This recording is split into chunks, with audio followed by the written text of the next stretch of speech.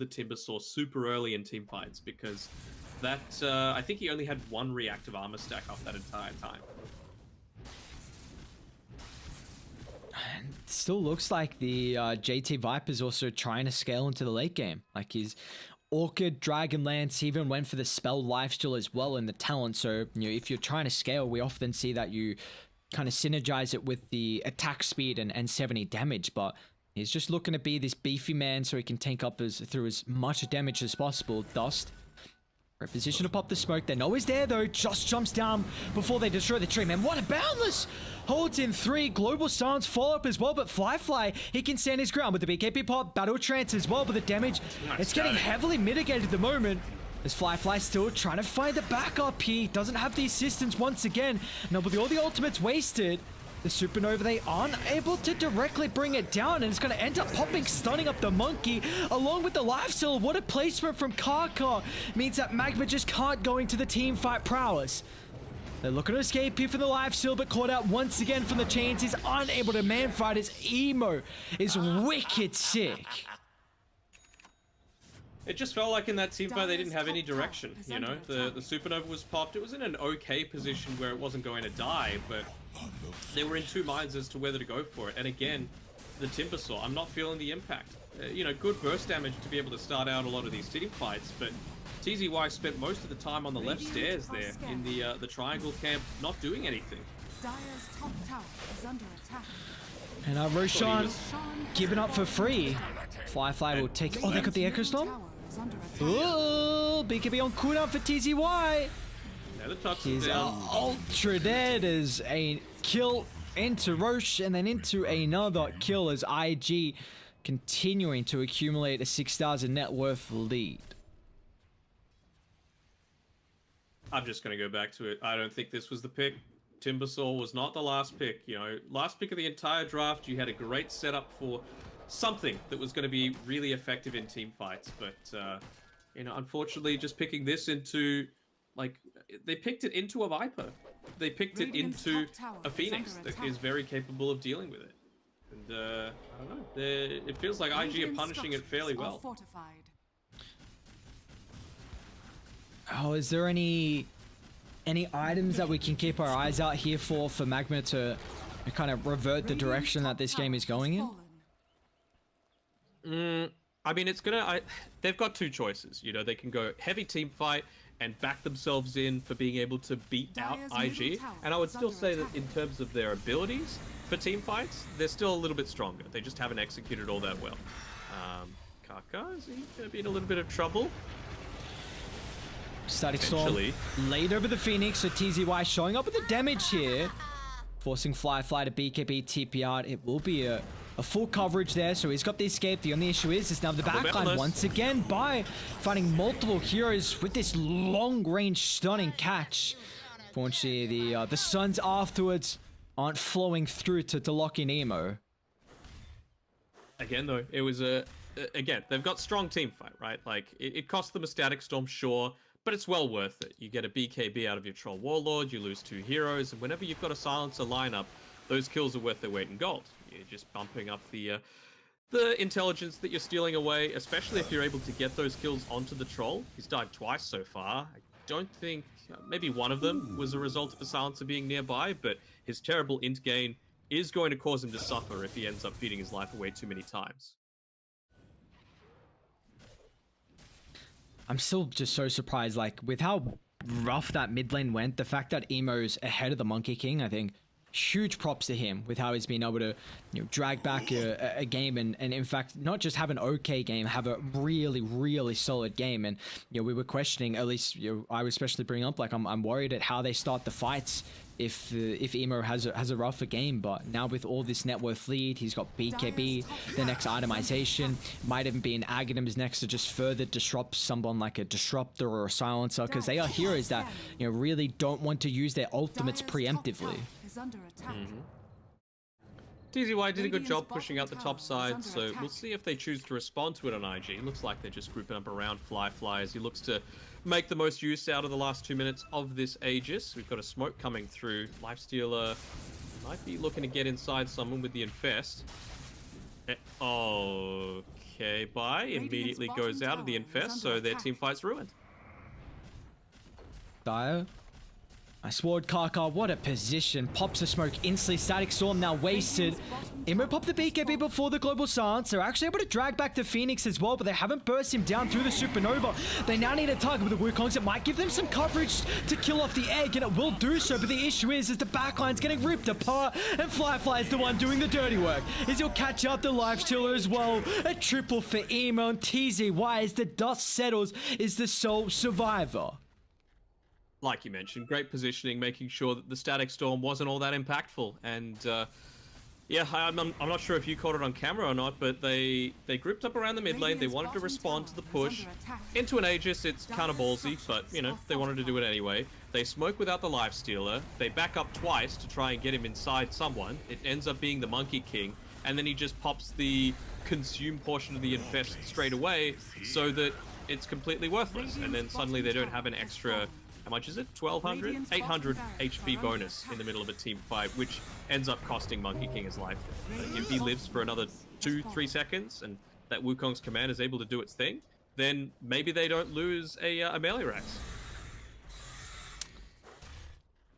For Magma, it's scary territory to be able to come back into this now. I mean, the farm is just not continuing to show through these fights. Lifesteal is a hero who can't really keep up in the farm like someone like a Troll Warlord. It's really showing the net worth, unfortunately. Thought the power of the lanes would have enabled them here to scale that first item into a second one, but they are very, very far behind, and maybe just have to hope of now a mistake coming through from Invictus Gaming.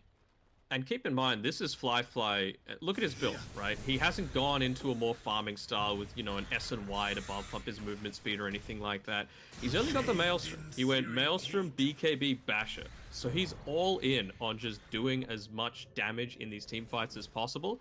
So the fact that he's still got this farm is just a testament to how good his farming patterns are when he's got the chance and taking the appropriate team fights. Dude. Somehow Ollie has an Aghanim Scepter. I don't know how he's got in this farm. What do you mean somehow? I don't know how he's got this farm. Who they call mid? Timber really doesn't want to pop BKB. He might be forced to though. The put okay, just gets ripped apart before an opportunity. All right, Ollie's even got the Brigand's Blade available, so the weak will get weaker. Already got good attack speed. He hasn't even talented into it yet, so it's... You thought Ollie was scary before. Like, you ain't seen nothing yet. Oh, damn it. Emo got rid of the value glove. Come on, man. Now I gotta look up how much attack speed the Glove of Haste gives you. Feels bad, man. Too much work. It's 20. Yeah, oh, thank you. You're a bit too late. Radiant's middle tower has fallen. So close to getting the tree.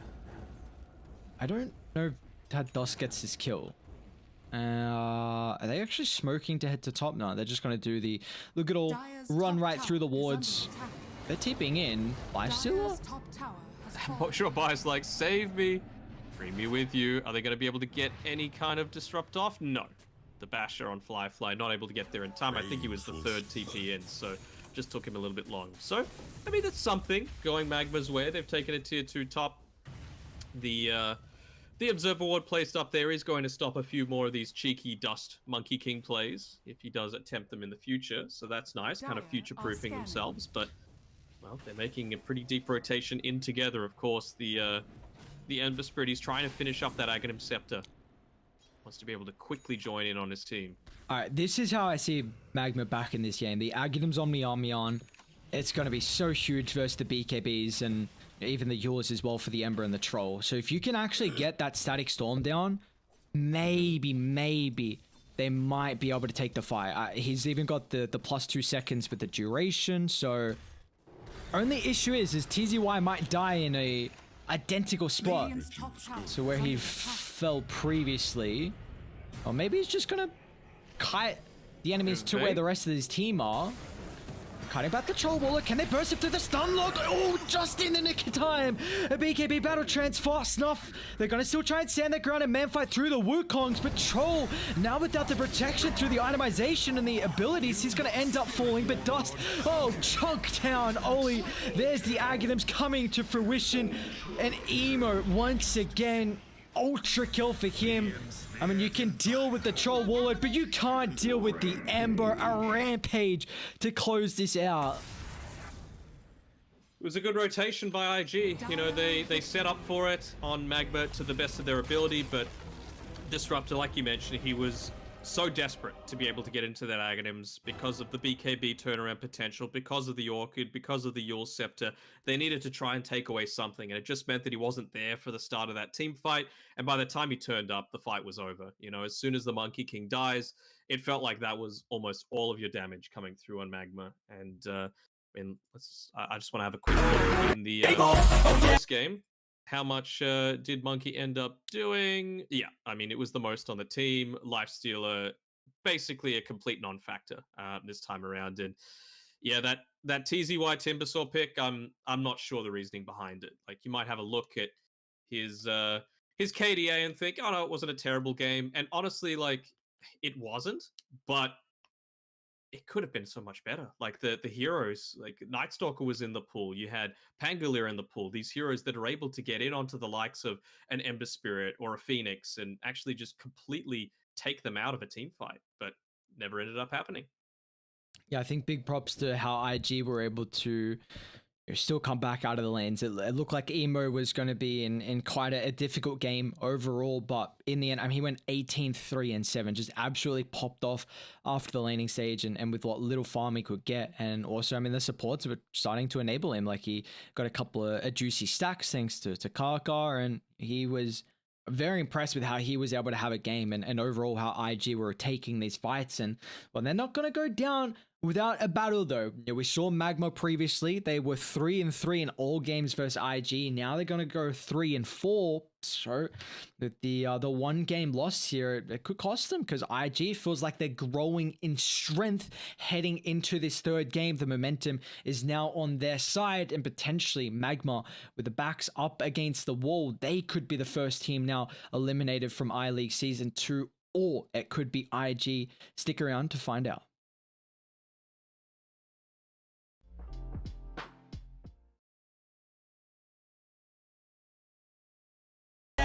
Oh yeah, you know me. I have only a path. I'm lonely, but damn, I'm going to win. Yeah.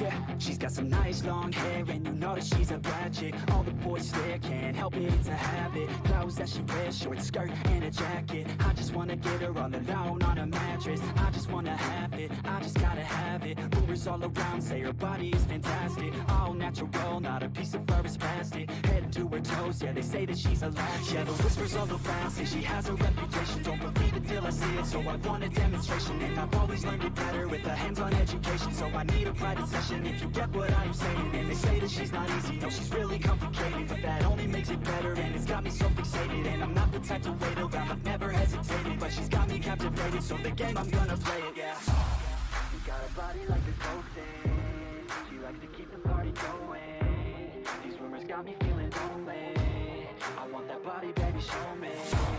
She's got a body like a cocaine, she likes to keep the party going. Baby, show me. I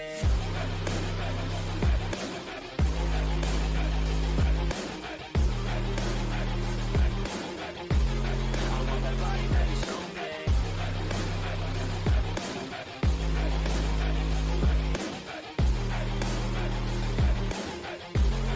Yeah, I heard you look good in a sundress. I heard you look good when you're undressed. I heard you like to get away. I heard you like to stay out late. I heard you had a couple boyfriends. I heard they didn't treat you right. I heard you're hated by your girlfriends, cause all the guys want you tonight. Yeah, they say she's too hot, they say she's too cold. Where she came from, nobody really knows. They say she looks young, but say she acts old. I've heard she gets out of control, and all the boys say she was sent from the heavens, but I'm not too sure that this girl is a blessing. She's got the devil's eyes and they'll cut you like a weapon. She's stuck in my mind like a bad obsession, got bad intentions. She got a body like a cold thing. She likes to keep the party going. These rumors got me feeling lonely. I want that body, baby, show me. She's got a body like a cold thing. She likes to keep the party going. These rumors got me feeling lonely. I want that body, baby, show me.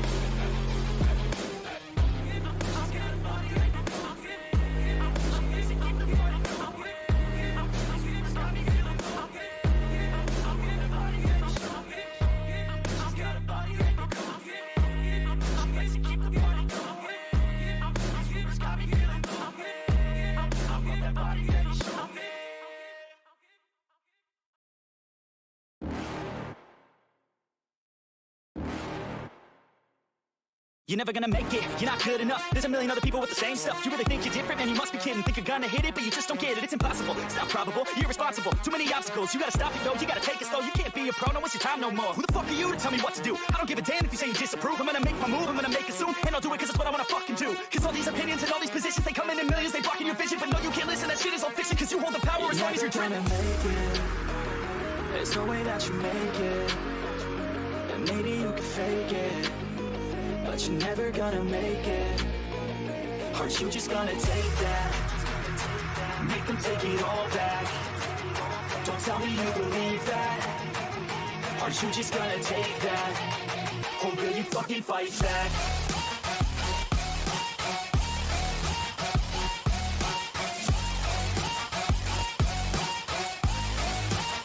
Or will you fucking fight back?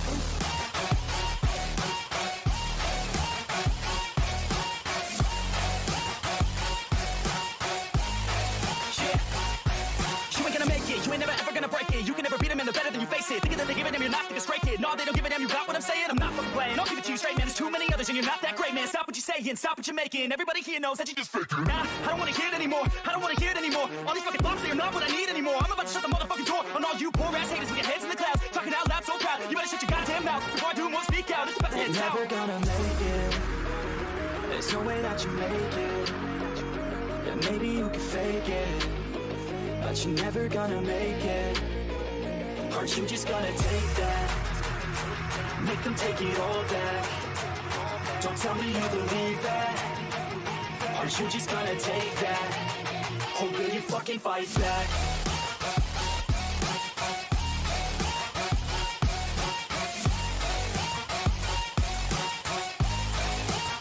Or will you fucking fight back?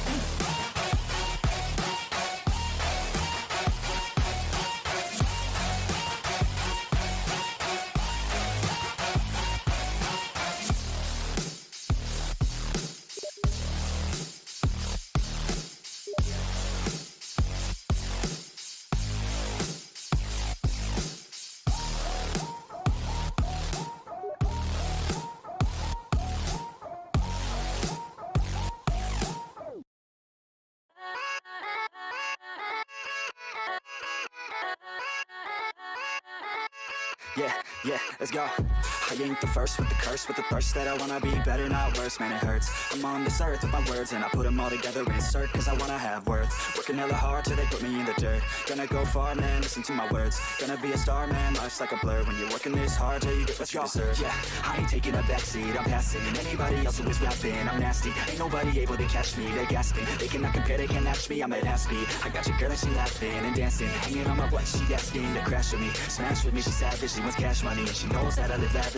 I wanna live, I'm cold inside. Give all I have just to feel alive. I fight to live, I fight to strive. One day I'll have what I want. I want the whole world in the palm of my hand. I got a plan, I'm the man. Now I'm teaching the game, a veteran, better than anybody else who tests me. I'm ready, looking at my hand and it's steady. I'm trending, ascending and blending, lyrical bending. Now I'm spreading and getting my name out now. Yeah, they hearing me laugh. All the crowds repping the sound. I'm hitting the ground, running, up and coming. Ain't nothing, yeah, rookie of the year. I'ma keep it 100, cold-blooded, no budget. From nothing to something, I ain't bluffing. I got a full hand and a full plan. I ain't gonna stop till I'm at the top, man. Every single drop got me feeling awesome. I'm about to pop, started from the bottom, yeah. I wanna live, I'm cold inside. Give all I have just to feel alive. I fight to live, I fight to strive. One day I'll have what I want in life.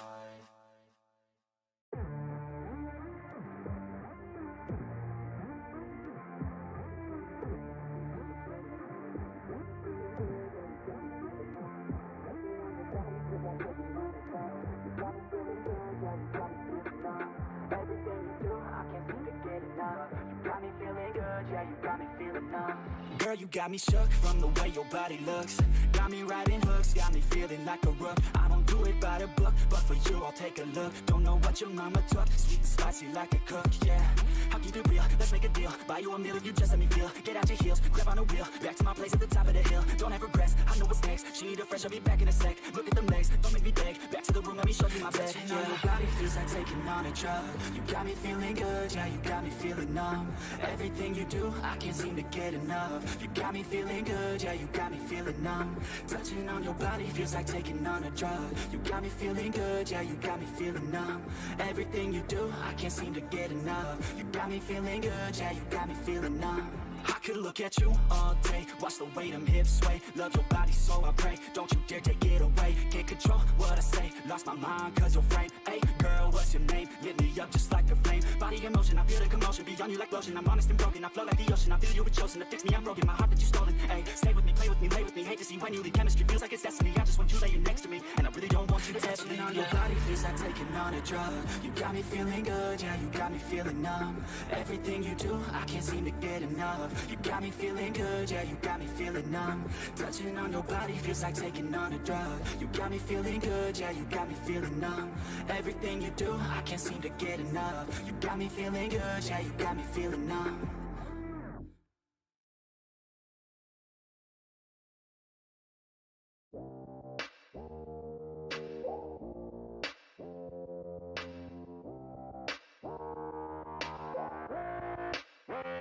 She just wants to flirt, so I flirt right back. I just put in work, yeah, I work like that. Got me falling and it hurts, yeah, it hurts so bad. All in and it's worth everything I have. I can feel the butterflies multiply every time I meet your eyes. Amplify deep inside, once I feel your skin on mine. Though I try, I can't hide all the ways I feel inside. You're everything I want in life. She just wants to flirt, so I flirt right back. I just put in work, yeah, I work like that. Got me falling and it hurts, yeah, it hurts so bad. All in and it's worth everything I have. Got a body and Shinadi, never want her off me. Hot like wasabi, hot like some coffee. We drink like a hobby, like to get sloppy. We ain't never stopping. Yeah. I just wanna drink with this girl all day. I don't wanna think, I just want to play. Keep me underneath the sheets while we sleep all day. I just wanna feed everything I crave. I recall the first day that I met you. How could I forget you? No, I don't regret you. Hope I don't upset you. I miss laying in bed too. Your head up on my chest, you were never second best, boo. Sipping on some liquor, we remember all the good Kills times. to that mid lane skirmish. I thought Dust has easily been Magma's best player, but unfortunately for them, he wasn't able to put him on his back and carry them through to another victory. It feels like the draft is going to have to be centered around them, which hopefully they're able to close it out a little bit better this time. They've got the last pick again, but it felt like the Timbersaw wasn't the response to what Invictus Gaming already had. It's kind of like, if I had to give a big knock to Magma, it probably is on their drafting, right? Because many times during the group stage, to put themselves in that precarious position, they went this early Pango pick, which was counted out by the Bloodseeker, and that time around they picked a Timbersaw into not favorable matchups. It has to be said.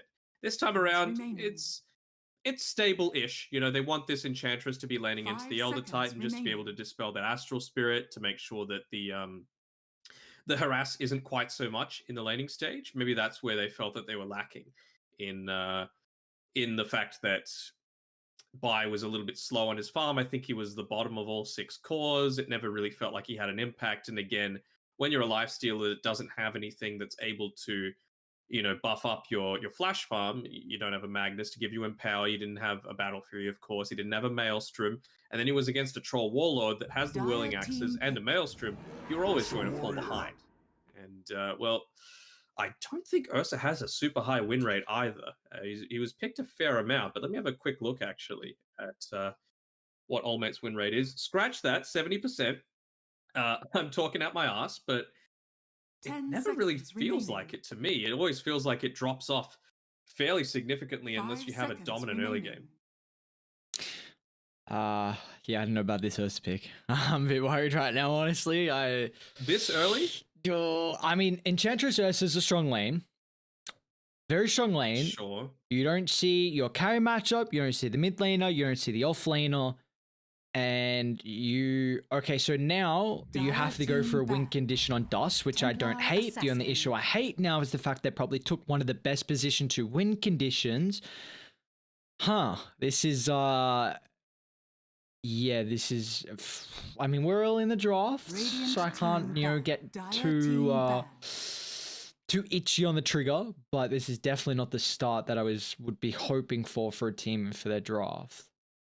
Yeah, I was thinking kind of like what Magma have gone and banned out now, and the Viper. I was like, aren't they just going to pick a Viper into this? You know, you don't really care all that much, even with the Enrage, right? The Viper Strike is still going to be very strong against that. The TA, just as strong in response. I mean, a lot of people say that the Viper is the counter to the TA. I don't think so. Like, you're able to deal, of course, a lot of damage. You're able to harass in the laning stage, but just with how busted Psyblades are, and of course, minus armor and single target damage being very effective against the Viper, I feel like at the 15 or so minute mark, TA is just fine against it. So the fact that they've even been able to force out a ban on Magma's side is a big win for IG. And now they're just going to get rid of the ones that are actually able to transition in and enable a lot further. You know, the Razor, the Batrider, 10 great seconds heroes against remaining. the likes Dire of the team Templar ban. Assassin. This is where the power comes through. You got the 8th pick. Use the second phase, just ban out 3 heroes, 2 of them already gone. That's some of the better ways to deal with TA. We saw it didn't even matter though, like Emo was against a very unfavorable lane matchup, but he was still 10 able to seconds bring that remaining. back, even though giving up a very early kill in the mid lane. So, 5 seconds remaining. and with how much they're putting priority on to enable the TA, this could be pretty Team scary. They ban. banned the Storm, which I find interesting, but a good way to get Radiant on top of the team ET, pick. the Dire Templar team Assassin. It's also a great pairing with the Ursa as well, picking up the ages early. But I like this. I like this opener for Magma, at least the follow up. Can't they just go full rat now? On? Like, on IG? Like, what's wrong 10 with a Lycan seconds picking? remaining. Oh right, okay, rat. Yeah, sorry. You mean yeah? I'm like, are they 5 trying to dodge seconds fights? I get what you mean. remaining. No, yeah. Well, yeah, they don't. Maybe kill... not now. Maybe next. Oh well, they got back to back. Yeah, they picks. got- Like they can still pick up the Bloodseeker. That's the downside, right? Of going for that sort of style. But we've seen, you know, you can go for the likes of a Helm of the Overlord. You get it pretty early on. That you can just have your dominated creep playing away from you and shoving out lanes on your own. And Lion can't deal with it. Enchantress can't deal with it. If it's an ancient creep, you can't take it back. So I feel like it'd be pretty damn effective, honestly, if they were looking to go down that route. Yeah, we've always been very, very keen to harp on any issues when a team goes for very early support picks that don't have wave clearance and don't deal with the rat potential. You know, previously when the Necro books were still in, we were just seeing that at a consistent rate of the Beastmasters, the Lycans always running those heroes down. When people were opening up with like an AA Nyx Assassin, you were just getting heavily penalized. So for IG, if they want to go down that route here, they still have the potential. I mean, there's a lot of opening they I can don't know go. if the Beastmaster can work though, right? Because they've got the Enchantress. Venomancer. Yeah. It's okay. I mean, the Ursa's not going to care all that much about the Venomous Scale, right? The Enrage is just going to immediately get rid of it, but so you're not going to get kited around amazingly well in team remaining. fights. It still is quite annoying to play into, I suppose, and the early stages are going to be a bit rougher. So I don't hate it. As well, it's another one of those things where you don't have a good way to clear waves out, and so you can just park yourself quite aggressively, put up a bunch of plague wards, and what can Magma do to try and fight into it, you know? I like 3 Venom, huh? Yeah, I like that they paired it with the Earthshaker too, because I feel like 10 seconds remaining. rotating mid to TA, who's got pretty decent kill threat, like around 5 level seconds 4 remaining. to 6. So that's when ES will probably start to see the rotations, and Veno can, I believe, leave that lane. I don't know how Enchantress and Ursa are going to kill the Venomancer, especially team once back. she hits levels.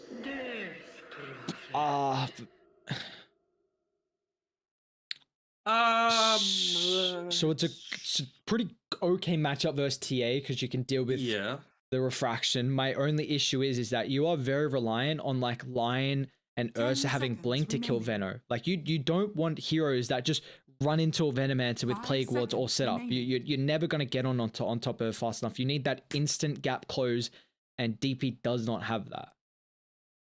Sure, but I feel like that might Radiant only be team the back. first 10 or so minutes, and then once the smokes happen and you try and make a wraparound, that can be where DP has a higher level of effectiveness. And I mean, the DP is good against Dire like team ban. lots of slow ticking damage, and Venomancer is that. But then you're also against a TA who's going to have the natural order buff, debuff on the enemies. So that's a lot of burst through already. And then the Earthshaker as well, if he gets in position, can land a big Echo Slam, big stun combination. You're not able to 10 get off the seconds Spirit remaining. Siphons, and you end up dropping down. So 5 seconds remaining. I mean, I have faith that Dust is going to be able to get a decent amount out of this lane. Is it going to be enough though? And then another big weakness of Magma's draft is right now IG have a way to take Ancients, Magma do not, unless it's the tail end of an exorcism being used to farm it up. And I don't think we're going to be seeing Ursa Battle Fury or anything like that coming out. Did you get booted? Yeah, same. Very cool. Thank you, Dota 2 client. I didn't have the chat open. I wasn't sure if there might have been a connectivity issue or something like that. Please, not this again. Not again. Oh.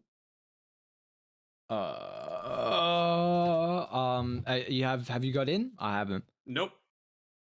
All right. Waiting to watch game, and then it goes to a black screen for half a second, and then it comes back, and I'm still on the main menu.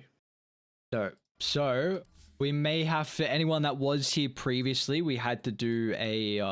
Let me have a quick look on the websites. Yeah, we had to do a good old stream off the China broadcast, so there's a very good chance that we have to do that again, considering some reason the firewall has kicked us out once again. So I've restarted Dota. I am hoping that for some reason this has given us a solution to the issue. I don't think we even need the restart. I'm on a loading screen again. Hopefully I clicked the right button. For people... Wait, you're loading back into the draft? Yes. IG have last picked Magnus. Huh. And we're waiting on Magma's last pick now. Why can you get in and I can't? I'm just built different. Oh. Can you join off me? Oh. Radiant We're good. pick. We're in the clear. Let's go, baby. All right. Magnus, huh? I mean, this is a very farm-intensive lineup, so you're not going to out-farm this, period, on Magma. So they're going to need to get really aggressive. What offlaner is going to allow them to do that? Timbersaw. The word hate gets thrown around a lot these days, but I hate this Timbersaw pick. Do you? What's the issue with the Timber this game? Let's hear it. I mean, Timber's one of those heroes that has a lot of max HP eventually, and Venomancer is going to be able to deal with that due to the new change of the whatever it's called, Poison Nova. ET is going to lower your armor. sure, you're going to get the green plus armor on top of that, but you've also got a Magnus and a TA that are very capable of very quickly dealing with you before you get those stacks up. You know, it's a lot of burst damage that comes out super early, and I don't feel like they have the turnaround potential, right? Like, if Timbersaw gets gone on, what do you have to be able to stop it? Like, Mian needs to literally land the perfect Earth Spike onto 3 heroes every single team fight. And he's a good player, but I don't think you should be forcing him to shoulder that much weight. I think what the Timber provides him is giving a opportunity for the Lion to be able to make rotations and mirror the Earthshaker, because we've seen there's been a ridiculous amount of emphasis from any team that has an Earthshaker to always be walking mid and putting a lot of pressure on the enemy's position too. So I think with having a hero that's very self-sustainable means that Lion can get a little bit more active. Not only just that, he can also then maybe be this +1 down to the safe lane, which I thought was going to be a big issue with how they were going to kill the Veno. So maybe having a Lion to TP through could enable them a little bit more to shut down that lane. And I think Timber free farms against a Mag plus ET. I don't think he has any issues there at all. So I'm in agreement that the Veno is still a pretty difficult matchup to play into, and especially more now because of the change to Poison Nova and probably because Spirit Rest was picked up. But if he can go BKB and they can win fights through the through BKB usages, then I think Magma should still be okay. Was Tidehunter banned? Do you remember seeing it? Because I feel like this would have been a great Tidehunter game. I don't know. I just joined in like at the very end, so I'm not sure if Tide was banned. It would have been very nice to have some AoE control extra to enable the Ursa. I mean, so much about it is good, honestly. A potential Tidehunter. Like, I'm not going to go into it too much because, you know, what's done is done. But it's one of the best heroes against a Magnus because you just crack and shell out of the RP. Earthshake can't really chain lock you down, and you've got a lot of physical damage reduction against 2 heavy. Hell, even 3, like we saw how much Ollie was able to get done in that game number 2 on this Elder Titan, right? So you don't have to worry quite as much about Mag, TA, and Elder Titan. So I feel like it would have been great to be able to, like, let's say there's a 4-man RP, right? And Tidehunter's one of them, and he crack and shells it off because of the AoE damage. You Ravage, you're able to potentially turn around a team fight. If Timbersaw gets gone on, what happens? Like, the entire team just dies, and maybe you live because you're inherently tanky, but the rest of the team is dead, so it doesn't matter. You sounded like a Timber hater. That's all I can hear from you. Hater. I mean, I also was saying that I don't think the hero is very good after the patch, so I still haven't really been... I've seen a couple of... So you're a hater? I mean, I guess you could classify that as a hater. Am I on the same board as you as being a hater? I don't know. That's a good question. I feel like he's going to have a very good lane, and I think that's a huge weakness of Timber and where he got nerfed very heavily. So giving him a free lane, we've seen Timbers pop off. Is this a game? Again, I feel like it relies on the BKBs, but what about the mid matchup? Dust and Emo, is this a decent lane for Emo, or is he going to rely pretty heavily on the jungle to keep up? I think a bit of both, but it's going to be dependent on the rotation coming through from the supports, right? Like, Ursa can't really leave this lane. Enchantress can't really leave the Ursa in this lane, which makes things a little more difficult. Whereas the Earthshaker, once Venomancer gets a few levels into the Poison Sting, probably 2 points in the Plague Ward, you're very capable of securing your farm. Kaka, though, he's going to be the one getting gone on a little bit here. And, well, there come the stun from the Shard Golems. Oh, right click. Oh, wow. That self pop from Kaka is just keeping his life. Just needs that little bit more micro there from Kaz. I mean, the Shard Golems were just sitting off to the side, not really doing too much of anything after they got the stuns off. So that's where being a box dragging Chad is the way to go, you know?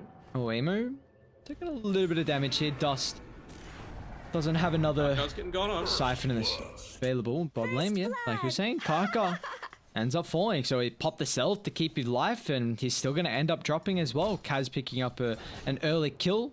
And is he going to deblock the hard? Yep, so he's also going to have the hard camp available pretty soon as well.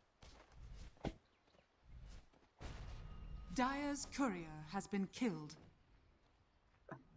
Immediately just gets re-sentry. That's a feels bad right there. As Kaz, well, he's like, you know what, if they're going to commit that hard onto it, I'm just going to look to take up this Satyr Tormentor and then take the Bounty Rune. Yep, gets it in time. So Kako a little bit slow on the Fisher Stun coming through there. Lots of damage actually coming in onto this Earthshaker as mid lane, Dust, you can see here, as soon as he gets the second point there into the Spirit Siphon, he knows he can be a lot more aggressive against Emo because he doesn't have to worry about the long recharge time. 34 seconds. Once you've got the 2 charges, you can afford to play around it a little bit more. I wonder how much emphasis we're going to see on Kaka from making stacks as well for TA. Because at the moment there's none at the Ancients nor the Hard. So a hero that very much thrives on being able to clear the Ancients at a very fast timing to hit the itemization for Emo. So we'll see if Kaka can enable that. Right, like the wave is pushed into the perfect position for him to be able to do it. So this rotation's going to be a little slow. He might be able to get the hard camp stacked up a little bit. Actually, just looking to body block perhaps, or get some vision of where a rune might be getting picked up. But no, Kaz just is like, all right, I'll take that Wild Wing Ripper. Mag's got Skewer still, but just gets the Whirling Death up and available in the arsenal for the Timbersaw, and a big solo kill for Timber, and there's just nothing Ollie can do. He just has to watch his position 1 get brought down. It was in a little bit of a 1v1 battle with Mian at the time, but again, super early on, it doesn't feel like... I mean, the fact that Ursa's been left solo and has been having an okay time on this bottom side is a pretty big win for Magma. Getting up onto the level 4 now, of course. 2 points in the enchant as well, so the extra duration on that slow can be really impactful. Extra duration on being able to steal over the creep. The slow's going in onto Kaka a little bit here. I think it's just for a little bit of harass, nothing too substantial. Still kind of surprised we haven't seen as much rotations from Kako at the moment. I guess maybe waiting for level 5 for JT, then they might feel a little bit more confident with leaving him solo, but yeah, we haven't seen as much emphasis from him from helping out the middle lane. I mean, it's not even just that for mine, right? Like, you can not rotate for the middle lane. It's okay in my eyes. As, well, you have a Satyr Mind Stealer now, taken over by Kaz, so he's going to go towards the mid lane, try and burn some mana out of these IG heroes. See you later, Emo's mana. And okay, with that, they're just going to pop the Exo, okay. It's got the backline stab. They might just target Oli, recognizing Emo's a little bit too difficult of a task to kill, but it looks like Oli might be difficult as well. Kaka just shown up. They're still going to be able to use the Exorcism. It's got about half duration left here to try and take out this mid tower. It's just the weight of numbers. You've even got the creep that's going to be able to tank up a little bit extra if they get the aggro in onto him. So I think, yeah, Magma, they're okay with this. And for mine, yeah, I feel like Kaka needs to be doing a lot more in terms of stacking up, right? You've got a TA, you've got no heroes right now on Magma's side that are remotely capable of taking stacks. They won't really need to drop an Exo for this. You're going to have a massive creep wave. TZY is already looking to start tanking up the tower. So they've just got the Lion heading over there. But yeah, I mean, you always want to find early towers on the Death Prophet, and the conversion rate from Exos into kills or towers is a big factor on if this hero is going to scale and have a successful game. And well, the fact that they first Exism nets them a very important tier 1 tower mid is some good signs at the moment from Magma. And the fact that he did it like immediately after he hit up onto level 6 as well is the big bonus. Sure, it was a nice Fisher coming out from Kaka to prevent kills from coming, but you're happy with first Exorcism for it to be one or the other. Kill or objective, you're totally cool with it. And Venomancer, quite often we saw TNC pretty much, I don't want to say solely win a major off it, but KP's Veno, where he would just single-handedly defend the tier 1 tower mid with ease, was a big factor on why they're able to take it. The issue is for JT now, that you've already lost the tier 1 mid. Like, how can you defend that? Like, it's not as easy to get set up around top than what it is in the middle lane for a Veno. You don't think it was on the back of It Morph was Shaker it that was they a won that? lot. It was a lot. They won a lot of games from his Veno Dire's too. top tower is under Okay. Dire's top tower has fallen. Look, I support my man KP, you know, every day of the week, but I feel like the Morph Shaker was a little busted at the time. Oh, and without a TNT doubt. were the only ones that took full advantage. Quite honestly, I did kind of forget on how much they used it. So you are definitely right. But you are definitely right there. If you're gonna put something, you're gonna say something. It's probably the Morph Earthshaker with how ridiculous they were getting with it. It felt like, oh my god, they were just. I remember those days, and it felt like they were coming back as well for a while. Oh, the I'm Ag glad it's Shard. gone. Oh god, the second round with it with the Ag Shard for a while. My god. Man, Meow Man's even making some super aggressive movements here. Wonder if they're gonna go for a turnaround potential with a second Exo perhaps coming Dire's out. middle Able tower to dodge is out the under poison attack. over on the DP. Still get 2 kills, but it provides most importantly some space for Timbersaw and Ursa to continue farming. So I don't think they mind this all that much right now on Team Magma. You know, ultimates used, rotations committed. Dust wow, is going for a Dust. solo kill here onto Emo. Emo's got refraction up shortly. And well, there's this Exism conversion like I was speaking about. It's gone into the higher ground, straight into the Magnus, dropping the RP and picking up an incredibly valuable kill. I don't know what that's all about. Like, that is bizarre. You know, maybe if you'd absolutely bodied, never gonna happen in the game, but if you were level 12 at that point, maybe you could attempt to go for that. But into no vision, when Magnus is off the map, and 1v3 Exorcism, level 1, when I think he only had 1 Spirit Siphon charge at the time? No. Well, they still have a solid lead though from Radiant, even though Ursa's not farming the greatest. It looks like Mag and TA a little bit behind at the moment. That's actually one thing, you know, we haven't put a whole lot of emphasis on with how greedy IG are, and that they have 2 heroes that really want to be playing around the triangle. Do you feel like this is going to be a bit of an issue? Potentially. Sorry, I'm just having a look at this mid lane here where they've picked up an early Spirit Vessel already on JT as a result of a couple of those early kills, but it just feels like TZY doesn't care all that much. They don't have the follow-up damage to enable it to become more of a factor. Maybe with that double damage room, but Kazu's going to pick it up instead. I mean, at least Emo, once he picks up that Blink Dagger, is going to be able to play a bit more of that side lane shover, you know, because they don't have any way to lock him down.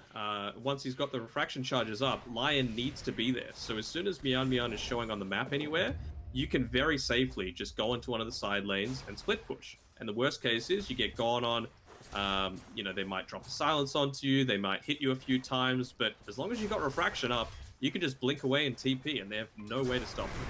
They're going to make an attempt on TZY. Poison Nova along with the Spirit Vessel, and great timing, stopping the chain away, and TZY won't have another round of this until too long, as JT will claim the kill. And here's that little bit of percent damage coming into play with all the toolkit that the Venom has. And are they actually going to get set up for... Okay, I was going to say, hang on, that's... Oh, they were probably thinking about Ursa, of course. I'm like, hang on, there's no way they're taking Roche right now.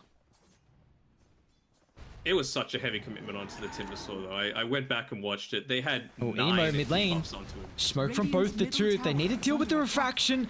Then they should be able to go through the remaining health thanks to the Finger of Death charged up from Mian, and he's up to his first stack of the game now. Yeah, and that's the thing. Like, if you're going to commit that heavily, there was a double Observer Ward dropped in the mid lane a few minutes ago. I Double only the just saw value. that. Come on, you're a Double the support player. value. You should know this. Yeah, I mean, you got 2 eyes, so you need 2 Observer Wards. 100%. It just, it's a common thing that I thought everyone knew. I guess not. It's like the Corey's giving you the extra attributes, like just the secret thing, and double the Observer Wards nearby. It's, you know, when you've got a teammate that's feeding and wasting your observers, they're doing it for a reason. It's because of the power they are providing you with vision. Well, and speaking of vision, JT, he's gonna have some somewhat spidey senses tingling, saying, are they doing Roche? Are they considering this? There's no real reason for the supports to be hanging around outside the Roche pit otherwise, but even though you might know about it, no Echo Slam, no Blink Dagger, no Poison Nova. All they really had at the time was the RP, and with Fly with just the 1 point in the skewer, and still 1,500 gold away from his Blink Dagger himself. He wasn't really in a position to be able to contest either. So first Roche, pretty good timing coming through there from Bai. Ooh, do they have the Veno? Oh, they dragged him away from the Veno, but great placement in the RP. Closer enough so JT can get that Spirit Vessel charge out, and that is another kill in a row with getting rid of the Timber Saw before he has this second defensive itemization. Hey, what's he going into? Lotus Orb, I like it. You know, you want to make sure that you're... I mean, they've got nothing that's targeted, but just anything that's able to quickly remove any kind of debuffs onto you. And yep, there goes the double Observer Ward value coming through from Ollie. So big injection of gold coming through for him. Do you reckon he said something to the team? Like, look at these noobs dropping 2 wards in mid. We've got this, guys. I mean, us supports, we have to have something to hang our hats on. And if we're eventually able to get something like that, you'd be like, I could ward better than this guy. Oh, we saw Ollie in the previous game with the ET. Somehow he was able to get enough farm towards the Aghanims, and maybe at least for Kaka and Emo, they're going to get a steroid with this kill. Kaka's even going to drop the Echo. No messing around to try and control the Ursa to enable a TP out, but still the damage continuing to skyrocket once he's able to find these Fury Swipe stacks. Alright, so he's got his Blink Dagger now on Emo. He's starting to build towards his Deso as well. So being able to farm a lot quicker. Of course, you want to take any jungle camps that you can while you're in the region. But I want to see if he's changing up the way that he plays now. You know, like I said before, unless Lion is there, you cannot die. You don't have a lot of small instances of damage, and you don't have any lockdown outside of this Yule Scepter. So provided that you're able to get in position and get the blink off, there shouldn't be a way for Emo to die if he's off on his own, split pushing down a lane. Looks like they're not even committing anyone right now, just sitting passively in the jungle. Maybe just wanting to wait for Kaka to have his Blink Dagger available. He's only 200 or so gold away. Just wanting to just play passive for now until he picks that one up. Do you want to see Radiant make a play? Because they've got Aegis for another 2 minutes. Do you believe they can maybe take this tier 2 tower top off the back of level 2 Exism? Is under attack. Maybe they're waiting for the Lotus Orb again for the Timber Saw. Like sure. It feels like they're already having to commit so heavily to be able to take him down that if he's got the Lotus Orb, it's going to become, I don't want to say impossible, but just so much harder. In the meantime, though, Kaka has been able to finish that Blink Dagger, so they've got some turnaround potential. RP available, 50 gold away now on the Magnus, so he's been able to build that up too. Mid lane, Mion's going to reveal his own Blink, JT, at least standing hand-to-hand with the Templar Assassin. But unfortunately, that is not enough to keep Emo alive, and Dust looking to transition this into a secondary kill, but he's going to be a bit cautious of his positioning. Unsure of Kaka if he has this next big item to turn a fight back around. That's the thing, though, right? Like, TA was just playing in the mid lane. Not really where you want to be. You know, you don't have the same level of safety. Lion wasn't showing on the map, and that's all it took. You know, just chain lockdown, burst down the TA, and how long we got on the edge? Just still a minute or so. So even though they've got now the turnaround potential with the Echo Slam, with the Blink Dagger, 5 seconds on the cooldown, and the Blink RP as well, it feels a little scary, and it's probably a death that they could have easily avoided on TA. More stuff available as well. Top side might only net them Kaz. At least they'll be able to dodge out a lot of these deep Observer Wards coming through here as the pause comes through from Kaka. I think he was the one experiencing a few of those lag problems in game number 1. There might be strategizing how they want to take this smoke angle, though. See, Kaz is going to be at least the entree if they want to jump the Enchantress. Definitely wanting a more juicier target. Unfortunately, Ursa, it looks like his next farming pattern is back towards a triangle, so they won't catch him out. And okay, so you know I'm a hater for this item. However, Kaz, with his Falcon Blade, it's not bad. It's not bad on an Enchantress. You know, it gives you that not little the bit Lich. of mana regen. You sure? You sure Lich Falcon Blade's not too bad? Or the Omni Knight. Oh, That was disgusting, honestly. Like, the 12 damage does nothing for those heroes, whereas at least an Enchantress, every now and then you're going to throw out an Impetus. I don't know. You got big issues with some of the stuff that Magma are doing. I see it. I see right through you. Dude, come on. When is an Omni Knight right clicking? When is a Lich right clicking? If you are, you're probably out of position.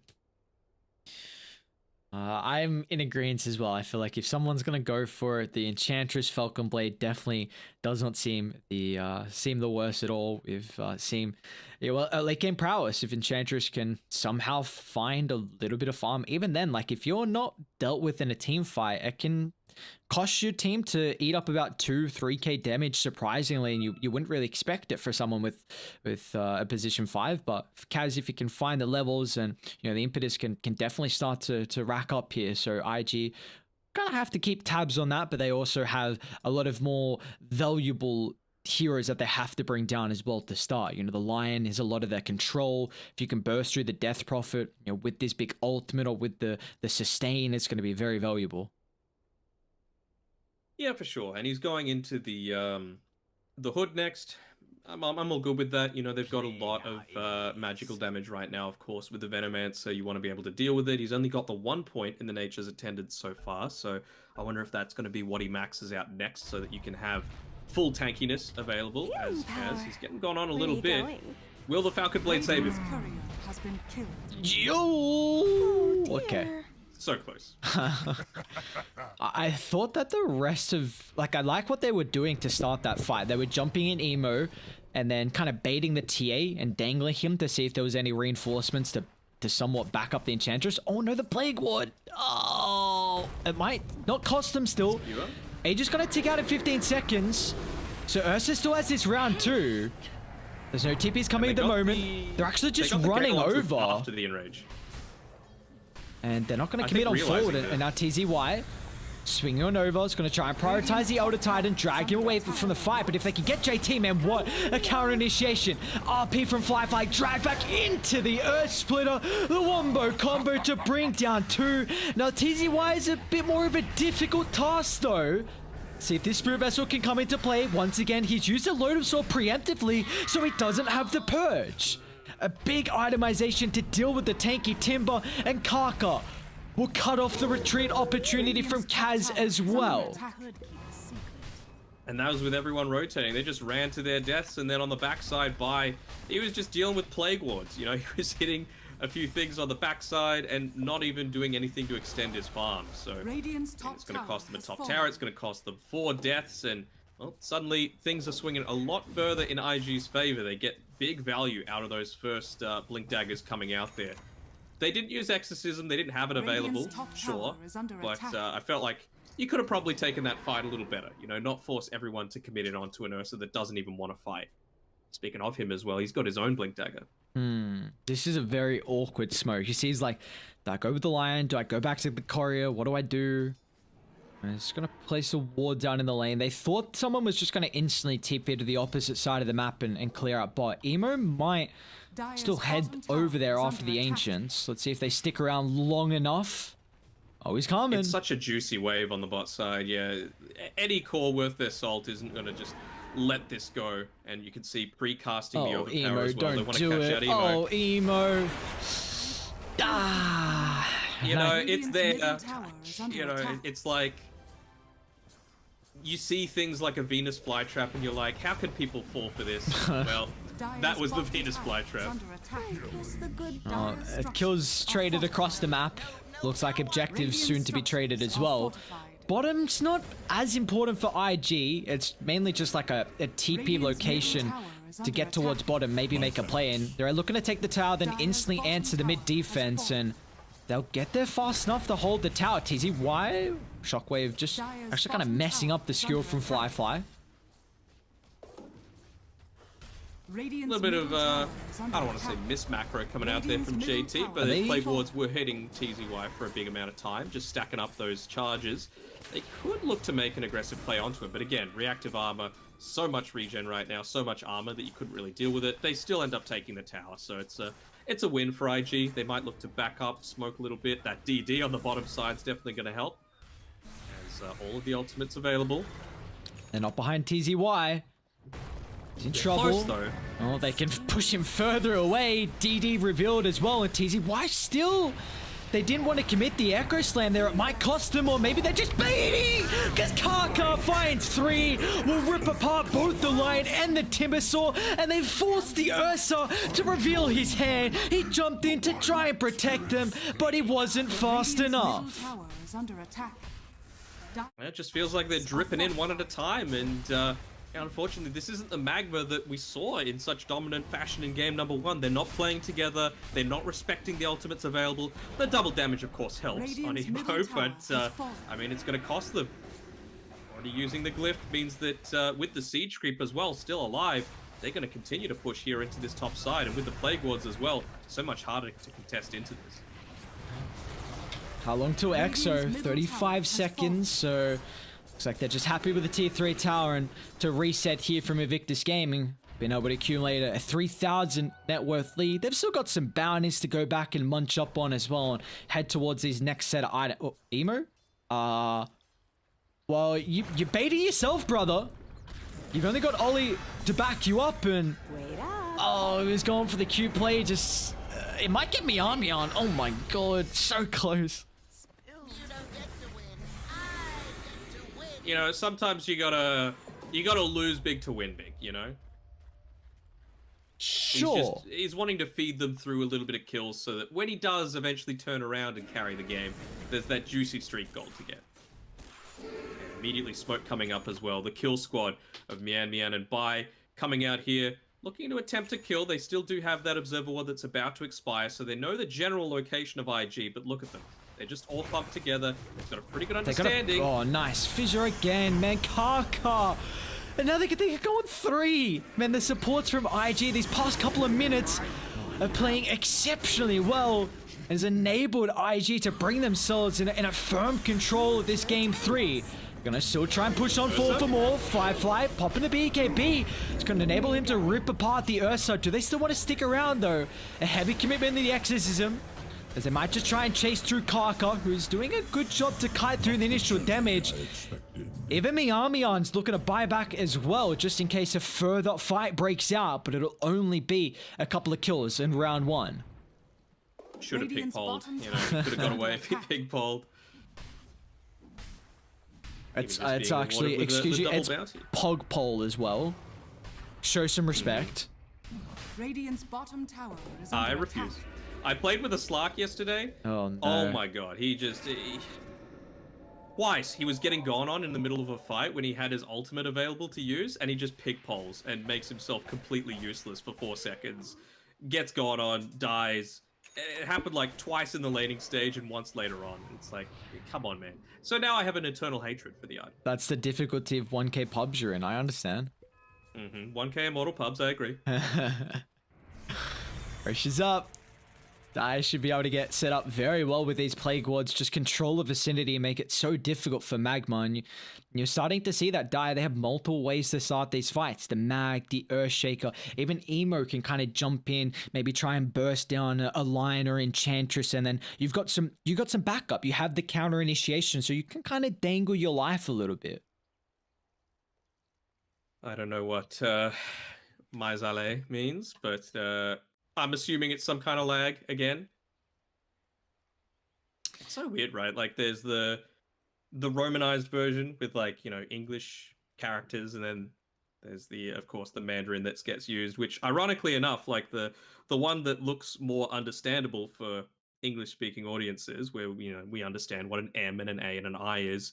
I can't just pop that into my Google Translate app and it'll just tell me. We got chat. Someone said mic explode. Thank you, lads. This is the beautiful thing about not having being able to cast through Dota TV. At least we don't have to have too much of a disconnect from the boys. So apparently someone said, mic issues. We're also getting some microphone explode. So that's the classic Google Translate, right? That's the good old issue where there's a little things missing there sometimes.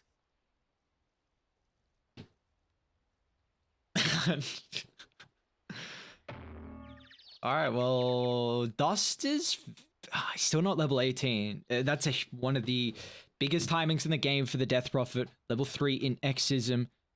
He has also had to go for a pretty early pickup in the Aeon Disc. It's up to the second cooldown, 125. The other big timing for Magma, it has to be said, is this BKB, and you're still about 3,000 gold away on Ursa, so they're going to need to take essentially the perfect fight around this Roche Pit, where, you know, IG, they have the vision advantage with the Psionic Trap. You've also got Plague Wards, you've got a Sentry Ward down there, so there's no way that they can just walk on in and grab that. And then another thing is, you've got the Falcon Blade, of course, on Kaz, right? But can you imagine in these couple of fights, like, how many times has Bai died? It's only 2. But it feels like his impact hasn't been anywhere near what it needs to be, especially considering he's gone a lot of these team fight items, the Diffusal Blade, the Blink Dagger. Can you imagine if he had a first item 4-star on this Enchantress instead of a Falcon Blade, right? He wouldn't have finished it because it still costs about 1,000 gold more. But, I mean, just the difference in being able to provide the Ursa with that extra little bit of survivability so he feels confident in taking these team fights could be the difference maker. IG smoked up. Kaz will Kaka break it. late in the charge. Enchantress doing Enchantress things, putting the body on the front line, popping smokes. But that pickoff is probably just leading into Roche. Quite often, again, you're happy with, you know, trading a support life for a smoke, but if they can get an objective out of it, then that is not a worthwhile trade, as JT can start to stack up the Plague Wards. They're still a bit cautious on IG. Looks like they're actually content with maybe taking a fight, as TZY is posturing aggressively. Chris up as well, not hitting onto anyone, and that's given time for Kaz to respawn. He's going to TP in, look to join the fight.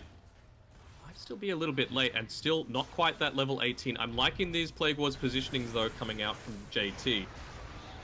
Early popping his...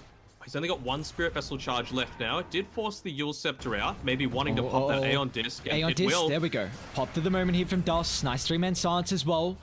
Forces IG not to be able to counter-initiate and punish the Death Prophet, but the Aeon Disc now on cooldown. We just saw previously Dust, he backpacked it too to make sure it didn't get popped earlier.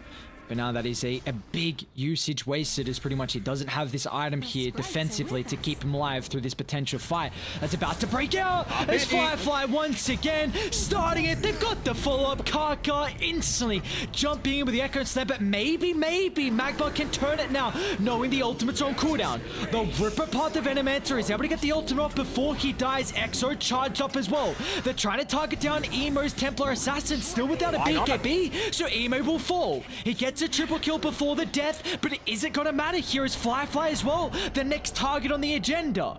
And Echo Stomp giving him a little bit of space here for the Magnus. Kaka can also be the backup as well. So with a 3-on-3, maybe Radiant can go back into Roche. You've got the Ursa, you've got the DP, and it looks like they can take it. Yeah, there's no way for them to stop. Again, it was a very heavy commitment from Kaka, Ultimate. don't do it. No, Oh, don't boss up like this. Oh, Kaka, don't do it. Ah, too late. Okay. I think they might actually see him on the high ground. Yeah, they do. Okay. They saw him with that Observe Ward. TZY gonna catch him. It was a buyback forced. I would say that's well worth it though, right? Like Ursa being able to get all of that gold, all of that experience. Second Roche picked up. Who got the Shard? Did Timbersaw take the shard? Yeah. Wow. I mean, I've just saw him use a flamethrower. I didn't even think about it. Really? I mean, Ursa Shard is like, that is. It's bonkers this game. Like, you're into a Spirit Vessel and a Venomancer. What? And you don't want to be popping the Enrage super early. Man, this hero relies on shard timing. Like it's not. From what I'm aware, it's not different even after the patch. All they did was the Aghanim Shard used to reduce the cooldown by a second. Yeah. I mean, it's still... Like, this hero does not scale as well into the late game. He very much relies on the second Roche timing. The fact they didn't give it to him, and it's not like they are relying on the Timber to be the one hitting objectives. Like, you have the Exo to do that, so I am intrigued. You don't sound convinced. No, I'm not convinced. I'm Full disclosure, I'm not convinced at all. I mean, I can understand why he picked it up, right? Like you had Kaka there, you were scared that he might come in and try and pick it up, but why use it then? You know, it's in your inventory. You can just very easily give it over to the Ursa, and Well, it feels like he's still going to be a little bit away from having that full effectiveness. He doesn't have TP available, so he's forced to just walk on in and try and join the rest of his team. But yeah, he just needs to finish up this this BKB. He needs his level 18 as well. So it feels like there's a lot that's kind of falling by the wayside because of needing to try and protect against a lot of this push. At least to their credit, they don't have, like, you can't just boss up behind someone kind of like you can with a DP with the Exorcism, right? And look to take towers on IG's side. It's a very heavy committal, and we've seen so many times now that if Emo gets gone on by Mian, who I said he needed to have an amazing game, I'd say he's had a pretty damn good game so far. You know, 1-5-5 doesn't tell the story. The amount of times that he's been in place to make sure Emo doesn't rip them to shreds has been pretty significant. Radiant looking to press on forward here, so they can catch out. They don't have ET along with Templar Assassin nearby. Oh, Firefly? Just on the outskirts of the Sentry range. How do we feel like the Aegis is going to change the status quo of this game? Because there's still a 6,000 net worth lead for IG, so do we feel like Magma with the Aegis can kind of, you know, redirect how this game is looking? I think it all is around this BKB timing, which is now coming out to buy. I think they're looking to smoke up very shortly. All grouped up. Creep gone. Smoke and join DP on top side and try and convert that into a tier 2 tower, perhaps. I might look to just get one more wave out of it. What? Just gonna TP and bot. I thought Radiant smoked and they were looking to connect like you were saying, but Dust just TP'd bot, so... I was thinking about it. But yeah, the fact that Dust just TP'd as well means that this... It's a little odd, to be honest. Wait, TA? They're gonna find out, alright. Oh my god, Emo, they're gonna be able to bring him down. BKB in the backpack! He wanted the arcane bottle and he's gonna be penalized. He got chain lockdown anyway. I don't think he would have been able to pop it in time. It was another good shift Q of the Hex by Mian coming through there. But yeah, again, like, if people aren't showing... Sorry, if Lion isn't showing on the map, he might die though. Poor Mian. It's a rough life to be living. It's just a support life. If you don't see Lion and you are Emo, you need to just not show. You need to be farming safely. You're a TA, you know, you can farm triangle. You've got these observer wards set up to be able to help you. I don't think walking down into the river is the right choice. Oh, he's going back into the Aghanims. Very interesting. Okay. Do you feel like... I'm always a fan. Are you more of a fan than like a utility item picked up, say you're forced to kite the Ursa, or you know, some way to protect the team against the burst that they're showing with Lion and Ursa combined?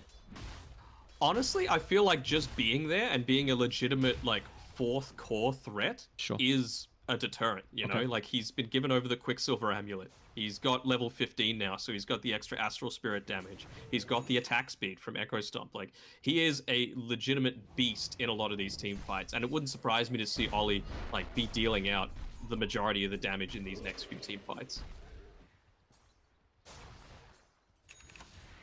Well, here we go. Alex picked up. Any other item timings we're about to see? Firefly's looking to nullify. JT with A on disc, so he's pretty much itemized just to make sure he gets that ultimate off, especially considering he went into the Aghanim Scepter. And also the 9-second BKB reveal. Oh, they see a DD. Just going to be able to bottle that one too. I know you're the pos one, but please give him power to Ollie. Like, it's so important in all of these team fights to be able to burst people down ridiculously quickly. They're going to be able to dodge out a lot of this. They didn't see the smoke either, so... Dusty, they might look to potentially group around. No, he's just going to TP away and join the rest of his team. Wait, what? Actually, the shortest TP of all time. Wait, Dust? TZY's gonna... It's gonna put his team in a compromised position. They wanted to stay on their high ground. Firefly looking to try and target down Lion. Not gonna drop the RP just yet, but the solo BKB secures the Lion kill. Securing the backline, JT. At least he's got the ultimate off. Can he get him back to safety? And, well, he'll be successful. Coming back. They want to go back in again! Firefly! Echo follow-up! They force them all to come because of Firefly's ulti! What a team fight! Whoa. Dire's top tower is under attack. And still he doesn't have the Empower on the ET. I mean, come on. Oh, they Just- called it just a call it. that! I mean, they didn't have a buyback on Ursa and DP, but what a team fight to knock Magma out of the I-League Season 2. I mean, it was even done pretty well there by Mian Mian. He kited out a huge portion of that BKB coming through from Fly, but unfortunately, they just weren't in position, and they didn't have the sentry vision to be able to counter out any kind of Shadowblade reinitiation. And yep, you group up once against a Magnus and an Earthshaker without buybacks, where they're on your side of the map. That's pretty much going to be GG. So very convincing team fight victory. I thought Magma could have taken it. You know, I had hope. They impressed in game number 1. I thought their draft is probably the big area that let them down, unfortunately. Big props to IG from being able to come back with the game deficit they had, and it really felt like Magma were somehow a team that had their number. You know, previous to these last 2 games, they were 3-3 against them, but for IG, they were just able to kind of draw back on that experience and at least force the game 3, and we saw they could just come through with their clutch plays. I mean, time after time, it was just really down to these wombo combos. Like, it felt like almost all the fights we were seeing from them was just multi-man RPs, multi-man echo slams as well. And for Invictus Gaming, I mean, that was an incredible way for them to knock Magma out as well. And I mean, man, this is our first series of the night, and it was such a stellar series, and I feel like this is just the entree to our next one. We have RNG versus Elephant. One of those teams are going to be eliminated on day 1 of the lower bracket. 2 incredibly powerful teams. I mean, I'm so excited for the next series. Yeah, for sure. And whoever wins that series will be taking on IG in the next round, which I believe is tomorrow as well. So IG fans, they're still going to have a lot to watch here in the I-League. And yeah, like you said, RNG, Elephant, they're probably like... They were the ones struggling for that last TI spot, and well, they're the ones struggling for their position in this this tournament as well. So we'll see which team's able to come out on top. You would have to say that RNG probably has the richer vein of form in recent times, but anything can happen with all the experience on Elephant's heroes. So we'll have to see what they're able to do. Shouldn't be too long since we did go to the full 3 games as well. So. No one in lobby at the moment, but I'm sure it shouldn't be that long. Yeah, shouldn't. Hopefully not too long at all for our last series of the night. Next up, Elephant versus RNG. Don't go anywhere. It's going to be another stellar series.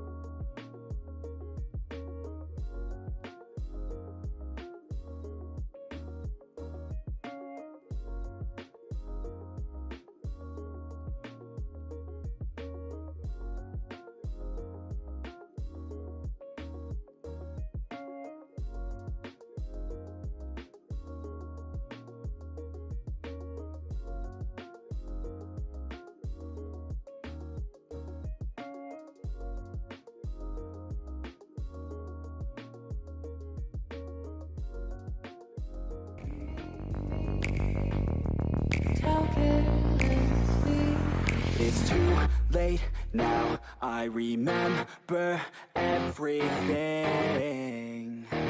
and how careless we could be.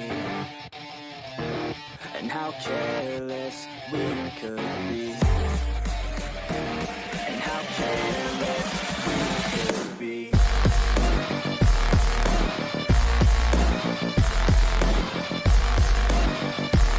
And how careless we could be.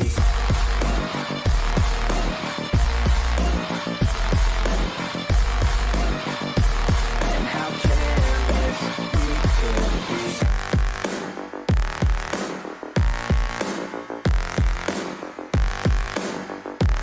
And how careless we could be. It's too late now.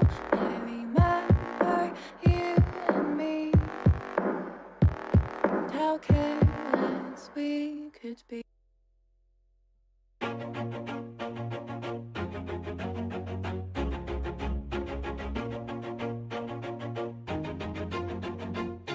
Always do it on my own, so I gotta get through it. And the only thing I know is to love what I'm doing. Never give up, never slow, till I finally prove it. Never listen to the no's, I just wanna keep moving. Keep my head up when I act, head up, that's a fact. Never looking back, I'ma keep myself on track. Keep my head up, staying strong, always moving on. Feel I don't belong, tell my thoughts to move along. Push myself to be the best, die with no regrets. Live with every breath, see my message start to spread. And I had so many dreams, then you hit your teens. Life ain't really what it seems, try to find out what it means. Always do it on my own, so I gotta get through it. And the only thing I know is to love what I'm doing. Never give up, never slow, till I finally prove it. Never listen to the no's, I just wanna keep moving. Yeah, I put out all this art, it's my only medicine. Yeah, everything I do, I'm just being genuine. Yeah, I'm sick of being screwed, feel my own adrenaline. Yeah, I do just what I do, and I hope you let me in, yeah.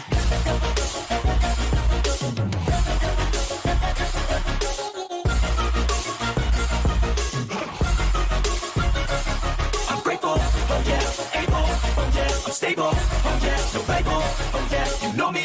I have only a path, I'm lonely, but damn, I'm going through it. I don't want no fake love, I want the real stuff. Everybody listen up, cause I'll only say it once. I'm gonna show you all the path, if you want it bad. I'm gonna show you where it's at, yeah, how you can get it back. Yeah, cause I ain't never done, I'll be number one.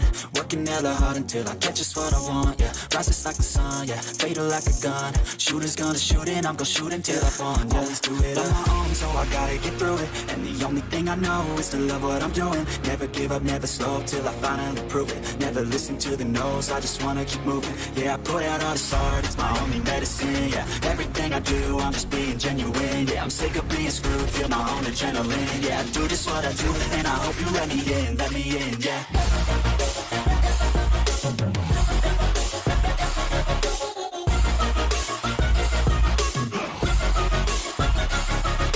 Oh yeah, able, oh yeah, I'm stable, oh yeah, no label, oh yeah, you know me. I have only a path, I'm lonely, but damn, I'm going to win, yeah.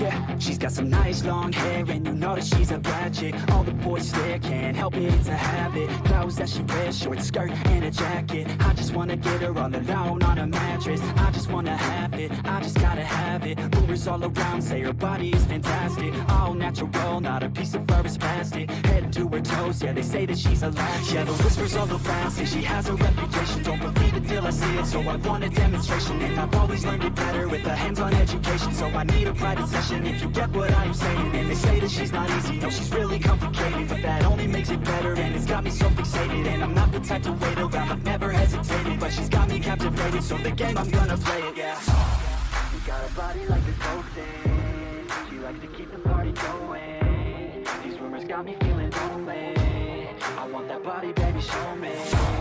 She's got a body like a coke thing, she likes to keep the party going. Baby, show me. I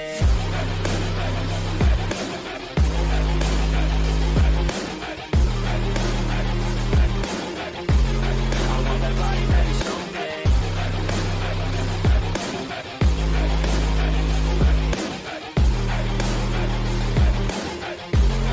Yeah, I heard you look good in a sundress. I heard you look good when you're running. undressed. I heard you like to get away.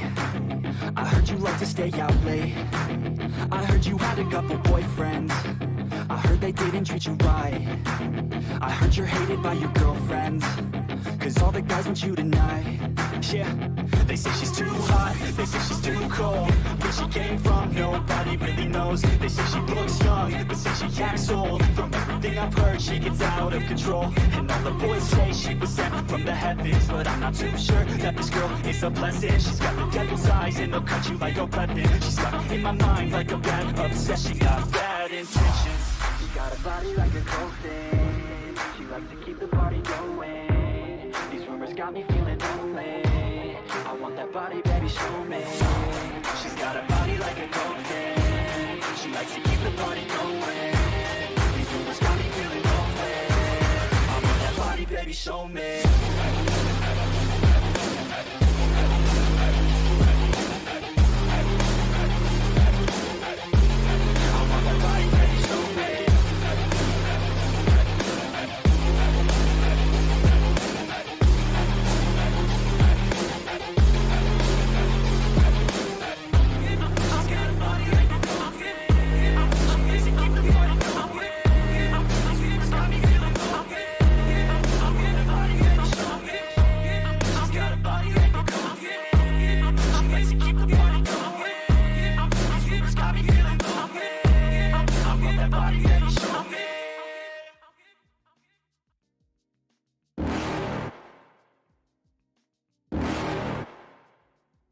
You're never gonna make it, you're not good enough. There's a million other people with the same stuff. You really think you're different, man, you must be kidding. Think you're gonna hit it, but you just don't get it. It's impossible, it's not probable, you're irresponsible. Too many obstacles, you gotta stop it though. You gotta take it slow, you can't be a pro, don't waste your time no more. Who the fuck are you to tell me what to do? I don't give a damn if you say you disapprove. I'm gonna make my move, I'm gonna make it soon. And I'll do it cause it's what I wanna fucking do. Cause all these opinions and all these positions, they come in millions. They blocking your vision, but no, you can't listen. That shit is all fiction, cause you hold the power as long as you're dreaming.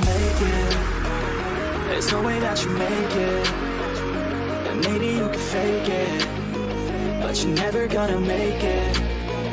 Aren't you just gonna take that? Make them take it all back.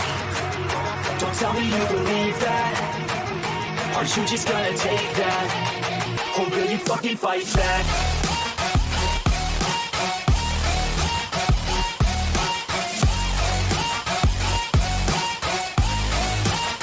Or will you fucking fight back?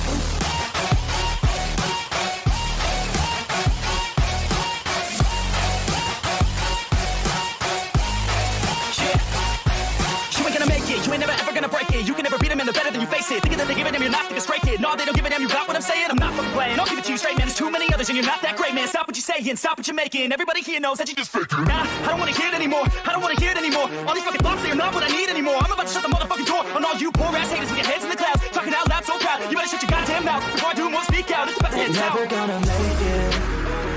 There's no way that you make it. Yeah, maybe you can fake it, but you're never gonna make it. Aren't you just gonna take that? Make them take it all back. Don't tell me you believe that. Aren't you just gonna take that? Or will you fucking fight back?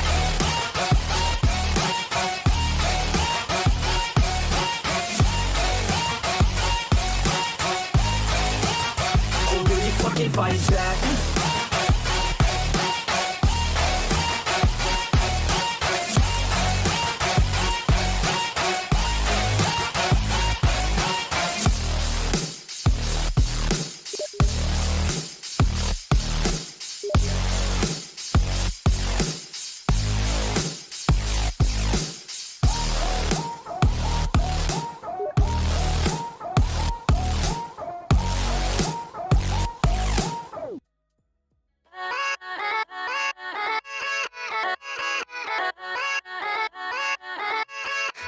Yeah, let's go.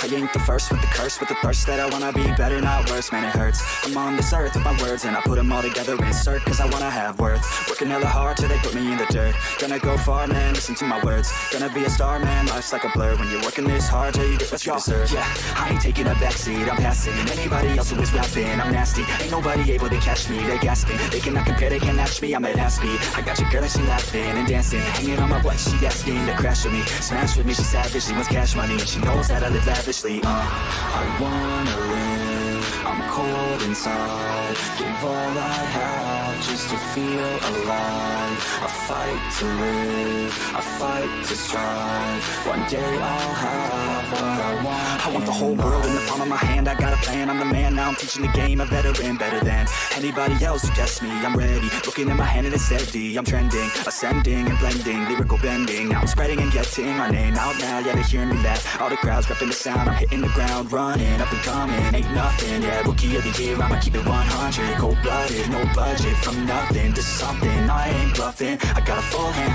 and a full plan. I ain't gonna stop till I'm at the top, man. Every single drop got me feeling awesome. I'm about to pop, started from the bottom, yeah.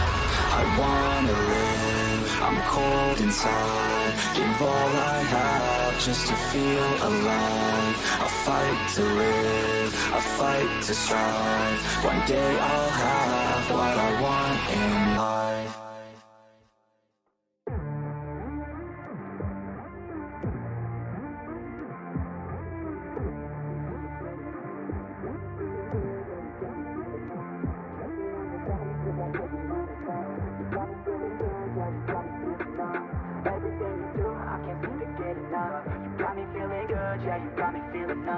Girl, you got me shook from the way your body looks. Got me riding hooks, got me feeling like a rook. I don't do it by the book, but for you I'll take a look. Don't know what your mama took, sweet and spicy like a cook, yeah. I'll keep it real, let's make a deal. Buy you a meal if you just let me feel. Get out your heels, grab on the wheel. Back to my place at the top of the hill. Don't have regrets, I know what's next. She need a fresh, I'll be back in a sec. Look at them legs, don't make me beg. Back to the room, let me show you my bed. Touching on your body feels like taking on a drug. You got me feeling good, yeah, you got me feeling numb. Everything you do, I can't seem to get enough. You got me feeling good, yeah, you got me feeling numb. Touching on your body feels like taking on a drug. You got me feeling good, yeah, you got me feeling numb. Everything you do, I can't seem to get enough. You got me feeling good, yeah, you got me feeling numb. I could look at you all day, watch the way them hips sway. Love your body, so I pray, don't you dare take it away. Can't control what I say, lost my mind cause you're frame. Hey girl, what's your name? Lit me up just like a flame. Body in motion, I feel the commotion. Beyond you like lotion, I'm honest and broken. I flow like the ocean, I feel you were chosen to fix me, I'm broken. My heart that you stolen, hey. Stay with me, play with me, lay with me. Hate to see when you leave, chemistry feels like it's destiny. I just want you laying next to me, and I really don't want you to touch me. On your body feels like taking on a drug. You got me feeling good, yeah, you got me feeling numb. Everything you do, I can't seem to get enough. You got me feeling good, yeah, you got me feeling numb. Touching on your body feels like taking on a drug. You got me feeling good, yeah, you got me feeling numb. Everything you do, I can't seem to get enough. You got me feeling good, yeah, you got me feeling numb.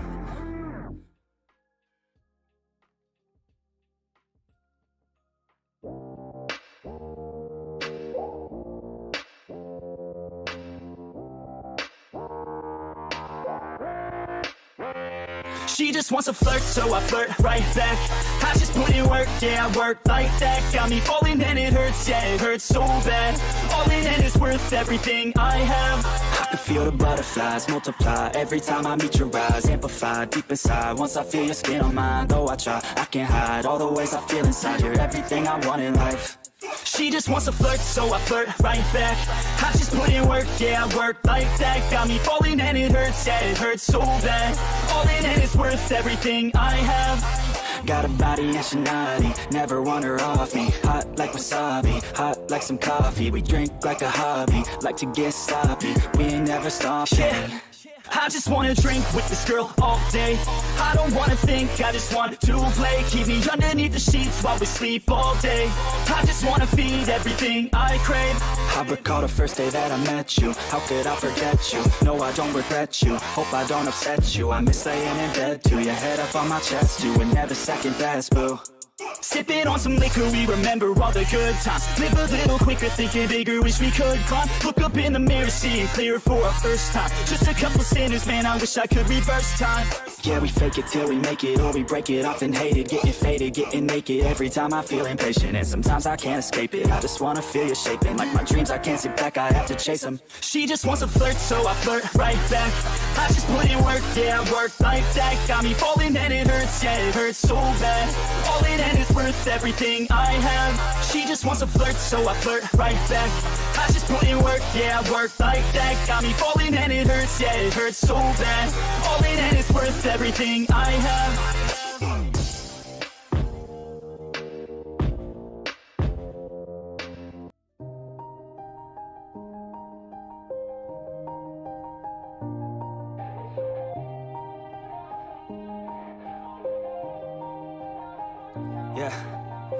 Everybody knows that I'm breaking down. Everybody knows I ain't faking now. Everybody knows my heart's vacant now. Yeah, she hates me now, I made mistakes, but now I don't ever wanna be alone. I don't really ever feel at home, on my own, in the zone. That's the only way I know, feeling low, about to blow back up. I won't ever let the doubt creep in. Gotta pop a couple more aspirin. I don't think I'll ever let you in. Easier to break it off as friends. I don't really understand myself, I don't really understand, need help. I don't wanna be left on the shelf. Couldn't even hear me if I yelled. It's so cold outside, I'm alone, I'm alright. It's so cold outside, I'm alone, I'm alright. It's so cold.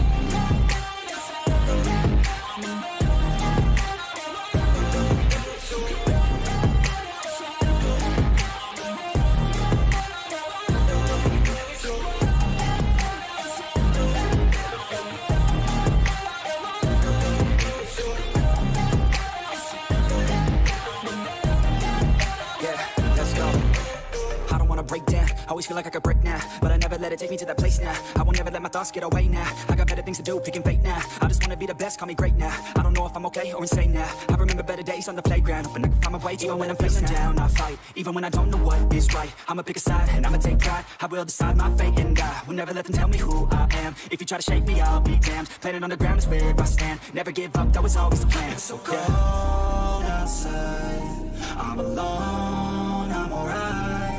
It's so cold outside, I'm alone, I'm alright. It's so cold.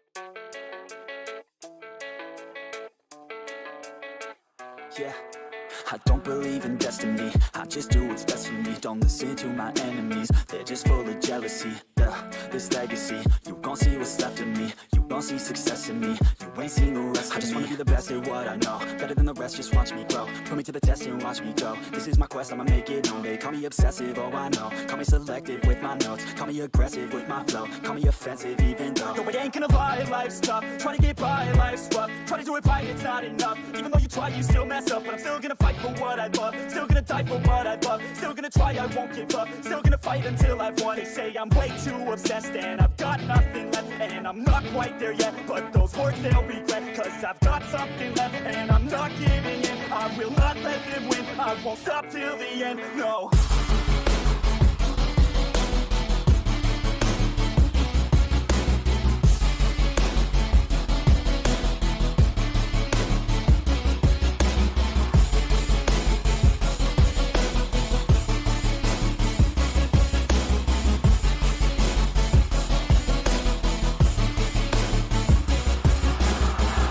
Some injuries, mentally and physically. Studied them religiously so I don't repeat history. And people won't admit to me they don't want a victory. Bad enough to get a C, they'd rather just go leave it be. I know this journey I've been on since 13, working hard and learning, never stopping searching. Yeah, it's burning, all this passion hurts me. I took action working, writing down these words. No, I'm not okay, I just wanna be something. I don't wanna be nothing, living all alone.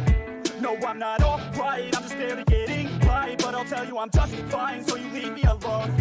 They say I'm way too obsessed and I've got nothing left. And I'm not quite there yet, but those words they'll regret. Cause I've got something left and I'm not giving in. I will not let them win, I won't stop till the end, no.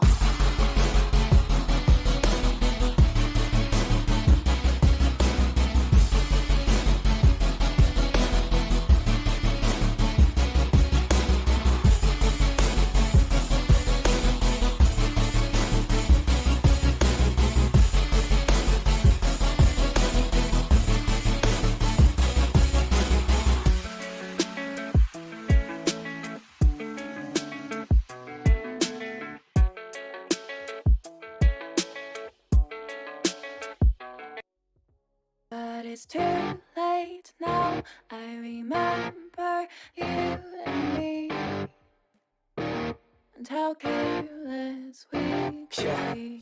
All day and all night, we'd stay up, it felt so right.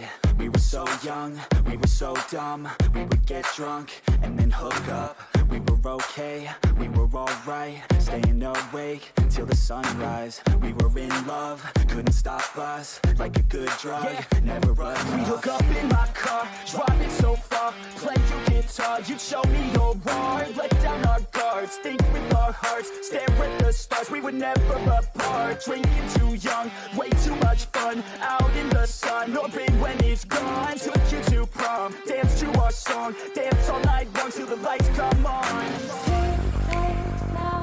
I remember everything, and how careless we got. It's too late now. I remember you and me, and how careless we. It's too late now, I remember everything, and how careless we could be, and how careless we could be, and how careless we could be.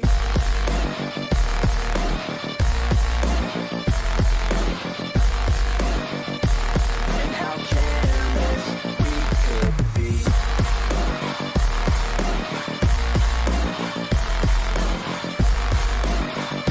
And how careless we could be. Late nights, long fights, it felt right, we were alive. We would go out, we were so loud, we were so proud, we had no doubts.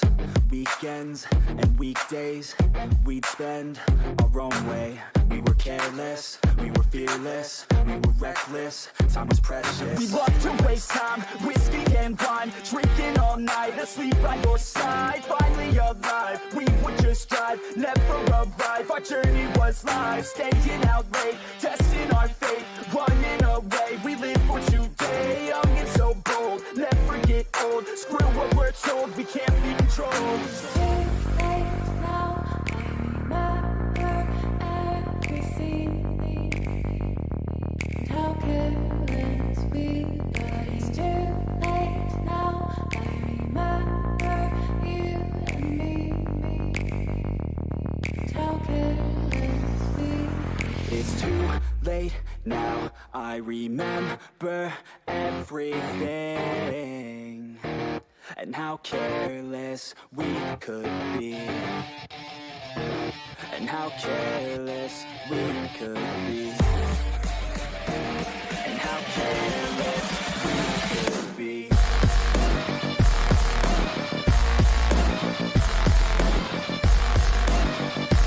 And how careless we could be.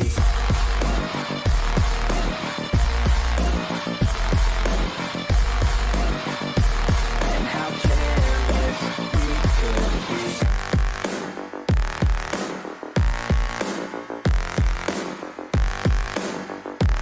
And how careless we could be. It's too late now. I remember you and me, and how careless we could be.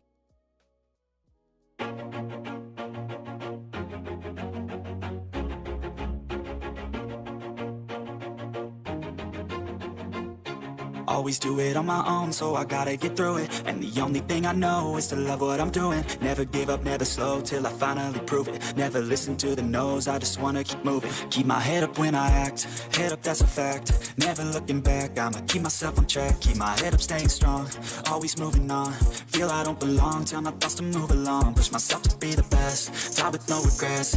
Live with every breath, see my message start to spread. And I had so many dreams, then you hit your teens. Life ain't really what it seems, try to find out what it means. Always do it on my own, so I gotta get through it. And the only thing I know is to love what I'm doing. Never give up, never slow, till I finally prove it. Never listen to the no's, I just wanna keep moving. Yeah, I put out all this art, it's my only medicine. Yeah, everything I do, I'm just being genuine. Yeah, I'm sick of being screwed, feel my own adrenaline. Yeah, I do just what I do, and I hope you let me in, yeah.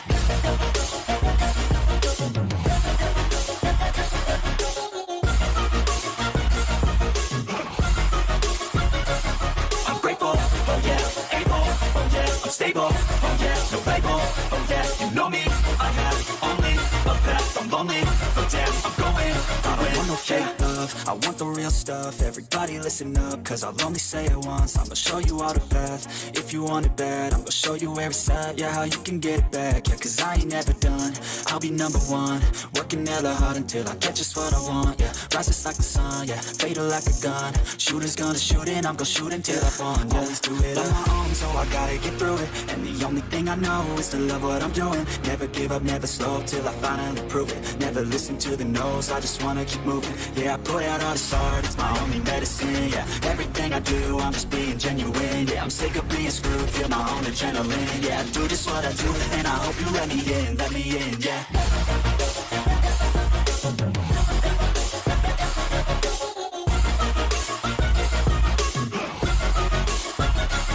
I'm grateful, oh yeah, able, oh yeah, I'm stable, oh yeah, no label, oh yeah, you know me, I have only a path, I'm lonely, but damn, I'm going to win, yeah.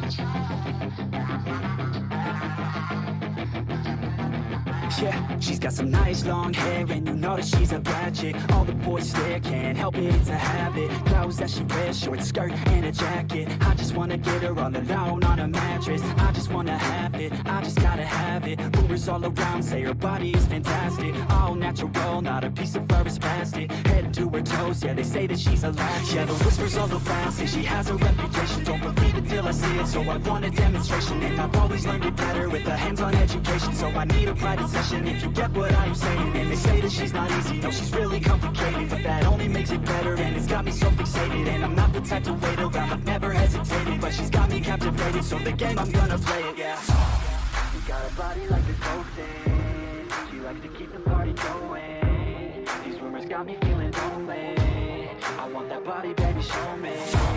She's got a body like a coke thing, she likes to keep the party going. Baby, show me. I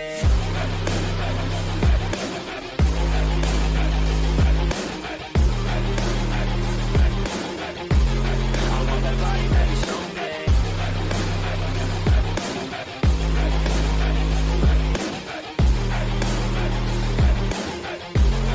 Yeah, I heard you look good in a sundress. I heard you look good when you're undressed. I heard you like to get away. I heard you like to stay out late. I heard you had a couple boyfriends. I heard they didn't treat you right. I heard you're hated by your girlfriends, cause all the guys want you tonight. Yeah, they say she's too hot, they say she's too cold. Where she came from, nobody really knows. They say she looks young, but say she acts old. From everything I've heard, she gets out of control. And all the boys say she was sent from the heavens, but I'm not too sure that this girl is a blessing. She's got the devil's eyes and they'll cut you like a weapon. She's stuck in my mind like a bad obsession. She got bad intentions. She got a body like a coke thing, she likes to keep the party going. These rumors got me feeling lonely, I want that body, baby, show me. She's got a body like a coke thing, she likes to keep the party going. These rumors got me feeling lonely, I want that body, baby, show me.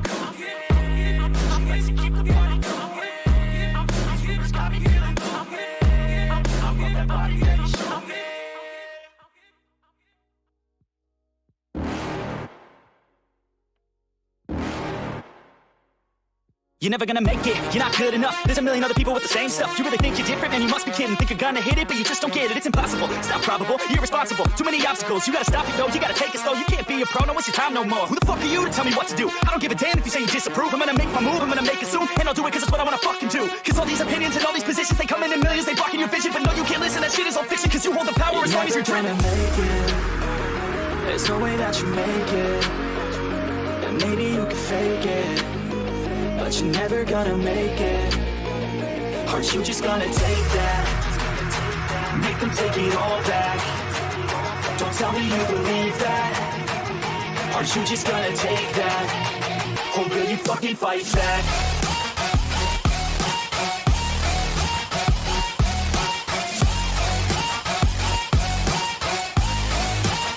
Or will you fucking fight back?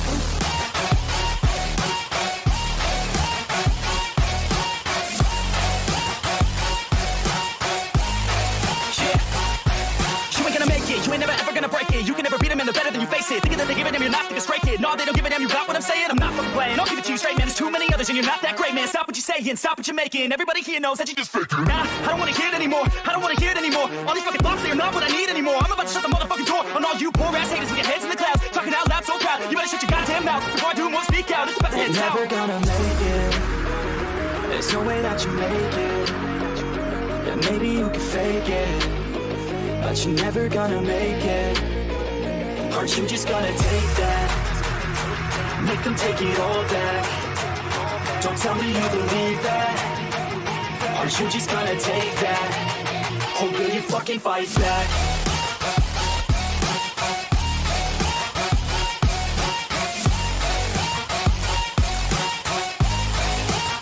Or will you fucking fight back?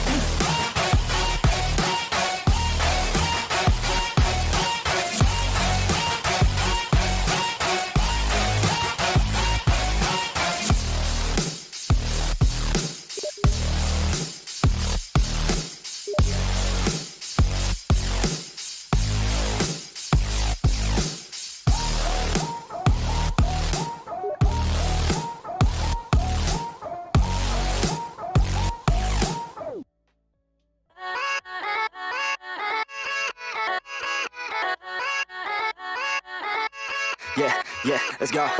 I ain't the first with the curse, with the thirst that I wanna be better, not worse, man, it hurts. I'm on this earth with my words and I put them all together, insert, cause I wanna have worth. Working hella hard till they put me in the dirt. Gonna go far, man, listen to my words. Gonna be a star, man, life's like a blur. When you're working this hard till you get what you deserve. Yeah, I ain't taking a backseat, I'm passing anybody else who is rapping, I'm nasty. Ain't nobody able to catch me, they gasping. They cannot compare, they can't match me, I'm at half speed. I got your girl and she laughing and dancing, hanging on my butt, she asking to crash with me. Smash with me, she savage, she wants cash money, and she knows that I live lavishly. I wanna live, I'm cold inside. Give all I have just to feel alive. I fight to live, I fight to strive. One day I'll have what I want. I want the whole world in the palm of my hand. I got a plan, I'm the man. Now I'm teaching the game, a veteran, better than anybody else who tests me. I'm ready, looking at my hand and it's steady. I'm trending, ascending and blending, lyrical bending. Now I'm spreading and getting my name out now. Yeah, they hearing me back. All the crowds repping the sound. I'm hitting the ground, running, up and coming. Ain't nothing, yeah, rookie of the year. I'ma keep it 100, cold-blooded, no budget. From nothing to something, I ain't bluffing. I got a full hand and a full plan. I ain't gonna stop till I'm at the top, man. Every single drop got me feeling awesome.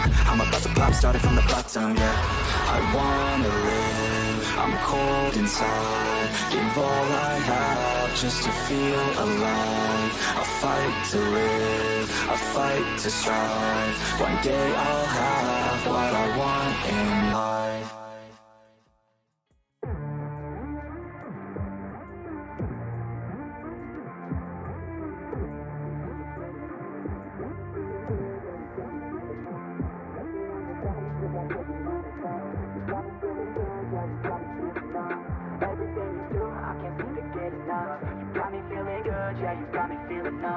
Girl, you got me shook from the way your body looks. Got me riding hooks, got me feeling like a rook. I don't do it by the book, but for you I'll take a look. Don't know what your mama took, sweet and spicy like a cook, yeah. I'll keep it real, let's make a deal. Buy you a meal if you just let me feel. Get out your heels, grab on the wheel. Back to my place at the top of the hill. Don't have regrets, I know what's next. She need a fresh, I'll be back in a sec. Look at them legs, don't make me beg. Back to the room, let me show you my bed. Touching on your body feels like taking on a drug. You got me feeling good, yeah, you got me feeling numb. Everything you do, I can't seem to get enough. You got me feeling good, yeah, you got me feeling numb. Touching on your body feels like taking on a drug. You got me feeling good, yeah, you got me feeling numb. Everything you do, I can't seem to get enough. You got me feeling good, yeah, you got me feeling numb. I could look at you all day, watch the way them hips sway. Love your body, so I pray, don't you dare take it away. Can't control what I say, lost my mind cause you're frame. Hey girl, what's your name? lit me up just like a flame. Body in motion, I feel the commotion, beyond you like lotion. I'm honest and broken, I flow like the ocean. I feel you were chosen to fix me, I'm broken. My heart that you stolen. Hey, stay with me, play with me, lay with me. Hate to see when you leave, chemistry feels like it's destiny. I just want you laying next to me, and I really don't want you to test me. On your body feels like taking on a drug. You got me feeling good, yeah, you got me feeling numb. Everything you do, I can't seem to get enough. You got me feeling good, yeah, you got me feeling numb. Touching on your body feels like taking on a drug. You got me feeling good, yeah, you got me feeling numb. Everything you do, I can't seem to get enough. You got me feeling good, yeah, you got me feeling numb.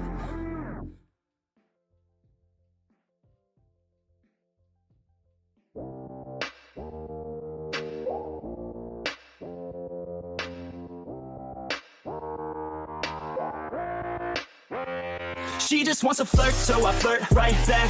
I just put in work, yeah, I work like that. Got me falling and it hurts, yeah, it hurts so bad. All in and it's worth everything I have. I can feel the butterflies multiply every time I meet your eyes. Amplify deep inside, once I feel your skin on mine. Though I try, I can't hide all the ways I feel inside. You're everything I want in life. She just wants to flirt, so I flirt right back.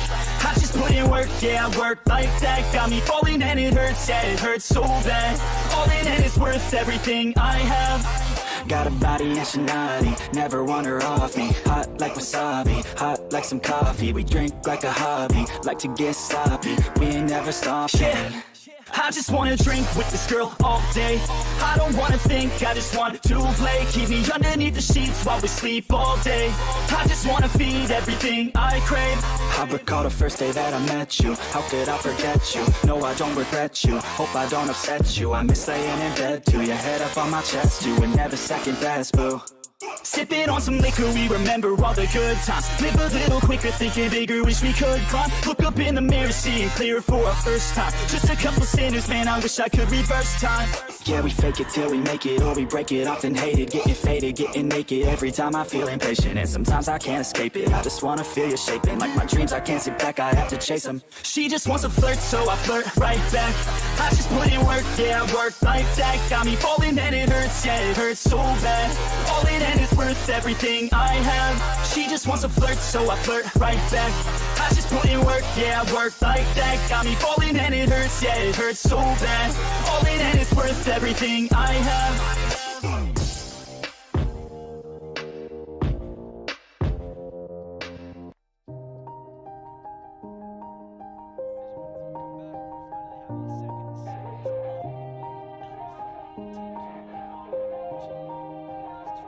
Yeah. Everybody knows that I'm breaking down. Everybody knows I ain't faking now. Everybody knows my heart's vacant now. Yeah, she hates me now, I made mistakes, but now I don't ever wanna be alone. I don't really ever feel at home. On my own, in the zone, that's the only way I know. Feeling low, about to blow back up. Here I won't ever let the doubt creep in. Gotta pop a couple more aspirin. I don't think I'll ever let you in. Easier to break it off best friends. I don't really understand myself. I don't really understand, need help. I don't wanna be left on the shelf. Couldn't even hear me if I yelled. It's so cold outside, I'm alone, I'm alright. It's so cold outside, I'm alone, I'm alright. It's so cold.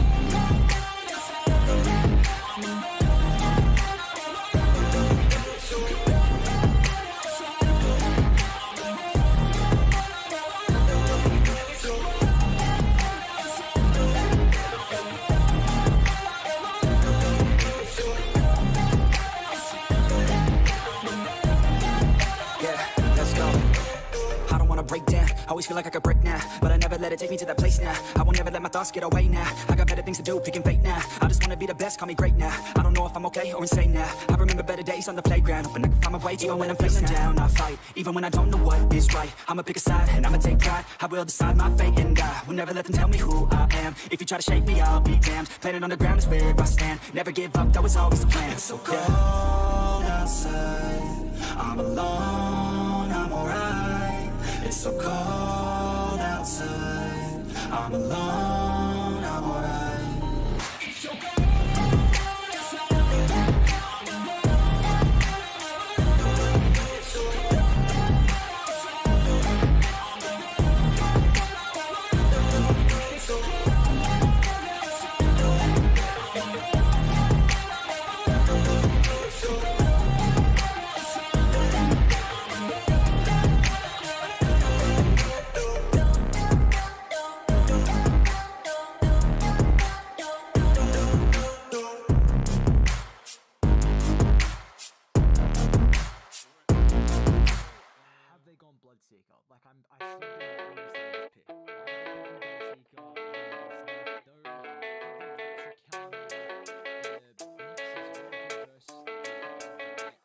Yeah, I don't believe in destiny, I just do what's best for me. Don't listen to my enemies, they're just full of jealousy.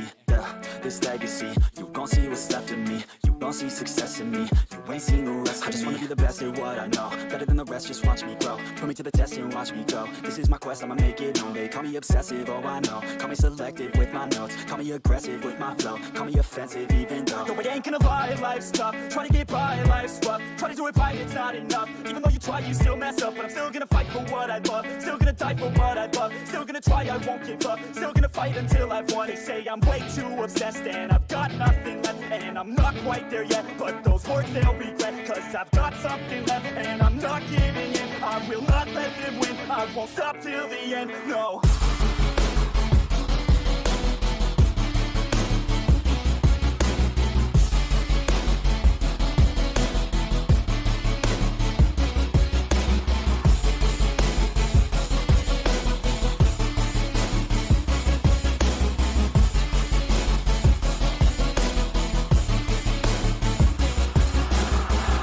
Some injuries, mentally and physically. Studied them religiously so I don't repeat history. And people won't admit to me they don't want a victory. Bad enough to get a C, they'd rather just go leave it be. And this journey I've been on since 13, working hard and learning, never stopping searching. Yeah, it's burning, all this passion hurts me. I took action working, writing down these words. No, I'm not okay, I just wanna be something. I don't wanna be nothing, living all alone. No, I'm not alright, I'm just barely getting by. But I'll tell you I'm just fine, so you leave me alone.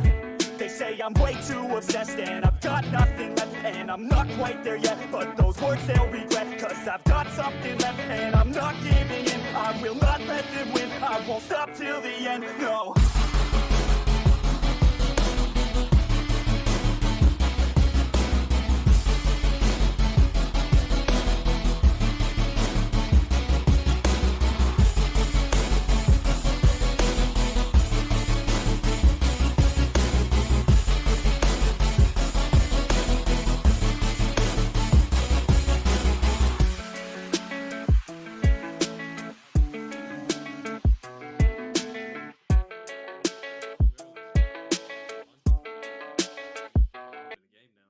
But it's too late now. I remember you and me, and how careless we Yeah. be. All day and all night, we'd stay up, it felt so right. We were so young, we were so dumb. We would get drunk and then hook up. We were okay, we were alright, staying awake till the sunrise. We were in love, couldn't stop us, like a good drug, never enough. We hook up in my car, driving so far, play your guitar, you show me your art. Let down our guards, think with our hearts, stare at the stars, we were never apart. Drinking too young, way too much fun, out in the sun, hoping when it's gone. Took you to prom, dance to our song, dance all night long till the lights come on. Too late now. I remember everything, and how careless we got. It's too late now. I remember you and me, and how careless. 4, and they're looking for a 1 still, which Felix has played some more unconventional supports. Like he has a pretty wide hero pool. I'm still on board with the Lycan. I'm telling you, it's not bad. Yeah, they don't really 10 have the greatest way seconds to remaining. keep the lane shoved out at all here for Only Elfin. Shadow Fiend can. 5 seconds remaining. Yeah, there's not a lot left in regards to carriers as well. I mean, with also RNG getting rid of some of their Radiant team pick. own. It's a strong hero. I mean, Venge is going to be able to swap him out of position at least, I guess, but you don't really care as a Pango. They still haven't exactly revealed what position this is going to be as well, right? Like Felix, it probably most likely be playing 10 that in that seconds position remaining. 4 role. I just feel like Pango is too strong right now. Like 5 you just provide seconds everything that remaining. you could possibly want. Team fight control, lane shove, survivability, and you don't even need too many items. You know, all you need really is a blink dagger and you can get so much done. Maybe like an orb of corrosion just synergizes so well with what you might be looking to go for here. So, I mean, what are we expecting? Monkey King, Ogre lane, Bloodseeker, Pango lane, Quap mid, pretty standard. And like Venge doesn't have the biggest attack range either, so she's in serious danger of getting gone on super early. They don't have any defensive dispels, so I feel like Ignite's going to get an insane amount of value for the Ogre. Like level 10, if you can get that Ignite talent, you can literally take off like 2/3 of someone's HP just with a single use of You may Ignite. now select your heroes. Are the names not showing up for you? Oh, yeah, they just did for me. So Monkey it's- King 4. Flyby 3. What? Okay. Well, we don't see a whole lot of Luna position 1 in general. I was thinking about a hybrid damage dealer. Morph and Gyro was sticking out just so you had a little bit of magical and physical to pair up with the Venge, and Nyx and Phoenix, the damage can ramp up as the game goes on in that regard. But for RNG though, like, this is really interesting. Flexing the monkey to the 4, giving Gore King the Bloodseeker 1.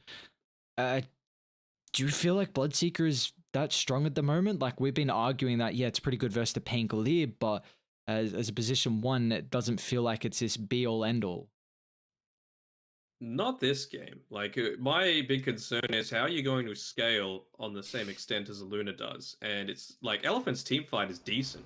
You know, they're lacking maybe a little bit in lockdown, but at least you've got the Nyx Assassin that's going to be able to, like you said before, just easily set up onto the likes of a Bloodseeker. If you're in the right position, you can turn around onto a Queen of Pain. You can turn around to a Pangolier with a Swashbuckle, Ignite. Like, every single one of their abilities is like, I don't want to say unavoidable damage, but if you're playing well enough on this Nyx, which Super of course can, then you've got a good way to be able to start these team fights, and that's all you really need to be able to get off, you know, your Supernova, your Eclipse, your Requiem of Souls. And the other factor about this Elephant lineup is that if they do win a team fight, they take objectives so fast. You know, if Somnus eventually goes into the Presence Aura Effects buildings, they win a team fight, there's not buybacks on key heroes.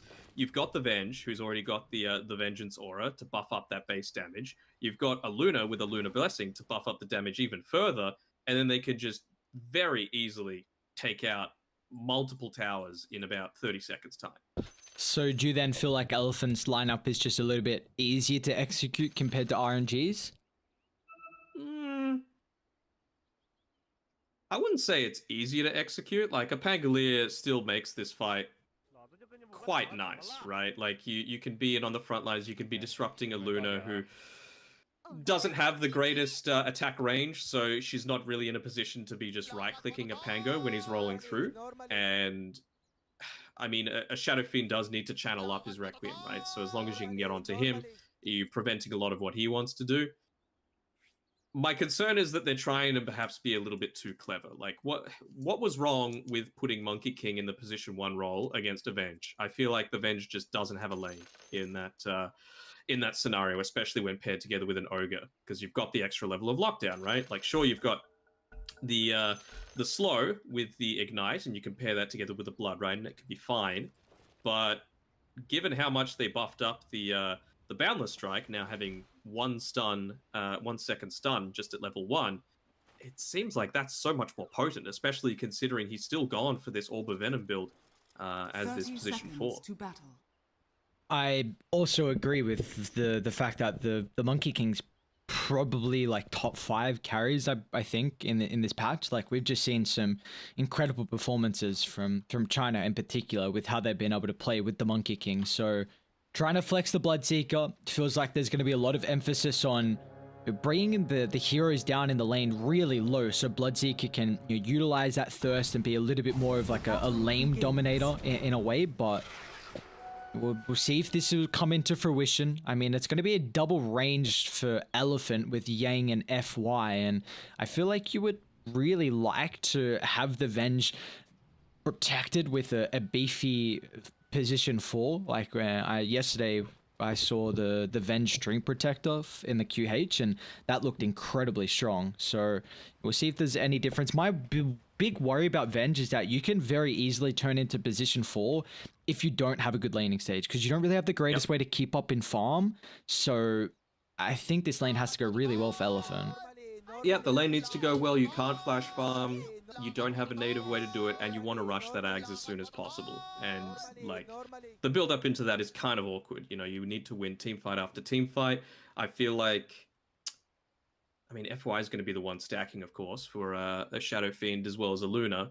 But I feel like if Yang's able to get some of that passive gold coming through from the stacks, you know, Wave of Terror is a nice way to be able to get them. That would be quite nice for him. But yeah, his gold is heavily going to come, of course, from the laning phase, but also the objectives that the rest of his team are going to be able to get. So he's actually relying on the Shadow Fiend and Luna to have a good game, which, you know, it feels very conditional. You know, if they can get to that point, incredibly strong. But it's getting to that point that's the big issue. I'm a little disappointed that Felix didn't go for the cheeky Monkey King play with the Mischief, you know, looking to go inside the Radiant base and try and snipe some of their couriers, which were sitting outside the fountain. But, you know, you never know. It's, you don't want to be giving up the first blood super early on. Maybe it's something that he's done frequently in pubs, so they'd scouted him out a little bit, but always against a Monkey King, keep that in mind, guys. Keep your couriers in the fountain, not outside on the edge of the steps. Huh, these turns kind of get a bodied, it looks like. Wow, I mean, it's... The Shadow Fiend matchups are a lot different than what they previously used to be with how much damage this Raze does. And, you know, we're still a hero that we haven't really seen picked up as much. Like, China has always been the feels like the one region that can just play this at such a high level. I think CIS as well for a while, where you're really enjoying, like, X-Gambit, and I think I don't remember the team now, No Pango or some crap like that. They just get the 15 talent and just push down objectives, and they had a real cool understanding of how the Shadow Fiend could fit into the meta. But you just see, I mean, Somnus is botting D-Zones with the consistent Raze spam, and I guess this is kind of the issue with the Queen of Pain, that you do have to get a little bit closer to the lane and even the hero to get that dagger out, and by that stage you're probably eating 2 Razes. So is the trade worthwhile? And especially now that he's level 3, right? Like, level 1, sure, he had the salve available just to try and get the bit of the turnaround there. Has to be quite careful. He was able to get the dagger in onto Somnus, but, well, has to be careful. And this is just more and more creeps being denied away from him. And you were probably hoping that mid lane to be harassing a lot more to help God King up top, because he'd love that right now with all the damage they've been taking. I mean, Red Panda's out of resources, and God King only has one more Tango left, so they've got a Tango and Cell coming through from Ogre. God King's going for Boots with the Courier, so you know, we'll see if they can survive on the lack of resources. I guess that's a nice thing about the Bloodseeker because of the thirst. And it's just the little things, like where Yang's positioning himself in the lane. He's always making sure that he's as far away from the Ogre Magi as possible, so that you're able to get some turnaround potential. Like he's on the left side of the creep wave. First blood. Okay, just gonna get back to safety. Apologies. No, that's all good. But yeah, just constantly keeping away. They were kept low though, and you can see God King is already speeding around. He was at 550 movement speed previously. But now that the salves were used, obviously he slowed down to a measly 450. Able to try and harass out a little bit here. And, well, that's a nice value you pick up as well from Red Panda, having the magic stick available. So he's able to consistently spam out those ignites as much as possible. Might be waiting for his level 3 until he uses it next, considering mana is such a valuable resource in this lane for him. And you see, like, Red Panda feels pretty forced to play this lane with God King at the moment, so they don't have the greatest creep equilibrium, and this is really going to favor Elephant with how much they're getting out of it. They are kind of trading the experience with FY and Yang. I guess that's one of the issues with the Phoenix, is that he really needs 2 points in Fire Spirits to feel some heavy impact in the lane. So now that FY has this, I wonder if he's going to soak just a little bit less away from the Venge. I think so. I mean, he's done his job, right? They made sure to keep the equilibrium right there next to the tower, although FY in a little bit of a vulnerable spot here, gets silenced up. Should be our first blood with the ignite damage ticking on through. Yes, it will. Red Panda will claim it. And Yang as well is going to be pretty cautious. Another round of the ignite and blood rights up in a couple seconds, and Yang's actually going to hold firm in his position, and that'll cost him his life. Yeah. you can't let that ogre get next to you. I feel like if you just drop the Blood Riot, or if he only gets the Ignite off, you're gonna probably survive. But the Fire Blast such a short range, so a little bit of a surprise to me that Yang was just staying that far forward. FY just looking to prioritize Somnus's lane a fair amount, considering how decently it's gone to be able to start things off. Just keep the pressure in onto D-Stone, so at least you've got that lane going well for you.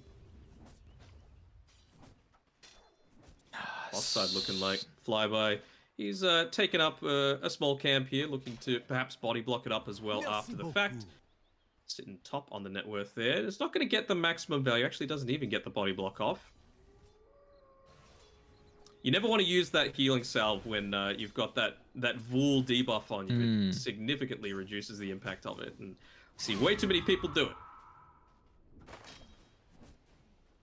Flyby's having quite the lane though. Yeah, 32 last hits, Soul Corrosion already picked up, and Boots will be coming out shortly too. So it feels like they've got a lot of kill prowess here with this Monkey King 4.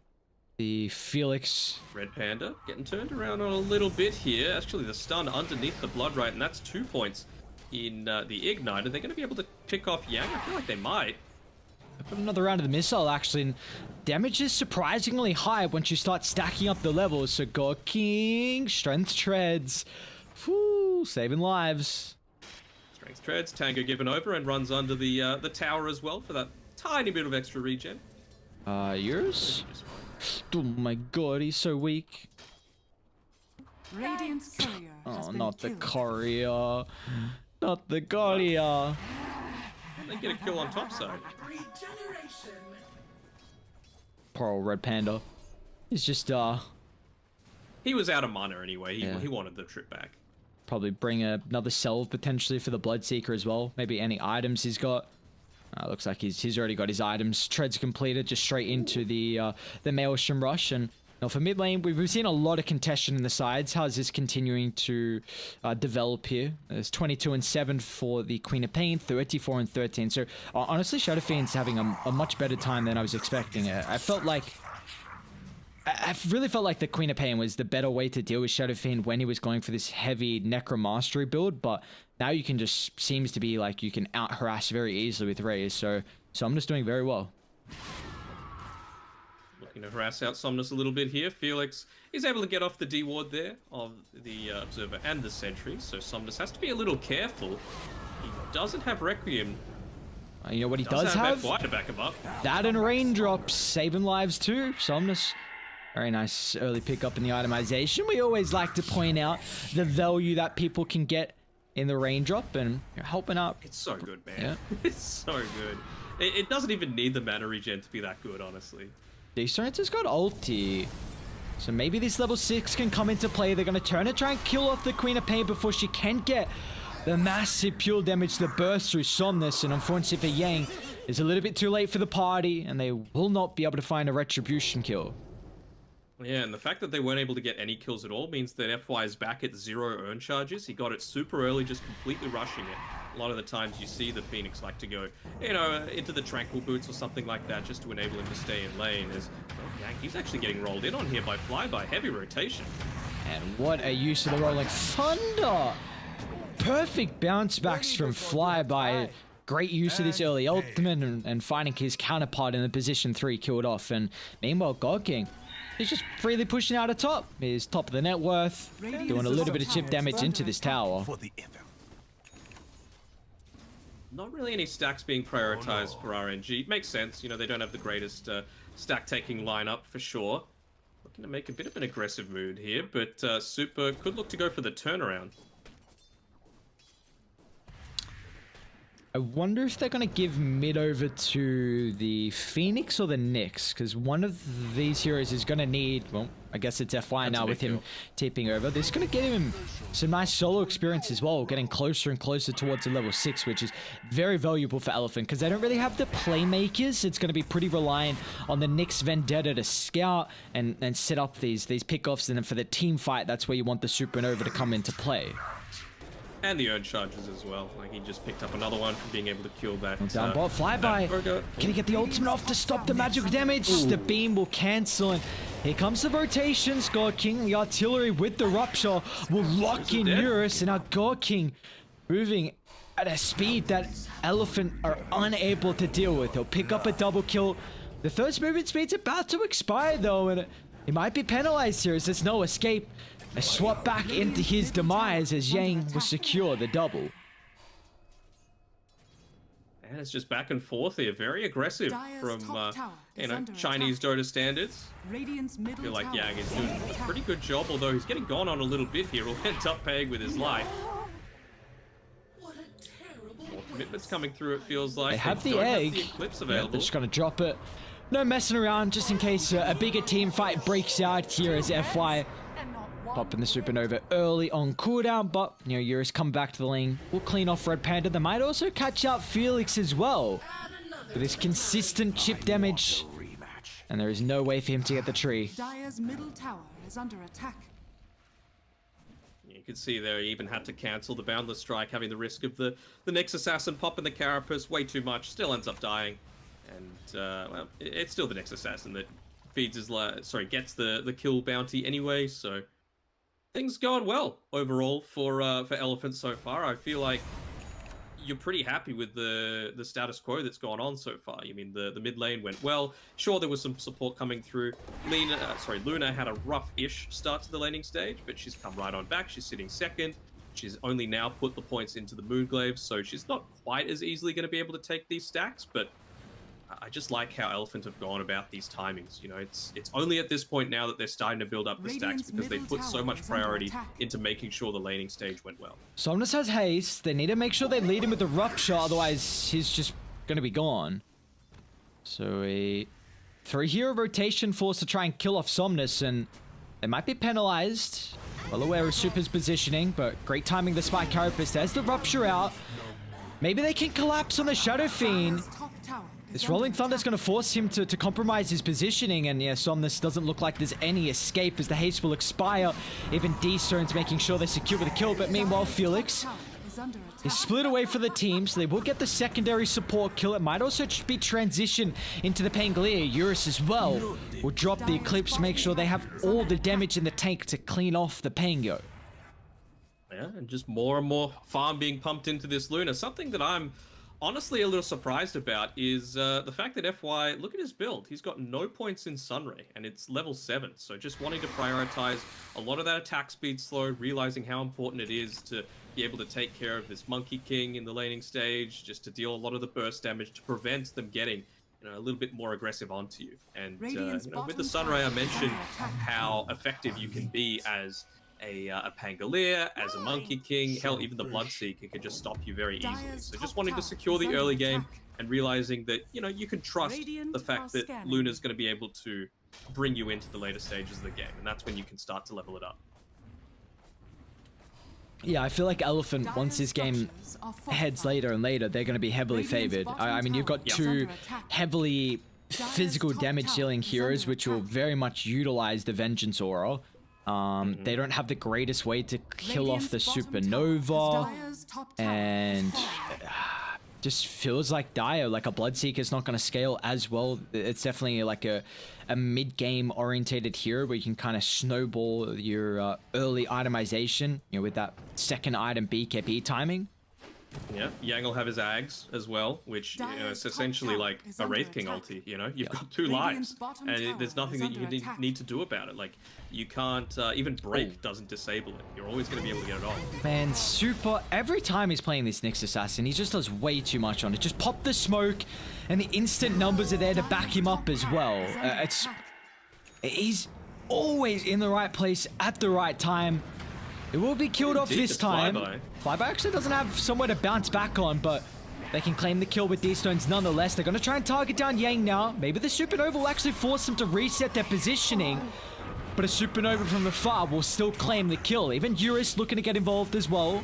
They can chase down Felix. It's not the easiest kill with the lack of stuns, but Eurus has the beam back up and available in the arsenal. They'll claim the kill, but Flyby still getting involved. The Blinking, Shield Crash claims FY's life, and that is a dominating killing streak as well, so no joke in the amount of gold given over. Yeah, and it looks like Mid Wars is just continuing. You had 5 people on both teams just battling around this mid lane, and, well, both towers still up and available. I feel like it's so much more important that RNG don't give up their mid tower though, right? Like I mentioned before, it's true for objectives in terms of towers, but you lose a team fight, that Roche is really high value right now for Elephant. What would you have expected the itemization to be for a Monkey King position 4 in this game? Not the Atos that he's looking to build into. I think the Orb of Corrosion is fine, but he's stacking it up with the Pango, which isn't great. Maybe a Falcon Blade, you know? You never know. Oh, the Might have been cheeky nice Falcon little bit of Blade. value. Yeah. I mean, just there he dropped the Dire's Wukongs, right? And it was middle able to tower is secure under the cleanup kill onto Yang. You know, you just want to try and be as tanky as possible in my eyes, and give a lot of vision, right? He's fulfilling kind of what you see with the likes of a TA, a Disruptor, a Night Stalker, just providing a lot of extra vision for his team. I'm intrigued to Might have see been- if Elephant are going to kind of respect the Wukongs as this game goes on, because quite often we see like teams, you can never fight into it because of the prowess of just the area control that it can provide the enemy team. So I wonder if this game it's going to be different, just because of course it's a support monkey, so it won't do as much damage. But eventually, like, he's going Atos, which I think received a big buff in 7.3. You know, faster projectile speed, gives 4 more intelligence compared to previous, 2 more agi, 2 more strength. So it's approaching Dragonlance in terms of, like, value for money, basically. And then you've even got some potential scalability if you want to. Yang yeah. is getting gone on a little bit here with the Wukongs being dropped. They're so close to the items as well. You can't be giving up your life this close to it, considering how long it's already taken him to get to that stage. I mean, you know, this is a hero that really relies on this first item being picked up and then to lead into some secondary ones afterwards. So slowing that down as much as possible is exactly what RNG want. And, you know, when they hit this BKB timing on Queen of Pain and on Bloodseeker, they're going to look to really fasten up the pace. Yeah, they'll ramp it up pretty damn quickly. Dire's And middle tower is under attack. is Flyback going Dire's up structures are a fortified. Bloodstone? Or is that an Octarine? Radiant That's an are Octarine. scanning. Okay. Phew, I was about to say.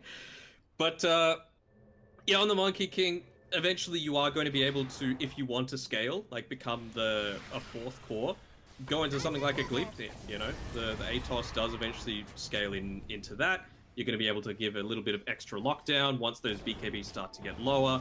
The extra Mid value lane you get from flyby. that is great. Gonna try and protect the Ogre Magi.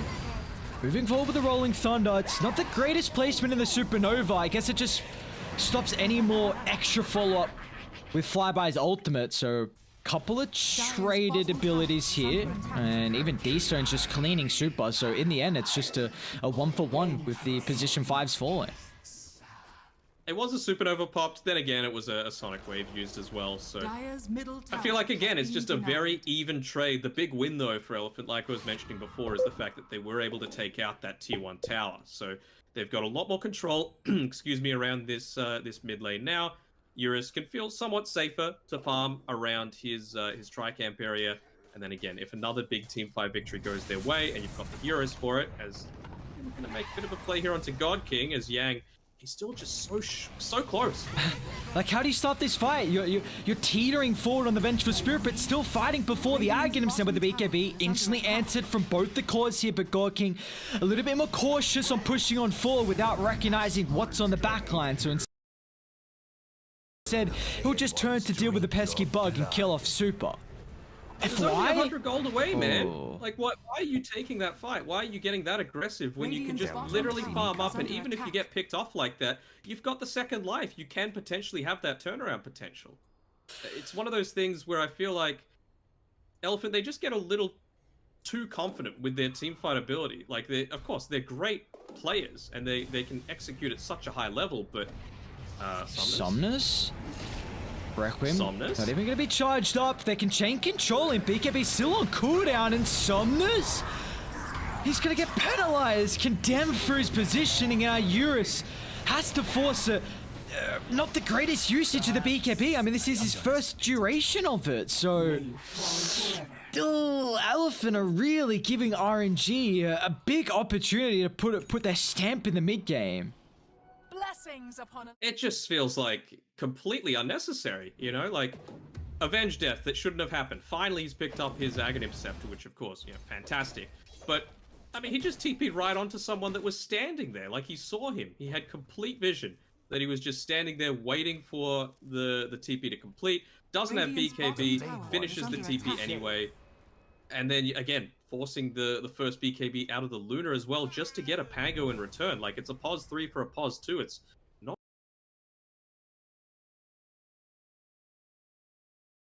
really all that worth it. Are you on agreement that Radiant like should not feel pressured at all to be taking these fights? Like, why are they not just looking to continue farming across the map? Like, I feel like late game they are stronger. Yeah, I feel like that as well, especially, like, maybe it'll be a bit more of a factor once Eurus finishes up this Manta style, and he can be doing a lot more of the ghost push, let's call it. Just toss the illusions up onto the top side, be continuing to get more farm in multiple areas of the map. This smoke makes a lot more sense. You know, you don't have the Eclipse, sure, but you've got everything else. You've got the Vendetta, you've got the Requiem, you've got multiple BKBs on your targets, and you've got the Venjags. And, well, it feels like RNG know, but is Flyby going to be in a position to get the initiation? Again, yes, what a is. turn back. The use of the Aghanim shot that was freshly completed.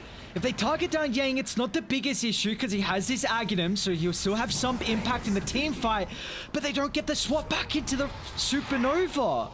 So again, the execution from Elephant really lacking in these fights.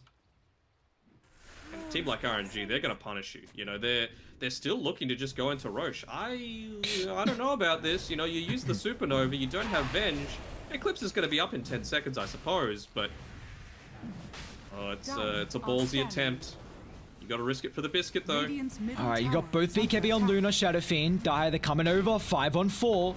Yang's up in a couple seconds here. They're going to try and target down the Nyx Assassin, swap back to safety. Somnus isn't doing enough damage on the outskirts of the fight. It's all Eurus trying to man-fight God King at D-Stones, but he doesn't have the damage of the tank. With Somnus not nearby, he can't do it all on his lonesome self, and Yang, he's also disconnected from the team. Super's going to try and get nearby to help him out on the first initial life. He's still going to fall. Maybe the help with this illusion, however, can come in costly. Flyby cannot get the Rolling Thunder off as finally Elephant will claim 4 kills, and also the cherry on top is the Aegis. And you just saw the difference there of being able to take a fight with the Ags, right? Yang was able to completely zone out God King, even getting the kill. And even though they were able to kill him, sure, you give up a little bit of a kill bounty to Red Panda, you know, the enemy position 5, and you're still there just to get all of your abilities off. So the fact that he didn't have the greatest early game, the laning stage wasn't fantastic, and he gave up multiple kills where he probably shouldn't have, and still can have this level of impact, just goes to show how strong the Vengeful Spirit hero is. And I'm kind of surprised that it's not being picked up more and more. Like, you don't even need to TP back out, right? In 2 seconds, he's just going to be here right next to Super again. Cool concept. Gets experience while he's in it too. Very, very cool concept. Yeah. Moves faster as well. Does he? Yep, 25% faster. Huh, yes, very cool. How's his talent? Oh yeah, that's right. Yeah, you just go missile talents. Kind of crazy. What, 6.3 second cooldown? Plus 200 magic missile damage, so it's going to go up to 560. Then at 25, it can goddamn pierce spell immunity. How crazy is that for 1.7 seconds? Very cool. TP's coming back to the mid lane. They clearly are considering contesting this. I don't know if you're in a position to do it just yet, as Super walks underneath the Sentry Ward. It's a very heavy commitment, though, onto just a Nyx Assassin, and TP interrupted. Yeah, I think it was Monkey Top that... Boundless is still off cooldown, I'm not sure. Yeah, they just stopped. Well, they're going to lose their mid tier 1. At least they get the tier 2 in exchange, of course. Not opting to take the outpost just yet. I feel like that's going to reveal so much information, and yeah, you know, he's going to put his body there again. If I die, I die. I'm going to have the second life anyway, so he's not going to hinder his effectiveness all that much. And it's just going to become so much harder to kill him, right? Like, he's going into the BKB next, and it looks like after that it's just all about auras, you know, because they're always going to be ever present in a lot of these team fight situations. Smoke up on Dire, looking to try and connect down to bot, where God King will show if they can get a kill into an objective. It'll be a worthwhile smoke from Dire, although they might just look to run into Yang and Somnus, who once again is very disconnected from the team. They've got to be, man, so careful on Elephant. You do have the ages advantage on Somnus, but taking a fight around the choke point. Oh, there's the BKB, the nick of time, but it's not going to matter. They'll target through Yang. I don't know if they can deal with the illusion, and Flyby just gets ripped apart. Somnus out of nowhere. This fresh Crystallis completed just crits through the Pango. Yeah, the presence of the Dark Lord there, the use of the Dragon Lance to give him that little bit of extra attack range means that Eurus can very easily deal with Pango if he's anywhere close. They didn't even deal with Avenge, right? So he's still got that Vengeance Aura, assisting the taking of towers. Somnus, when the presence of the Dark Aura affects building talent, so again, Elephant just stamping their authority on this map little bit by bit. Could have been an even better position for them if they played things differently. Oh, yeah, again, doesn't even need to TP out. Like, he's just sticking next to Super. He's going to respawn in about another 5 seconds. Very balanced. And immediately back to farming. Yeah, cool. Cool. Very cool hero. Meanwhile, as well, Eurus is just free farming across the map. He's still top of the net worth, and we've been seeing all the damage output that Shadow Fiend's going to have, but it's going to get to a stage where Luna can also just stand her ground against the Bloodseeker, against the Pango, especially through the BKB duration. They're going full damage here on Elephant. I mean, you can kind of afford to, right? Like, you've got a Phoenix who's going to be able to sustain you with the Supernova, FY with the dive off to the side to plant the ward, and yeah, just keep the push going. Why not? Presence of the Dark Lord, affecting towers, reducing its armor by half. All Yang needs to do is stand there. They had a siege creep assisting, and Luna able to just dodge a lot of this. Like, you lose the tier 1 tower, who cares? Just keep pushing on forward. Do we feel like RNG have kind of lost the status quo of this game almost, and it just feels like Elephant have gotten their items and they now recognize their timing with how strong they are. We'll charge up Requiem. It's only Felix, and it wasn't a lot of damage at the start, but now the damage is coming through with the crits. Yang, they might just offer the sacrifice of the Vayne. And yeah, there we go. Venge will fall. Still a buyback used though. Ooh. Didn't have any way to interrupt that TP, unfortunately. D-Stones doesn't have a Yule Scepter or anything like that. He's got an Orchid though, so if he's able to catch FY, could get the kill. Oh, nice blink. Oh, found it. Pinpoint precision of the escape route from FY. So 2 will fall. Instantly you see Elephant recognizing their duty. Mid shoved out from Eurus, top shoved out as well from Somnus, so they might end up losing bottom, but this is a really fast-paced move from RNG. They're going to look to try and connect to the top lane where they do see Somnus underneath the Observer Ward. Oh, Super just might be in the right spot at the right time again, man. That is a clutch position for the next assassin, popping the smoke. If it wasn't him, it well and truly could have been Somnus as they were looking to connect top. Yeah, I mean, even in a best case scenario, you at minimum pop the BKB to be able to live, and I feel like RNG would have been happy with that. So the fact that he's still able to retain that, big win coming through for Elephant. Super, again, just his positioning perfect. If Felix jumps right, his TP's on cooldown for another 10. The ping's coming out. Wait, Somnus is in really big trouble. 5 seconds still TP. He used it too early. I think it won't be able to cover the TP. So Somnus stuck around. They got the kill on Super. They're still going to catch Somnus as well.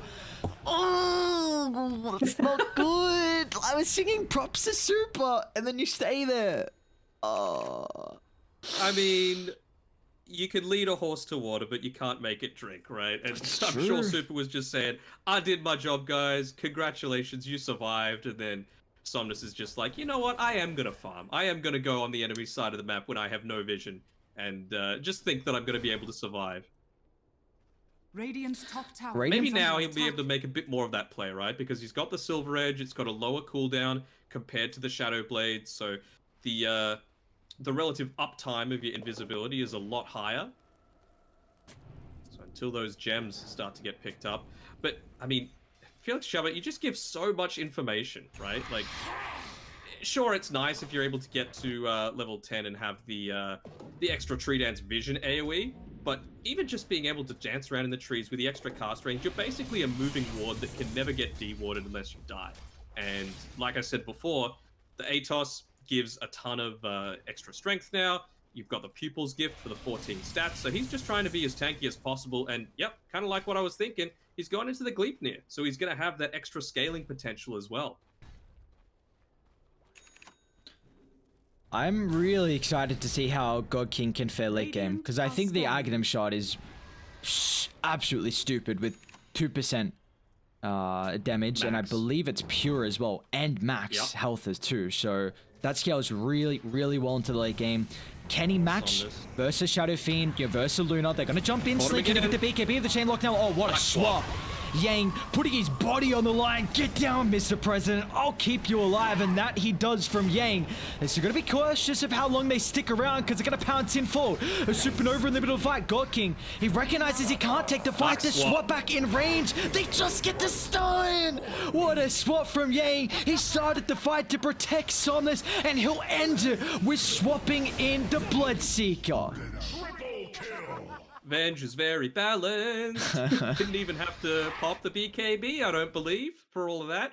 So, yeah, I mean, it's just like, what can you do against this when you have to commit so heavily to be able to pick off a target once, and then he's just able to do it again? And he's going to be respawning with the rest of his team with extra movement speed in the next 30 seconds. And again, Siege Creep alive, they don't have Glyph, you've got this aura, they might just end the game. Like, again, there's no hero other than Luna that does this quite to the same you gotta buy extent. back. Look at these towers melt. You might just keep hitting, like they don't have Glyph. Flyby, it's all up to you. Let's see how long they can disable this. BKB is freshly picked up once again off the cooldown, Somnus. Looking to charge up the Requiem, give them enough time to bring down the pesky heroes. As I don't think D-Stones has got the damage that we're really relying on the Bloodseeker, but that's a dieback for your Pango, and they're just going to try and hit the throne. It's all up to D-Stones. Finally, the Glyph is back up and available. The Eurus will find the Queen of Pain from afar thanks to the Aghanim shard, and that's all, Shivo. Elephant, one good team fight to end it all. Like I said, you cannot lose a team fight without buybacks against this lineup because they will just demolish you. They just went all in onto all of this pumped up damage. I don't think he even had like, there wasn't a Vlad's, there wasn't an AC, there wasn't a Desolator or anything like that. Just relying on their inbuilt abilities with the Lunar Blessing, Presence of the Dark Lord affecting buildings, and then of course the Vengeance Aura just buffing it up even further. So it's pretty impossible to play into this Venge as soon as she picks up that Ags. Like, it just feels so annoying to try and deal with, especially, I mean, they weren't even lacking in like control, right? You've got a Pango, you've got a multiple stuns and slows coming out from a bunch of different heroes, but it just wasn't enough. I think they only killed the Venge Ags illusion once. And that was when it was literally inside their base on its own. Like, Yang, even with 11 deaths, MVP for mine. It was still... Wait, that's a big call. That's a big call. Are we going to stick... MVP? Yeah. What, you going to give it to Super? I don't know. No, I'm not going to give it to Super. What the hell? Position 5 is MVP? Pfft. Get out of here.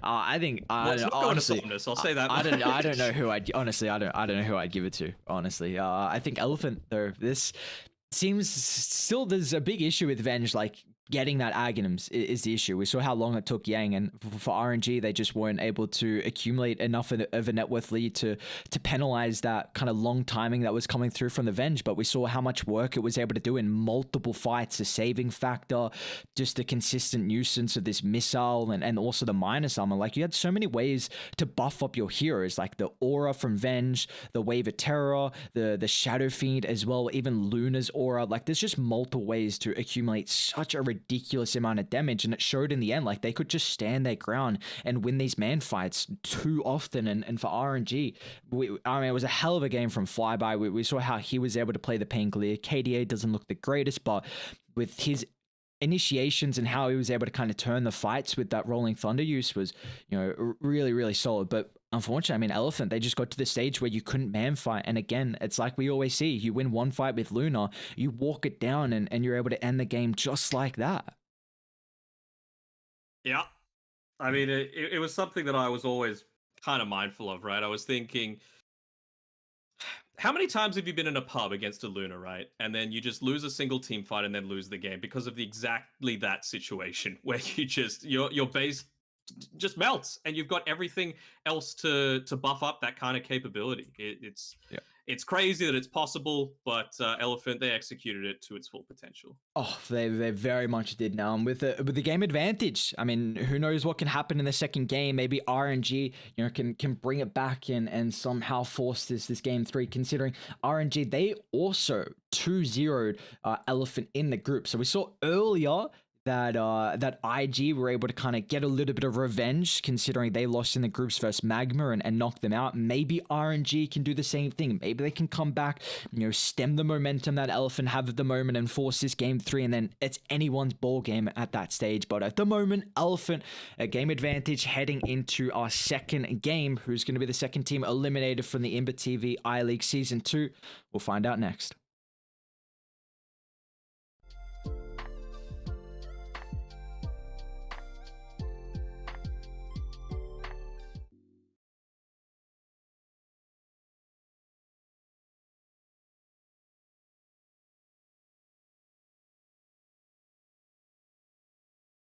And how careless we could be. And how careless we could be. And how careless we could be.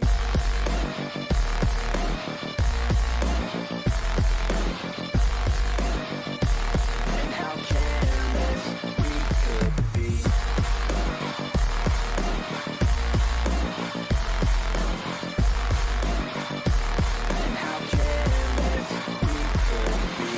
Late nights, long fights, it felt right, we were alive. We would go out, we were so loud, we were so proud, we had no doubts. Weekends and weekdays, we'd spend our own way. We were careless, we were fearless, we were reckless, time was precious. We loved to waste time, whiskey and wine, drinking all night, asleep by your side. Finally alive, we would just drive, never arrive. Our journey was live, staying out late, testing our fate, running away. We live for today, young and so bold, never get old. Screw what we're told, we can't be controlled. It's too late now, I remember everything. And how careless we got. It's too late now, I remember you and me. And how careless we. It's too late now, I remember everything. And how careless we could be. And how careless we could be. And how careless we could be.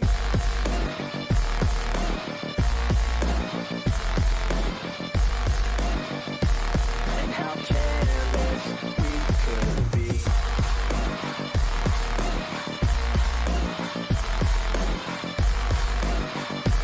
And how careless we could be.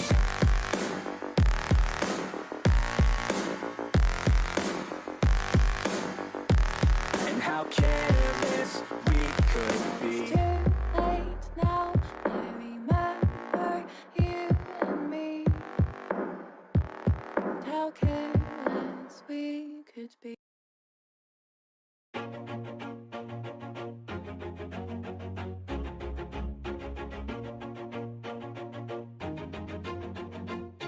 Always do it on my own, so I gotta get through it. And the only thing I know is to love what I'm doing. Never give up, never slow, till I finally prove it. Never listen to the no's, I just wanna keep moving. Keep my head up when I act, head up, that's a fact. Never looking back, I'ma keep myself on track. Keep my head up, staying strong, always moving on. Feel I don't belong, tell my thoughts to move along. Push myself to be the best, die with no regrets.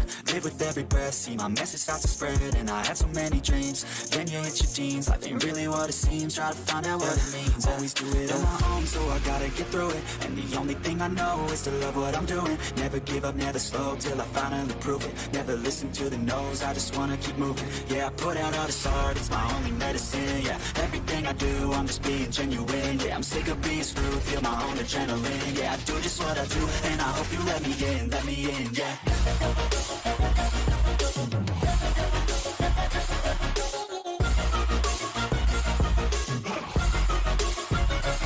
I'm grateful, oh yeah, able, oh yeah, I'm stable, oh yeah, no label, oh yeah, you know me, I have only a path, I'm lonely, but damn, I'm going, I don't want no fake love, I want the real stuff, everybody listen up, cause I'll only say it once, I'ma show you all the path, if you want it bad, I'm gonna show you where it's at, yeah, how you can get it back, yeah, cause I ain't never done, I'll be number one, working hella hard until I get just what I want, yeah, rises like the sun, yeah, fatal like a gun, shooters gonna shoot and I'm gonna shoot until I won, yeah, always do it on my own, so I gotta get through it, and the only thing I know is to love what I'm doing, never give up, never slow, till I finally prove it, never listen to the no's, I just wanna keep moving, yeah, I put out all this art, it's my only medicine, yeah, everything I do, I'm just being genuine, yeah, I'm sick of being screwed, feel my own adrenaline, yeah, I do just what I do, and I hope you let me in, yeah.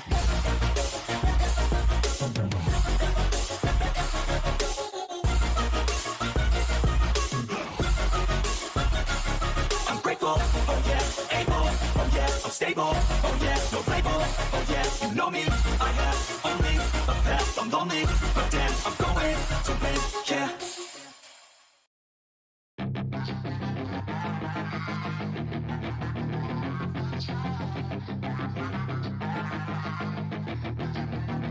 Yeah, she's got some nice long hair, and you know that she's a bad chick. All the boys stare, can't help it, it's a habit. Clothes that she wears, short skirt and a jacket. I just wanna get her all alone on a mattress. I just wanna have it, I just gotta have it. Rumors all around say her body is fantastic. All natural, not a piece of fur is plastic. Head to her toes, yeah, they say that she's a latch. Yeah, the whispers all around say she has a reputation. Don't believe it till I see it, so I want a demonstration. And I've always learned it better with a hands-on education. So I need a private session if you get what I'm saying. And they say that she's not easy, no, she's really complicated, but that only makes it better, and it's got me so fixated. And I'm not the type to wait around, I've never hesitated, but she's got me captivated, so the game, I'm gonna play it, yeah. She got a body like a cocaine, she likes to keep the party going. These rumors got me feeling lonely, I want that body, baby, show me.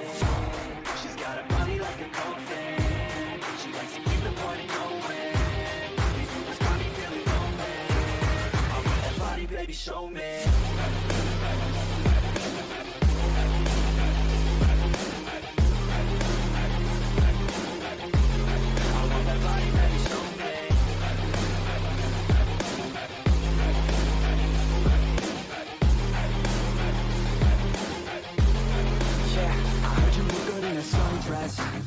I heard you look good when you're undressed. I heard you like to get away. I heard you like to stay out late. I heard you had a couple boyfriends. I heard they didn't treat you right. I heard you're hated by your girlfriends, cause all the guys want you tonight. Yeah, they say she's too hot, they say she's too cold. Where she came from, nobody really knows. They say she looks young, but say she acts old. From everything I've heard, she gets out of control. And all the boys say she was sent from the heavens, but I'm not too sure that this girl is a blessing. She's got the devil's eyes and they'll cut you like a weapon. She's stuck in my mind like a bad obsession. Got bad intentions. She got a body like a cocaine, she likes to keep the party going. These rumors got me feeling lonely, I want that body, baby, show me. She's got a body like a cocaine, she likes to keep the party going. These rumors got me feeling lonely, I want that body, baby, show me.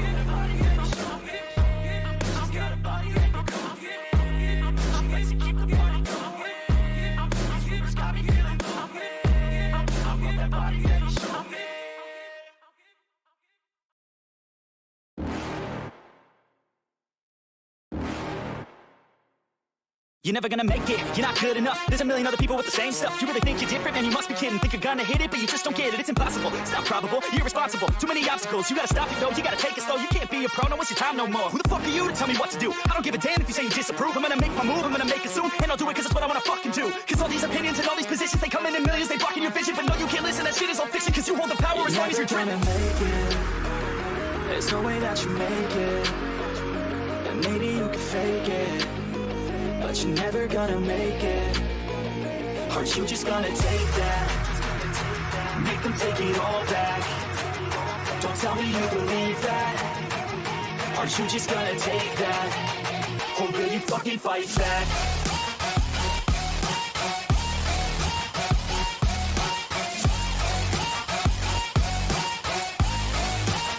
Or will you fucking fight back?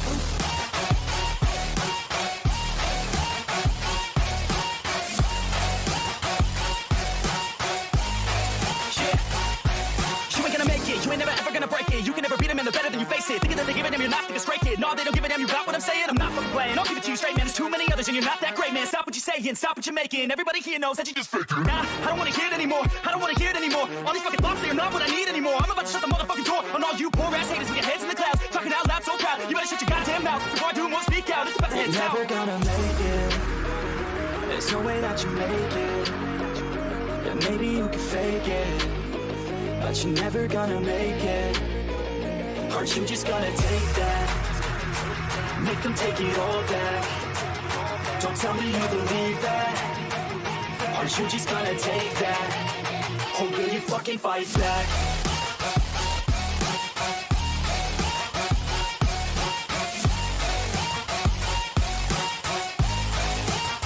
Or will you fucking fight back?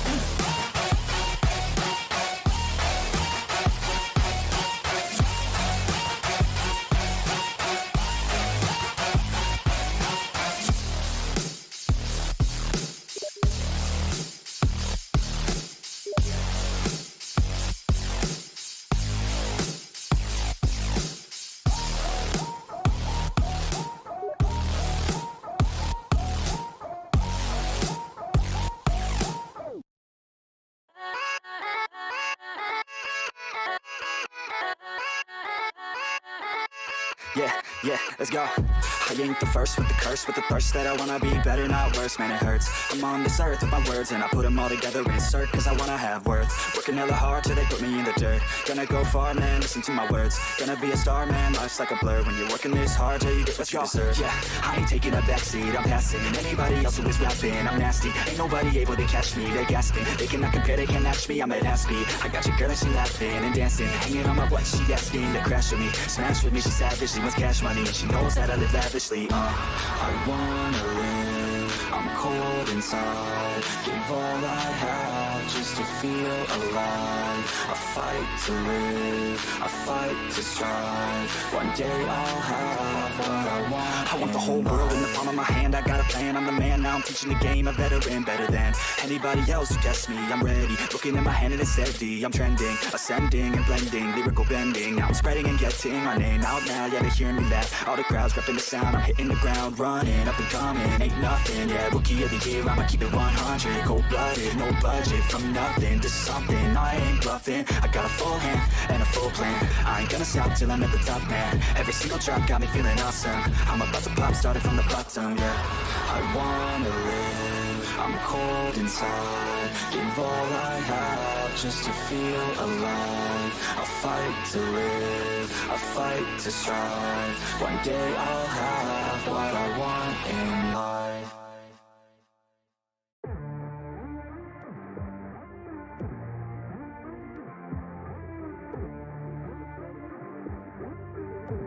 Elephant.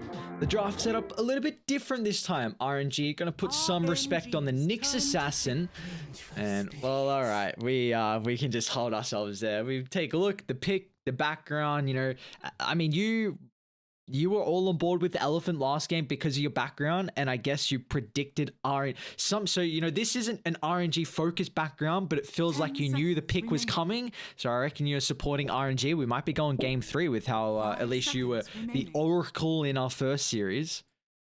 Right. And I mean, it's a little odd to me that Elephant don't just first phase first pick rather the Venge, right? It felt like it worked so well together with exactly what they were trying to do, just this all-in ball-up aura strategy, and probably should have worked earlier if you didn't let a couple of kills go just prior to picking up the Aghanim Scepter. Like, Venge 10 without seconds Ags, so much weaker compared to Venge with Ags. And so it's really 5 important that you seconds try and remaining. dominate that laning phase as much as possible, which, I mean, I'm just going to have a quick look at the scoreboard from the previous game as well, right? Because it's not like they weren't stopped at all, you know? Like, Quap finished with 1 death in that game, and they lost. God King had 3 deaths and they lost. Like 11, 3 and 9, 10, 1 and 9. You know, Felix died a bunch of times, Red Panda died a bunch of times, but that was their job, you know? They were the front line. They were the ones creating a lot of space for these beefier heroes, but it just doesn't matter when you can lose one team fight and lose the game. And I feel like that's exactly what it provided. So what more does this Venge Ags need, right? Because you get 2 lives, you get extra movement speed, you get more survivability, you are able to cast your abilities again, still while in the form, everything, including your ultimate, so you can't even BKB TP away or anything like that. And if you die, Dire all of team your back. cooldowns get refreshed. So as long as you get off Magic Missile, Swap, Wave of Terror, they just back up straight away again. So I feel like it's just way too much being provided for one item. And yeah, very balanced. Good job, Iceman.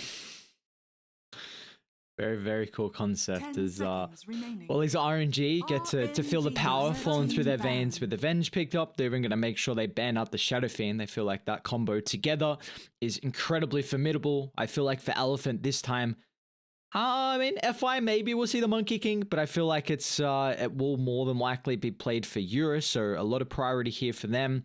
10 Were you seconds remaining. impressed overall with Felix's Monkey King performance? Like, did you like the 4 5 last game from it? seconds remaining. I think he didn't do too much wrong at all. I mean, the only, like, maybe he was a little squishy. RNG's time to ban. He also went the Orb of Corrosion when you already had it on Flyby, which I thought was a little off, Dire but team I feel back. like the Gleipnir pickup is totally fine. You RNG's know, you're going to be turn able to to lock in ban. these heroes like the Phoenix that needs a little bit of that extra mobility. RNG's Same turn sort to of thing pick. with Eurus, right? All you really want is people staying in position Dire so that you can team get pick. off the Blood Rite, the Sonic Wave, the Rolling Thunder. So I felt like his game was pretty good, and he provided so much vision where they were able to catch out the likes of Somnus multiple times. So not too much that you could fault with it. I would have preferred probably that it was played in a position 10 1 role, just so seconds that you could remaining. dominate that Vengeful Spirit lane and make sure it doesn't get to 5 that seconds critical remaining. point. And we're getting an IO here. So, I mean, multiple ways to save, multiple ways to have, like, having an IO is like having 1.5 lives, basically, right? Because you're just survivable either by being brought back to the fountain or just that much tankier, simply through the tether and any kind of heals that you're able to provide. And it's really nice now as well, because you've got 2 ways to enable your Leshrac to use all his mana pool. A hero that really relies, that's where his damage comes from. You want to deplete your mana pool, get all that damage out. The big issue is getting bursted down before he can do that. So IO Venge to enable. Dire They're probably team going to look for a core pairing with the IO. And that's team where the back. AA can come into play with the Tiny. Man, this is a really, really cool pick from Elephant. Man, these are quick picks, you know, just bam, bam, bam, back to back. I mean, are they literally going all in on just like keeping this Lesh alive? Like, is this an offlane Weaver where you've got 10 seconds an Aghanim remaining. Scepter as the build? That 5 doesn't work seconds against Ice remaining. Blast, right? No, but still, you're going to have a lot of movement speed as a Lesh, just inherently. Plus, you're going to have things like, you know, a Yule Scepter and everything else to buff you up, plus an IO tethering you. It'd be So very... Elephant, they're clearly focusing on burst, right? Tiny, burst. Ogre, pretty decent RNG's burst. turn AA, to burst. ban. Dire team Boundless back. Strike, good amount of burst as well. So what could they be looking for to kind of round this out and prevent any sort of, repositioning? Maybe a Pango still yet to come? Are we talking about RNG, sorry? I'm talking about Elephant. 10 Sure. seconds remaining. Yeah, we're looking for... They want a way to gap close. They just have Tiny at the moment. They need another stun set up for the AA. So DK starter band, Beast gone as well. I don't think you can opt for like a Legion. Axe might get bursted down too easily. Pango. 10 seconds remaining. So it's a Pango AA lane. 5 seconds. I really remaining. want Tiny to be a 2. I feel like this hero is... I feel like you're all on the back of this game and going for burst, and I think Tiny can provide that if you give him the core role. So going for an initiator on Yang, and I like the Pango call. Gives you a little bit more team fight control. You can kind of cut the fight in half and push back the IO and Venge potentially if they're not in a position. That makes it even easier and give... Ooh, it's a great pick. That gives you even better vision advantage to set up for your pickoffs. An easier way to cut the fight in half. I was saying Pango could do that. This is now much easier with the Night Stalker. You talked about how Lesh just wants to be able to get his full mana pool off and how an IO makes that easier. This could be... Okay, I was about to say this could be the mid lane being picked up now for RNG, just because I feel like... Alright, so it's an IO paired together with a Venge for the laning stage, just to make sure that the Venge is able to get the farm that he needs. And then you've got a 5 Venomancer, love it, Red Panda, by the way, going into a Night Stalker, which is going to make him have a hard-ish time. And then a Weaver, of course, is... once the game moves on, you are susceptible to being ganked, for sure. But in the laning stage, I feel like he should have an okay time. And then... I mean, you got decent armor on the Lesh as well. It's not like a Puck Tiny matchup where you have the tree grab being able to deal a good amount of damage to yourself. What are you've got a little bit of a not like this face. This is like what's a 70-30 outdraft, maybe even a bit higher. I'm just being cautious because I know there's a possibility for RNG to win this game in like 26 minutes and I'm going to get obliterated by chat. So being cautious on what I'm saying. I was going to say like 80-20. It's a guaranteed elephant victory. Look, I really, really don't like this 5 range lineup. I don't know how they team fight. Like, how do you start fights? So, which Lesh. means you have... Okay, Lesh is going to get blown up. You don't... know. Okay, you have an AA. What do you mean? You do. You have this Ice Blast. What are you talking? Like, You it doesn't swap them out, work. baby, and you look to repeat. Like, Rinse and repeat. Dodge the Ice Blast. Have presence of mind to know when that big ice ball is coming. Prepare for You don't battle. start fights. You've got a really squish. Like you have all. Who's gonna tank? Like maybe if the Venom was 3, who could go utility. So now Flyby needs to have a stellar lane to go Ags and something afterwards to be just tanky. But this Night Stalker gives them everything they needed: vision to set up for picking off the IO or the Venge, before the Aghanims.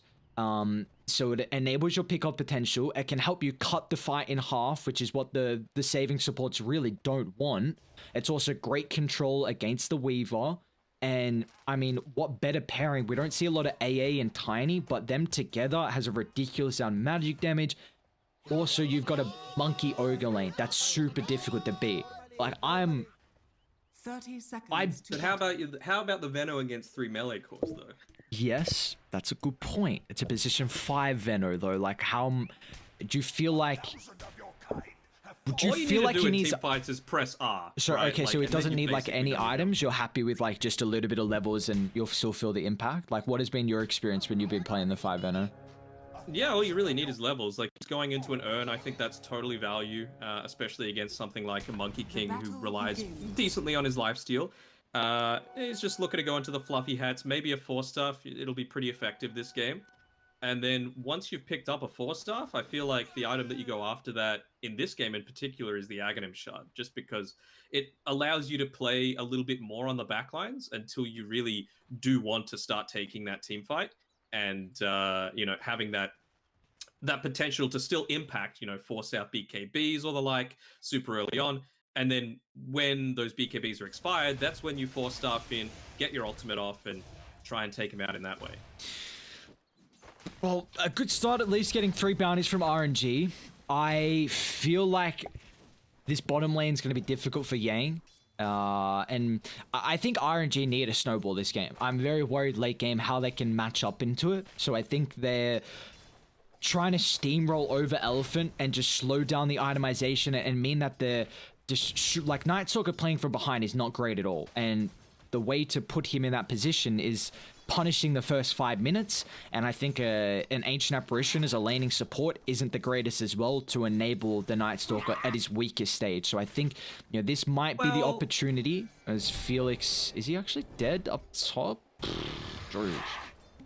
Just be careful, already having to pop that salve. I mean, you say that it's not the greatest laning support, right? But I think Super should be fine. He's got like more than a 200 attack range advantage over the Venomancer.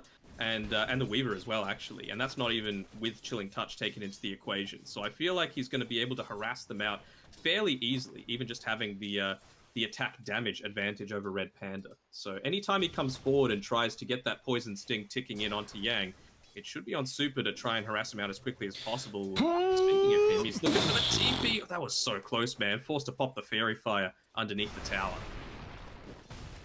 Man, D-Stone shouldn't have let him get that close. Getting low, mid lane. Yeah, my lord.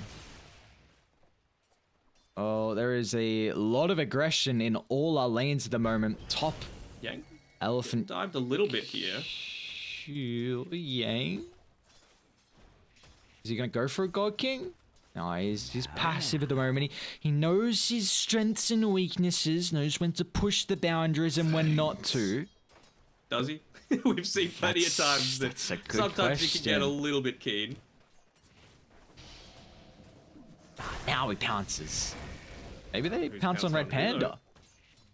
It's fallen very low on the Panda's Venomancer. not known for their pouncing abilities. No, their interesting drop bear potential. But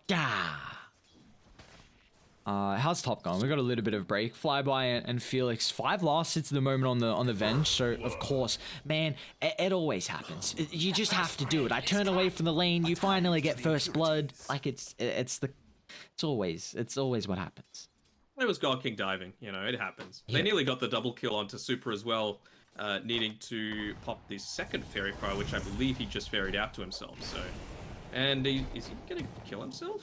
Oh, Flyby is gonna kill himself at least. Nice cut off from FY and paired up with Eurus's Monkey King. It's a very strong combo. You're already 2 points in Ignite from FY at level 3 at the moment, and see he's got a bit of mana issues, but with the main girl and stick coming out soon, it should definitely replenish his resources. Yeah, and this is exactly what I wanted to happen last game, right? Like, Monkey King plus Ogre is such a potent lane, especially when you don't have, you know, like, Io's a bit of a defensive support, but he can't dispel anything, you know? And it just means that if Flyby's bad with his positioning, then he's going to get punished. At least you have the extra movement speed, I suppose, with the tether, so it's going to be somewhat more difficult to be able to take him out as well. They're going to make an attempt again here. Tonight. No. Oh, very nicely done. Back up the top lane is Felix. Already used the Boundless. Can Eurus close the distance, however? Looks like they won't get that little bit of damage. Bit of a misplay, actually, coming out from Elephant there. They layered the stuns, so the Fire Blast and the Boundless Strike used at the same time. Bot lane, God King dives again. Did you catch that one? No. I did not. No. Mid's looking pretty good at the moment from Somnus up against D-Stones. He's only got 1 point in Edict, so started with the 2-0-2 build to put a lot more pressure in. A little deep here. I'm making sure I don't... Okay. So these side lanes, all the aggressive fronts at the moment. How do you feel like mid's going to then impact the side lanes? Are we going to see rotations out of the Tiny or Lesh, or does one of these heroes want to kind of stick in the lane? I think both of them want to stick in the lane, honestly. Lesh because of tower taking potential, Tiny because Lesh is going to take his towers if he leaves the lane. Basically the only time that he can potentially just hit. Oh my god. Need that little bit of life still. Now FI's trying to win the man fight. He's got a Fairy Fire. Is he going to pop it off? No. Oh, so it's not even Fairy. It was the Orb of Venom. It looked like it. Oh. Felix with the... You almost never see support IOs level up the spirits these days super early on, and just choosing to do it as soon as he hit onto that level 4, enabling him to get that kill, and make sure that flybys continue to farm in this lane. I really respect that, and like that he's not just going for some cookie cutter build, he realizes the strengths of the early game. Dire's middle tower. Both the, has Yeah, fallen. maybe if Tiny gets a haste, then he could make a move towards another sort of lane, but you can just see what happens even if he goes off and tries to take like one of these small camps. It's an arcane rune, all right, that's pretty value. Somnus to be able to pick up. Still though, he's going to need to play around his Top lane again, Flyby's in trouble. This time Eurus will be able to find the Jingu stacks to man fight over the Venge, and it's 2 deaths now stacked up here for Flyby. Still though, it feels like he's got a decent amount out of the lane. Probably not expected considering how strong of an elephant lane this is. And now with FY actually hitting onto level 4, it becomes even easier. You know, you've had the power treads completed on Eurus, so he's got that extra movement speed and attack speed as well. And with just the 1 point in the Bloodlust, it's such a value point, especially for this lane. Yang, it's nighttime. I wonder if he'll be able to get away from this. Gale connecting onto him. Another kill. They're even actually tipping Somnus in. The slow from arcane Supers rune. should be enough to claim the kill, and yeah, allow Somnus to... Wait, it's not a lot of damage as I was expecting, only 1 point in the toss. So very low level, but the big issue is that he TP'd away from mid, so now these zones with 2 points in Edict, and they don't have Glyph to protect the T1 tower as well, so the answer and the call has to come through from Yang. He's the only one that could TP at the time, and yeah, you just cannot leave. It sucks, but that's the price that you have to pay when you're going up against this Lash lane, and they knew. Like, Elephant are pretty decent Lash pickers in their own right. They're going to maybe try and get the kill here onto Yang, but with the movement speed from the nighttime, even with that Gale onto him, he should be okay.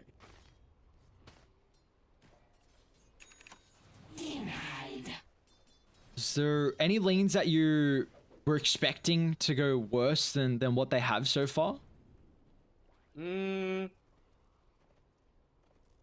thought Tiny might have had a bit more difficulty, but he's way in front on net worth. Somnus is going to be able to get a decently early Blink Dagger here, although that cut tree does reveal the fact that he's making a bit of a gank attempt onto Red Panda. He's got the urn ready, so I'm sure he's making the calls of, team, look, let's try and back me up here. If we can get those urns start to tick, then we're in a really good spot to keep the pressure up onto Elephant. So close to death. D-Stone's gonna rotate through. Felix will join him.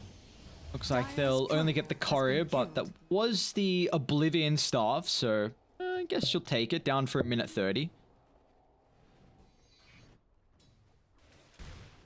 He's just going to stick with Flyby for now. Again, it's just about getting him out of this laning stage without being in too bad of a position. And, you know, the fact that you're ahead of the Night Stalker at this point, you're fairly happy with that. But you do have to consider, when is Felix going to move over and start to try and assist the Leshrac a little bit more? You know, is it going to be around these mid-skirmishes that, well, Somnus is going to try and prevent more and more? It still feels so hard to do it, though. Does seem like, though, both the top lane. Going on a kill top. Yang's here. Poor old Felix. No escape. They might even cut off the retreat from Flyby. They need to make sure they hold the void until the extra reinforcements come on over. It looks like they've blocked off the retreat. Now we can use the abilities to bring down the Venturous Spirit. What are we up to? 3 deaths here from Flyby. I was just going to say, both the offlaners having a bit of a more difficult start in this second game, as Yang's also on 3 deaths, about 600 behind in net worth compared to his counterpart, but he's going to look to try and swing that into his favor a little bit with getting involved here for the kill on the Venomancer. I really like that movement. You know, they just used Yang. He, like you said, hasn't had the greatest start to the game, but he had the lingering effects of the Dark Ascension. And are they going to be putting Somnus in a bit of a risky spot here around the bot room? Nope, backing off just in time. That haste rune, man, he would have loved to be able to pick that one up so he can continue to put pressure on the side lanes. But yeah, just using the vision of the Dark Ascension, not even necessarily wanting the extra damage component, allowing them to get an extra kill, and that's enough to enable Somnus to have that Blink Dagger available.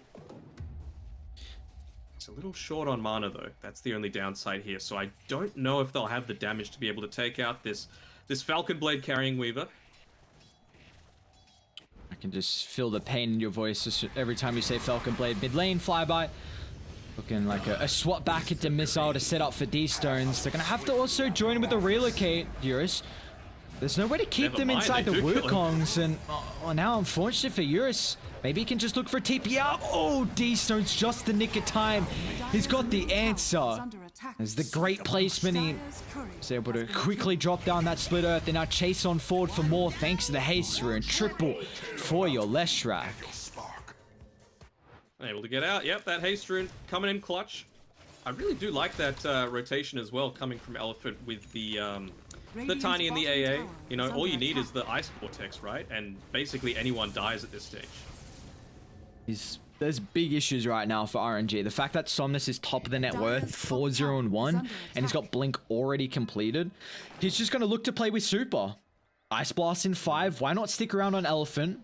They can 1000% burst anyone that shows here. Yeah, they're just waiting for a little bit more mana on Tiny. And they know that he's waiting there because of this Observer Ward, so they're kind of... They're getting out of there in pretty quick fashion. Super just trying to act a little bit of the bait. You could even see the scan. They don't know that RNG know exactly what they're doing. Dire's top tower is under attack. And with that information, it means that Flyby, he's able to just sit up on the top side. Oh, mid lane, they're onto the Leshrac here. D-Stones, he's bursted down. And that was without the Ice Blast, man. They are doing a lot of damage with Somnus's early levels.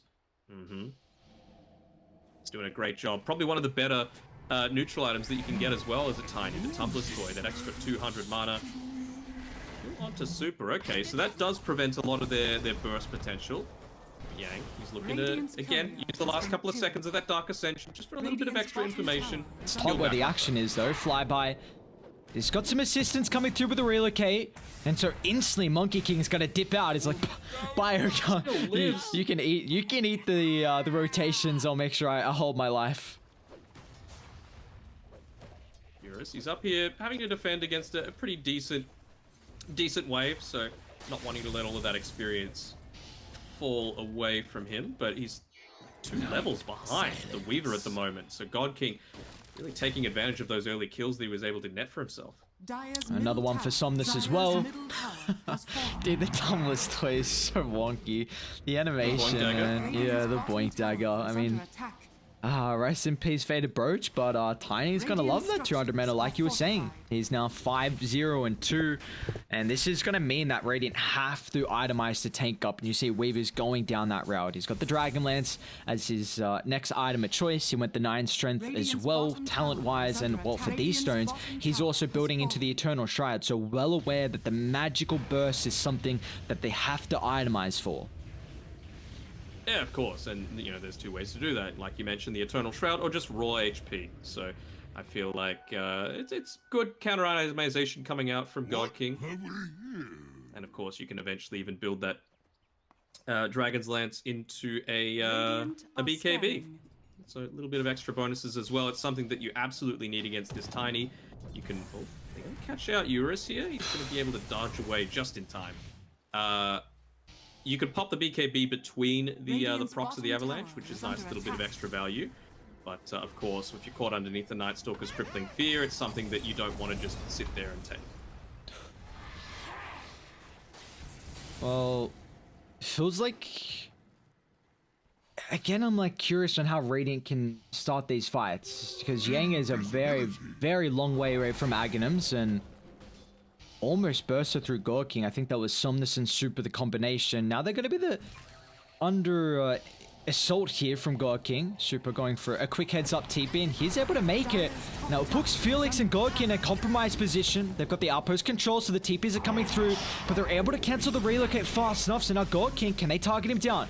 They know the time lapse is on the cooldown. The long duration silence is not enough, in fact. So God King is out to safety, but they're just going to try and turn. Aim down the Leshrac. There's no assistance to keep him alive. God King's still alive. No, Somnus. He'll find him with the tree toss at 3-for-1. They'll finally clean off Eurus. Red Panda is trying to solo through Yang as well. We'll be able to kill him off in the end, but it'll cost him his life. They tried to go for the deny there right towards the end, but Yeah, you're still at the stage where you're getting burst down, right? The plus side is that Flyby didn't die. He's got the second component now for his Aghanims. Previously, we saw that when Yang picked it up, he went for the Blade of Alacrity first, just wanting to enable his farm a lot quicker. But again, right now, all it is being able to survive the initial burst that Elephants are able to put out so that you can have that turnaround potential. So with the point booster and the Ogre Axe, that's going to enable Flyby to have the greatest potential to survive. Oh, Eurus. So close. Ooh. He's not farming too well on the Monkey King. Yeah, we've seen a lot of the China's Monkey get a ridiculous amount of farm through the early game, but he's having a bit more of a slower time, still waiting for the Maelstrom to be completed here, which will definitely at least ramp up the steroid that he's needing. And you just compare it to a Tiny, right? Like, he's got inbuilt splash damage, so he's always going to be able to farm at a decent rate. He's got the Echo Saber as well, effective both for farming as well as team fighting. Radiant's Going into the Shadow Blade, under so attack. it's very clear that the MO for Elephant is bursting down the squishy backlines before they're able to get off their key abilities. Holy Locket picked up here for Felix. Nice little bit of value there. Have you seen the itemization for Ogre as well? FY is going to be working into a Midas this game. Hater. Don't know how much of a fan of that I am, right? Because Hater. they've been doing a really good job at keeping the pressure up onto this Vengeful Spirit, but I feel like that's a little passive. Radiant's Like, you bottom might say, tower oh, is it's under going to secure attack. the late game when Venge eventually does get her Ags. But, I mean, I feel like potentially they should have been the ones to try and take this first Roche.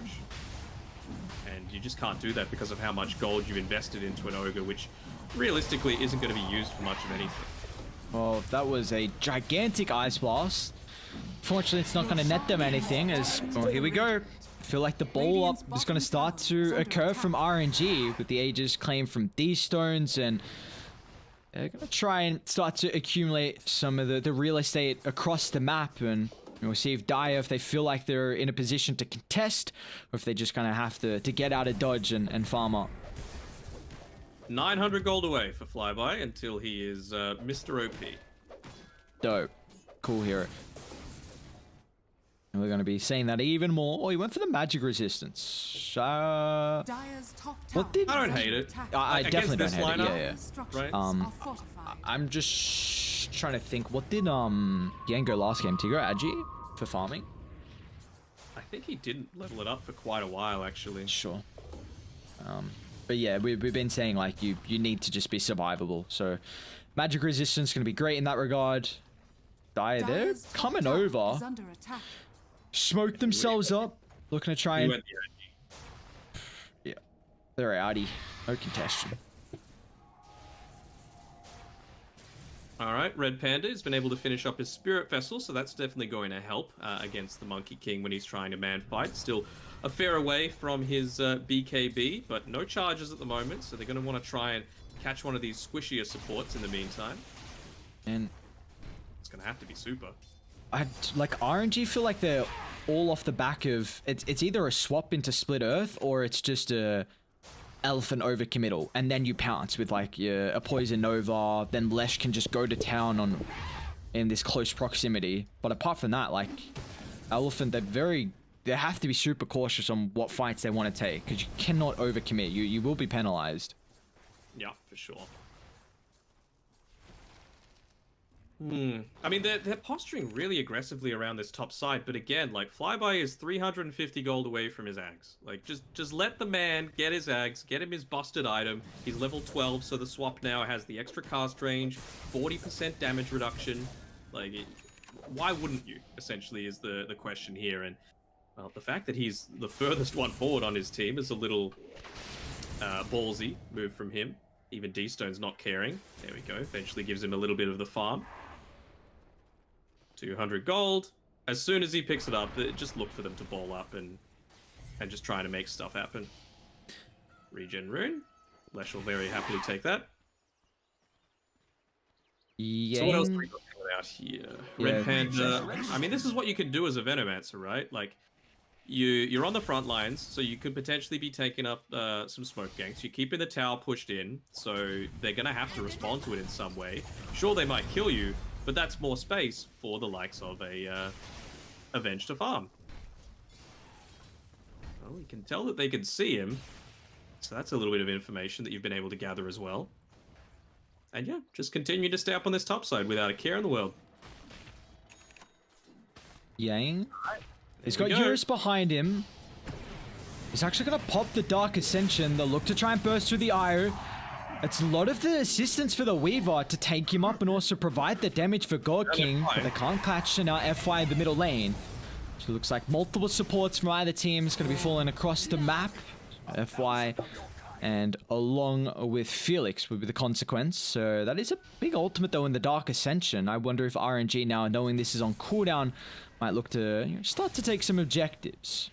I think they absolutely will. You know, no Dark Ascension. They were able to get a kill onto a support, so now the Venomancer has the Spirit Vessel, and of course you've got the Venge Ags as well on top of that. No one defending this tower. They do pop the glyph, so especially with that siege creep there, incredibly important. If they have any sort of way to interrupt this TP away from Yang, so wisely done by him. Dire's middle tower has Alright, fallen. well, Group up, why not? Radiant's top tower are is you under attack. hoping they got more out of the Aegis though? Like 40 seconds left. I think they're only going to get a tier 2 out of it. They'll probably get the tier 1 bot as well. Oh, yeah, sorry, I didn't even see that till there. Okay, so tier 2, tier 1. Dire's bottom tower is Gold under has attack. not really gone up since they've had... actually, no, yeah, it's gone up a little bit. Probably about Radiant's 2 top grand tower at the end of is it all. under So Dire's bottom tower I guess has fallen. inject of gold to maybe find this next set of items here. They are looking to still continue to tank up. Leshrak with the Sanjin Kaya. Weaver is going to go the Hurricane Pike next as well. So yeah, they're all on board. They're well aware that they have to survive through the initial burst, and then maybe they can go off the back of that. They've got complete vision of all of Elephant's heroes, the bugs connecting onto 2. I think they could even look to continue this push. Like, even though Aegis is gone, they should know the cooldown on Dark Ascension still 30 seconds away. It's daytime for a good portion, and you've got the Diabolic Dire Edict, of are course, on scanning. the Leshrak, and we haven't even felt the effectiveness of this Ag Scepter. He's got the Quicksilver Amulet as well, so he is going to be almost uncatchable as soon as he dies. They did smoke underneath an Observer Ward from Radiant, so them looking to connect to top is going to be for naught. Maybe they can get the outpost, but what do we want FY to go for? You know, he's got a little bit of luxury this game with the Midas. Let's kind of get crazy. What do you want his itemization to be? Radiant are scanning. Sheepstick, maybe? Alright, I dig it. Hitting onto multiple, you know, if you can catch an IO next to someone else, it's probably going to be just 2 heroes immediately caught out. Yeah, I'd like that a lot. Yeah. Mm-hmm. Trying to see, because did he disassemble? Yep. So BKB on the Night Stalker. Monkey's got his Radiant's own. bottom tower is under Tiny attack. is not queuing up a BKB, Dire's so he's top tower still is looking under to attack. heavily commit into the burst potential. And or Radiant, even though there's a lot of magical damage, they're still just looking to tank up in other areas. And at the moment, it's showing with how they're able to continue to take some of the objectives. Dire feel like they're at a stage where they can just continue to look to out-farm the map, and then, you know, they feel like as the game goes later and later, that's where they can really start to shine. Radiant's middle tower has fallen. Sure, but RNG, they have a few big timings picked up for themselves as well. Like, we've got a Hurricane Pike now on the Weaver, you've got a 4-staff on the Radiant's middle Venomancer, tower is Felix under is attack. building into a 4-staff Dire's himself, so top tower it's very is clear under that they're attack. just looking to avoid a lot of these pickoffs to prevent the effectiveness of the Night Stalker, so that, you know, even if a Venomancer, for example, gets gone on, 2 4-staffs away, he gets off his ultimate, Radiant's bottom he's done his tower job. is under attack. Dire's top tower is Dire, fallen. they're going to be happy though with at least taking this tier 2. Now they can open up some of the outposts and get at least some experience back in their favor. Radiant's bottom tower has Immediately fallen. getting pinged out as well as FY and Super look to take it back. What is the experience graph looking like? Well, it's already favoring Elephant, actually. I guess RNG have been grouping up a fair amount. Dire's top tower is under attack. Radiant's They're gonna bottom smoke. tower is under As soon as attack. nighttime hits, Elephant, and when they're more powerful, question is who can they find? Right, run into God King. They're looking to connect with the rest of the team to the top side of the map where Radiant have a powerful circle of control by the outpost.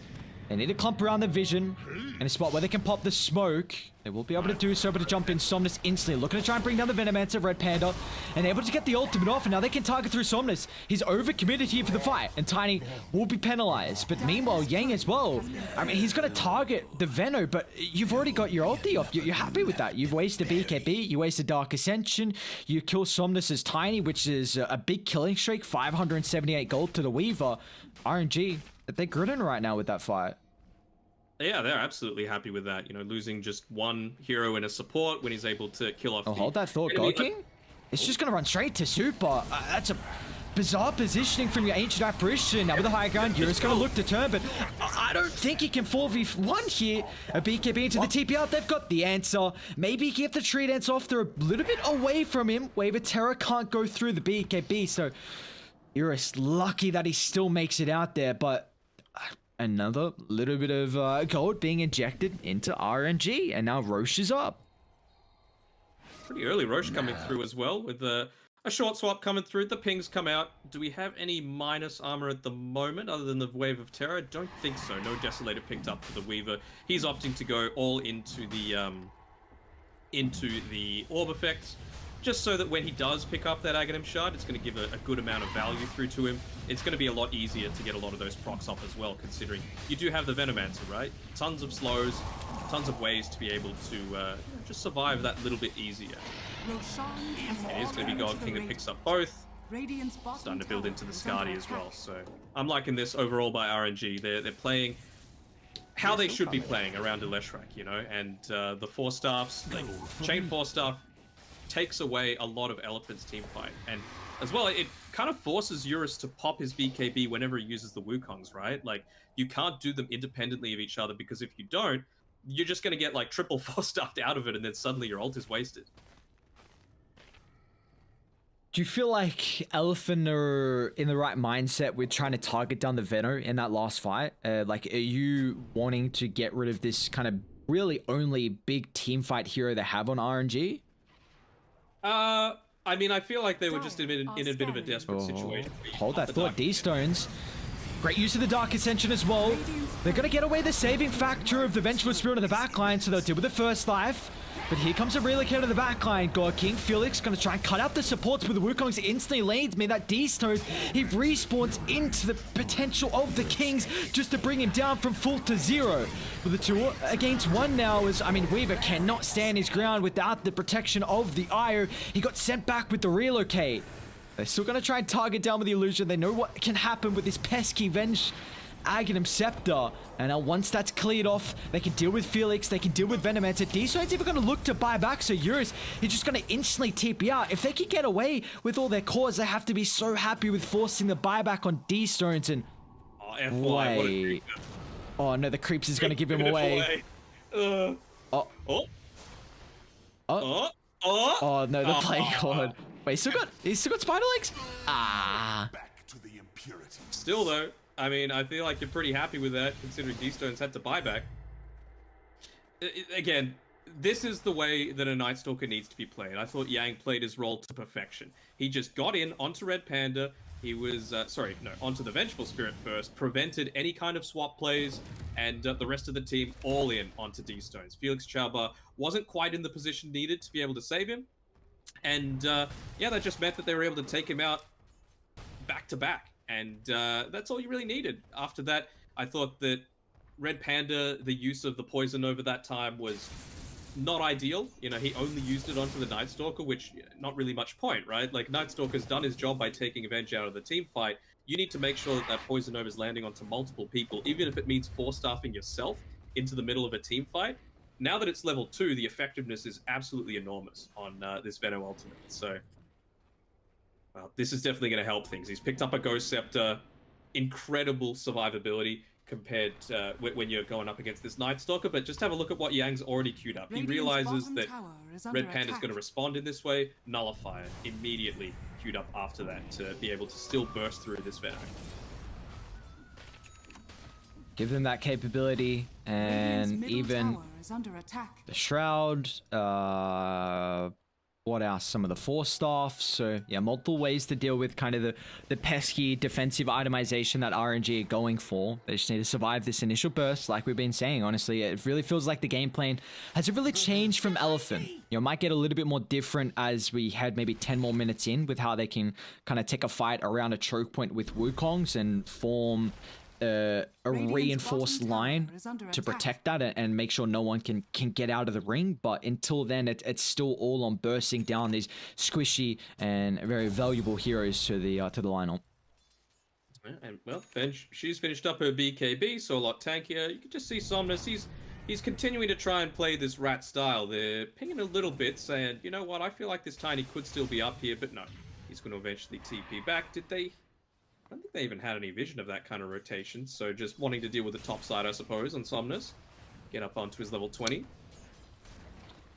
Flyby didn't go the missile cooldown, which I'm surprised by, because I thought, like, late game you just... Spam him out. Yeah, like, and it's a lot of damage, man. What, 560 we said? Yeah, 560, and it'll get to a stage where it pierces spell immunity. Especially since it's like a flat cooldown reduction, it's not like percentage based, so that's going to be amplified additively with the quickening charm. Interesting. I mean... Dire are scanning. They spotted Flyby. The pings come out with the smoke coming through. They're wanting to make sure they're wrapping around onto the side, not just running straight into anyone in case they might be kept in the trees. But now that the creep wave has gone down a little bit, Somnus is going to reveal himself in the lane. Smoke on smoke. Flyby, Eurus, both popping. Him. Gang's going to charge up the Dark Ascension with the instant answer with the BKB. Flyby. Both teams haven't gotten the start to the fight they were looking for. Position 3 is trading their magic immunity. But I guess it's Elephant that have used the bigger cooldown in the Dark Ascension, and they're looking now to reset their positioning and readjust how they want to take an angle into the fight. Yeah, all RNG really need to do is wait, right? All you need, it's about 15 seconds left on the Dark Ascension, then it's going to be daytime for 2.5 minutes. And, well, I'm not sure if they can see what Yang is having in mind, but that Nullifier is still a fair ways away from coming online. So it's a big timing for them if they can take advantage of it. They're all going to push forward, take back the outpost. They want control over to their side of the map, and then it's just about pushing out these lanes, keeping the pressure on, keeping the tempo, push forward. You've got the Skadi available on God King. He's got the Shard. Now is his time. Yeah, we haven't really spoken too much about the late game carry versus carry matchup between the Weaver and the Monkey King. Do you feel like God King can be the late game king that they need for him in this game, or is it going to be Eurus on the Monkey? I don't think it's even just based on like the carry-to-carry matchup in a vacuum, right? Because how do you take care of a Weaver if he's just allowed to freely move around? So it's going to be heavily based on, is the lockdown there from the Tiny, the Night Stalker, and the Ogre Magi? Because, you know, if the lockdown's not there, you could kite out a Monkey King endlessly, right? You need to stay there and fight as a Monkey King. The stun, while it's been buffed up in duration a little bit, is not going to be anywhere near enough to quickly burst down the likes of a Weaver, especially with the build that he's going for, right? Like, heavy stats, good status resist, tons of just pure HP. Yeah, I bet they were hoping that FI would have had a lot more net worth than what he did. I mean, he's pretty much even with the Venomancer, and you were just highlighting the importance of potential lockdown from itemization, and you know, we're still not seeing any thought about the Hex at the moment. FI is wanting a Lotus Orb to maybe, you know, amplify some of his cores. The extra armor is going to be nice as well, and maybe after that is when you'll think about a potential Hex. Double damage picked up by Flyby. They're all gripped up again, but now, I mean, I feel like they've actually accomplished not much. I mean, they had a huge minute or so window, minute and a half, where they could have gotten aggressive, but I guess they just wanted to secure their next set of items. Hasn't been much of anything, though, here with Felix Chauba. He's got the Glimmer Cape queued up, but with all of this, let's call it patience, only 1,300 gold away from the Nullifier on Yang, only 15 seconds left on until nighttime. Dark Ascension available. It feels like they're just playing into Elephant's hands right now with waiting around for so long. Even just taking away the top tier 1 tower so that when the Roche fight happens, it's the longest possible Roche respawn time, they're not going to as easily be able to buy back and TP in the reinforcements. Oh, they're sick of waiting right now, RNG. looking to try and smoke What? up and see if they can catch up, but again, this is just highlighting how do you start the fights. It's very difficult. Flyby might get the vision on Somnus. They're going to drop the ward a little bit too late, so Elephant dispersed from the area. They are a bit disconnected with without the Monkey King nearby, but are they going to jump Red Panda? The combination, but Flyby. Nick timing there. Somnus still going to pounce on Fall. They'll look to burst him through instantly, but now, you've got to deal with the Venge Aura and the illusion that can now come into play. So Somnus, he drops the BKB for this. There was also Dark Ascension used as well, but they're all grouped up in the river. This is a difficult spot for RNG to disengage as Yang a jump in. Will kill off the Metaman, so it's going to buy back instantly. Eurus, what an ultimate though, inside the choke point. They'll swap to get rid of it instantly. Now Eurus is going to attempt for a TP out. Do they have the damage go through? They don't! Eurus just make it away, but it looks like God King, he's not going to let the supports have the same fate, as they'll chase through Super, they'll chase through FY as well. And even just there, I think Felix Chaba broke his tether, and he's got the Aghanim Shard. So that was what was able to clean up a few of those heroes on the back end of that team fight. So nicely done. It still does cost them a couple of buybacks, though. And when you think about it, it's, what, multiple deaths, considering the Venge is still sitting on the sidelines. She's pushing out a little bit further, but in Red Panda, his positioning hasn't been fantastic, I have to say. And just a little bit late on the use of the Ghost Scepter as well. He didn't get value out of it. Flyby. BKB again too late. It's actually might hold Somnus here with the swap. He's so fast as well, 450. Yeah. I mean, he was positioning himself really aggressively. And now you've got the Nullifier on Yang, right? So this is going to be really difficult for RNG to fight into. They need to try and get onto this this IO in particular. Like Felix, he's got the Glimmer Cape, but it's not going to mean anything as long as Nightstalker's able to get in on top of you. They know that Poison Nova's been used.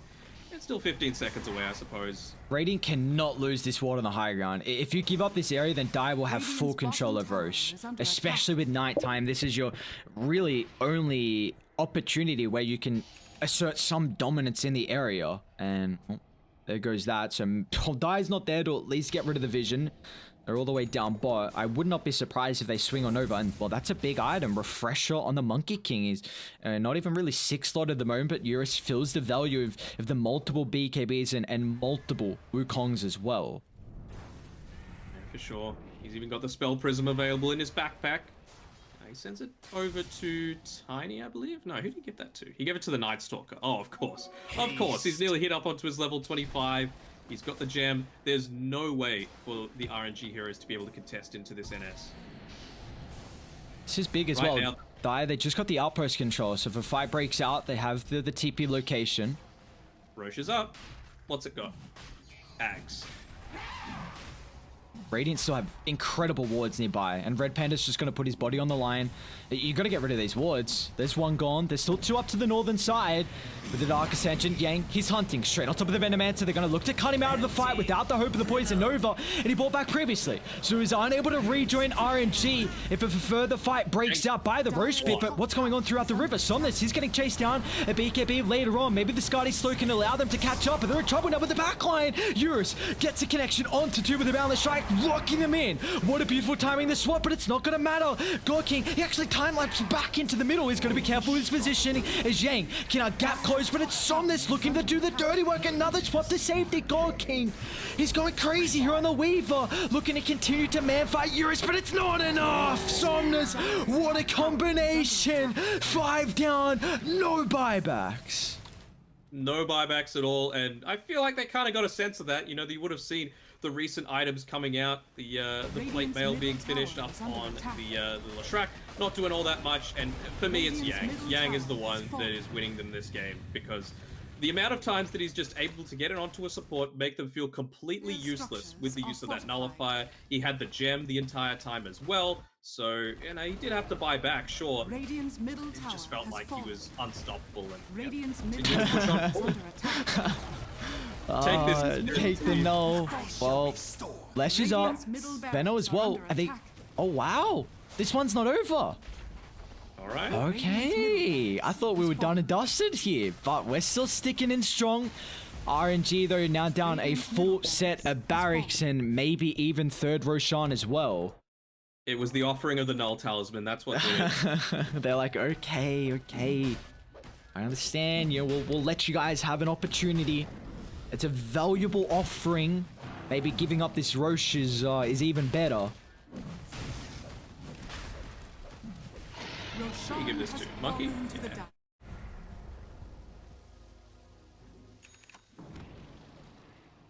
I'm telling you, man, this Night Stalker, it just feels like you cannot do anything as a support to counter it. Like, you need to build a BKB against the Night Stalker, and then he can still deal with you, right? Like, he could just right-click you down.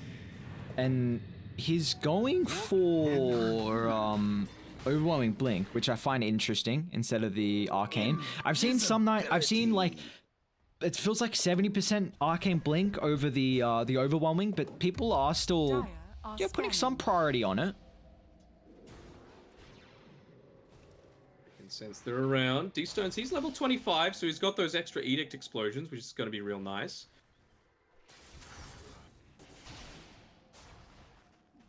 Maybe Yang actually is Red got the okay. Did Dai have a gem?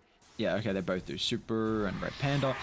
Maybe he doesn't want the Arcane just because he's got the Spell Prism, so maybe he can go for a different itemization. A bit of extra burst damage, right? Like, it feels like still Elephant's Draft. We saw that when they were eventually able to clean up God King on the back end of that fight. It's all about burst damage, catching him by surprise. This is so weird though, right? Like, it's frightening. You are terrified of this. It's frightening. And I mean, Hunter in the Night, crippling fear. Words could not better describe how you feel as a support playing against this Night Stalker at this stage of the game. They are very split right now. You've got to be good when you're against a Night Stalker like this. Nullify just gets rid of the defensive opportunity. But even better though, Flyby can protect them with the swap. Eurus. I think they see him with that ward on the high ground from Radiant, so Eurus got to be really cautious and finally get rid of it. This is big though. Nether swap cooldown, minus 15 seconds. So the level 20 talent, very value for this Venge. Going to have consistent multiple saves during all of these team fights with a quickening charm on top of that as well. So I feel like if anyone's going to win this game for RNG, it's going to be Flyby, and it's going to take a lot with a 24k net worth advantage. Only 7% chance Dota Plus is giving them. And it feels like this is a bit of a desperation play coming out with the Aghanim Shard on the Leshrac just to try and defend a little bit longer against this high ground offense. But look at the Tiny just rip through. Maybe a swap into Split Earth. And then... It's gonna take a lot. BKB, Satanic. Yeah. You got a ton of survivability. How else you start a fight? It's either that or you just hope Elephant overcommit. And you have a Monkey with double Wukongs. Like, this is the issue with late game Monkey King. You just drop your Wukongs down. He's level 25 now as well. So it's going to make it more difficult to swap him out of range of the ring. And you siege for free. It's... too difficult to go into, I feel like. I think you have to jump before they get set. You do. You either need to catch them outside the base when they're split up, which Elephant, they're disciplined enough that they're not going to let that happen. And you can tell that God King is so desperately trying to get that level 25. You know, they're only having Flyby close enough for the experience leech, just so that they can, you know, maximize the amount that he's able to get. Yeah, look at this. Even just TPing him off to the side, he wants level 25. He wants that extra point in the Geminate attack to be able to defend against this. But as a result, they're not going to be able to have relocate for this next fight. There's the Wukongs. Just lay it down. Kill off the objectives. Stick around for too long. They are still worried about that swap potential. Flyby just teetering on the edge. See if he can find that jump. It's really all eyes on the Venge right now. His defensive save, his aggressive swap to maybe start the fight. And until then, I don't know. It's going to be rough. And they're even... only now is the only time where they've actually gone away from the rest of the team. You have to...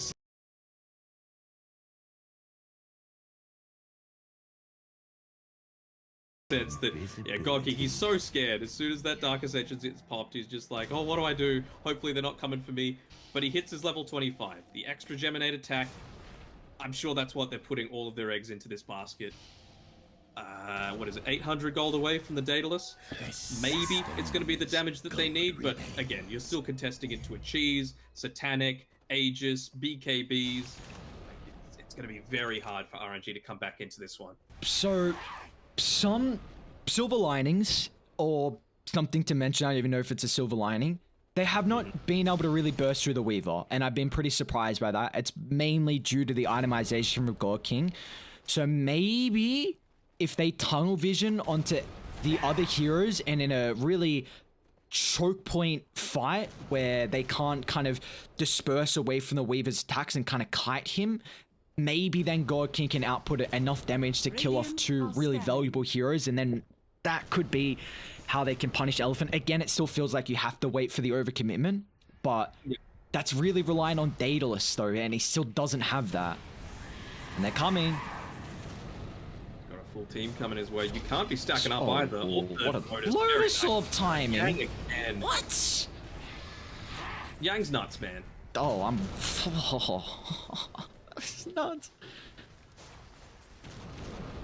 A red panda, man. That's a scary spot to be as well. Not a lot of buybacks left. Swap out, flyby. Who do they bring in? It's going to be Yang. They'll try and target down the Night Stalker. Yang, though, isn't dead. They'll overlap the Wukons. There's no escape for the left track. Now they'll target through the Weaver as well. With the chain lockdown, they'll bring him down. The burst is there this time, and the G's are dropped as Elephant will knock out RNG from the I-League Season 2. Radiant's middle tower is under Very attack. convincing. I thought, you know, you have this Venge, but you don't have the big aura lineup that you're able to play around, and you don't have the quite as aggressive supports. You know, they were setting themselves up defensively constantly, but it felt like around that 20 to 25 minute mark, they missed this key opening when, you know, the Night Stalker was just doing nothing for a long period of the game. And as soon as it felt like Yang was able to come online with that BKB, and then eventually at the 30 or so minute mark with the Nullifier, there was just nothing that you could do. Like, the supports were rendered completely useless. They had good target prioritization. They split effectively in the team fight. Somnus got way too much out of that mid lane in my mind. And it was just a really solid overall performance, particularly by the cause of Elephant. But Yang, again, series MVP for mine quite easily. It feels like we're really continuing to see the trend of these Night Stalkers, especially in China. I mean, they are just taking over games left, right, and center. The vision they provide, how you can find an avenue to start fights, and this immense amount of information that you can just provide the team you really just cannot calculate what it can bring to a team like Elephant and just a team in general. And like you were saying, I felt like RNG, maybe with that Aegis, they were hoping to get a little bit more out of it. Unfortunately, they weren't able to, though. Elephant did an incredible job to split up the map and kind of really force this disconnect and kind of just the cat and mouse game that, took RNG just too long to be able to ball up, take these objectives. And in the end, Elephant were able to hit their item timings. And we saw it was on the edge for a little while, but it got to a stage where Elephant just felt like they could out-execute a lot of the fights. And, man, also, Somnus went 14-1-9. What an incredible performance from the Tiny. A hero that we don't really see as often anymore, played as a core and just in general, but Somnus had a outstanding performance. Yeah, and just have a look at the Team XP and net worth graphs. Just have a look at when it really starts to get out of hand for RNG. It's right on that 37-minute mark when you're getting a lot of these key neutral item drops. Most notably, I'd say the Spell Prism, right? Like, it just enables Yang to be this constant presence. You need to be playing together. That means that you're sapping away a lot of the experience on RNG. You're not able to push out multiple lanes. And it just causes constant fear in the enemy team, and the story gets told from there, just constantly going further and further in Elephant's favor. So if there's anything that highlights the importance of neutral items, especially really high value ones like the Spell Prism, like the Penta Edge Sword on someone like a Tiny, that's it right there. Yeah, well, what a incredible series to outround the day as well for Elephant. They're able to knock out RNG, and well, for Danog and I, we've been here through a lot of the I-League, all the group stages and a majority of the playoff games so far, but this is going to be it for us. It will be Cyclops taking the reins for the last 2 days, so from myself at least, and I'm sure you as well. I appreciate everyone tuning in and all the love, and if you guys have been enjoying, don't forget to, I guess, go ahead, follow the Twitter, Aries_HD, and just at Danog, and show some love and any room for improvement. But any closing comments, Danog? No closing comments. I'm going to be in chat watching the rest of these games. It feels like it's the big how many is it? Big four remaining. Yep. The big four. Yeah, we've got IG with Elephant, Vici Gaming, as well as Asta still remaining, and only 2 days left, I believe. Tomorrow and the day after. So the grand final is going to be played on the same day as the lower bracket finals. So plenty of action to tide you over the weekend, and there's plenty of other tournaments to come. So keep a lookout. We'll be casting again shortly, just maybe a different region. We'll have to let you wait and see. Oh, 4 teams remain here for the InvitTV I-League Season 2. 4 TI teams as well. It's going to be some incredible series with 2 days remaining of the playoffs. We'll see who will be crowned the champions for the second season for the I-League, with a grand prize of 66,000 USD for first place. Until then, come back tomorrow for some more InvitTV I-League action.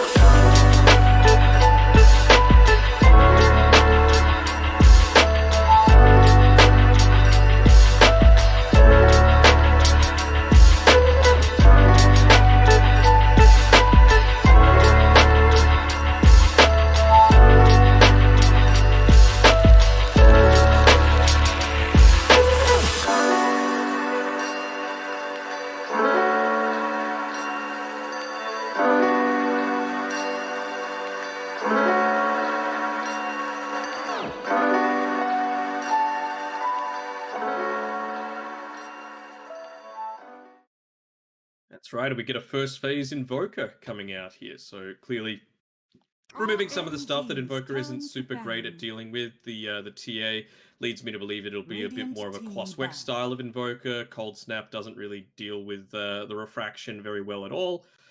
Sven, Lycan, these are heroes that kind of just want to start running at you, and super early on before you've got, let's say, the Hex or even an Orchid, it's not even something Radiant that an team Invoker can pick. deal with very well. So they're taken out of their hands. Not too often that you see it again. First phase though. It's because it's these zones though. That's the reason Yeah. why. Asta, any other team have been prioritizing Voker in the first phase, no matter what. Because if you don't, these zones will pick it up. And this is a hero that 10 seconds remaining. he was. People were introduced to him in the scene 5 by his seconds Invoker, remaining. and there is a big reason why. RNG's turn to Sure, but I mean, now you've got an Abaddon to deal with, right? Like, all of this lockdown that you have, as long as the silence RNG doesn't go off, you're totally team. fine. Alright, well, RNG, they're going for a little bit more of the style that I was hoping for. Darkseer being paired together with a Nyx Assassin, making it incredibly strong. Undying, it's probably a position 5, but, I mean, it could be a 1. You never know. Come on, do it. 10 seconds remaining. They surely can't anti-mage, right? I 5 still don't have a seconds real good remaining. read on if this hero is good or not, but this looks like quite the anti-mage game. And you can then ban out any RNG's carries. turn to ban. Yeah. Okay. Well, yeah, they don't have a lot of lockdown to stop the Morphling from getting attribute shift off. You can play your distance away from the Darkseer. I'm a little bit worried that maybe level 10 2, level seconds 3 remaining. RNG could RNG's turn get a to couple ban. kills in that lane, and then that will really hinder how the Morphling will perform. Like, if he can get out of that weakness, then he should be fine in the laning stage, but it can definitely snowball out if he dies a couple times. I'm just trying to think here, like, what exactly God King will want to play. Like, Radiant team back. it's a bit of a meme. It's probably not going to be the Undying, but RNG's turn to pick. they're removing the anti-mage themselves. I mean, Deuce is still in the pool. It's not great, but can deal with the Morphling somewhat. They're lacking a fair bit of damage right now on Astra Ares, and I feel like with the heals that you can get from the Undying, he's probably going to build into a Holy Locket. 10 Going seconds to have a lot more remaining. teamfight control. I think Deuce isn't horrible. They could drow. 5 seconds remaining. They could drow. It's very good with the They Undying. clinks. They could also clinks as well. You can either go and try and outrange the Morphling, because you have also quite a few heroes that can play in front of him. You can also then go down the route of a melee hero to be enabled by the Darkseer Surge and Iron Shell. So there's multiple routes to go here for RNG. Radiant team pick. So they go the ranged and fast pace. Not First time new hero Pog champion. Shit. Was he changed? I feel like maybe Wrath of Nature got touched slightly, but other than that, I can't think of anything yet. Damage per kill increased from 4, 5, 6, and it levels up in the ultimate just to flat 6. So slight buff there, and they nerfed 5 the Treant base seconds HP regen. And the vision range was reduced on Sprout. So conk. it's not amazing. I mean, I'm trying to like, what's the reason for this Nature's Prophet? Because Morphling can get out of it, the Sprout, of course. So it's not like you've countered the carry matchup. But Abaddon, like, no one kills the Treants, and they just take objectives super early. with just a Prophet though, Darkseer, Undying, and Nyx don't do anything for taking But towers. they want to fight early. Like, they're very like, Darkseer can go pipe, or if he wants a utility item, he can go that. Undying has a crap load of sustain. Nyx with the Surge can help a lot easier to find his stun lock. Invoker, if they want to scale a little bit more, can go Exort, but if he wants to go all in on this early game push, can go Coswex. I think Asta are now thinking if they want to have the DK as their position 3 or 2, which either doesn't feel the greatest. You may But now select your hero. this is... This is another first. Yeah, we haven't seen the Brood. It's also a position 2 Brood Mother as well. Huh. Into D stones, huh?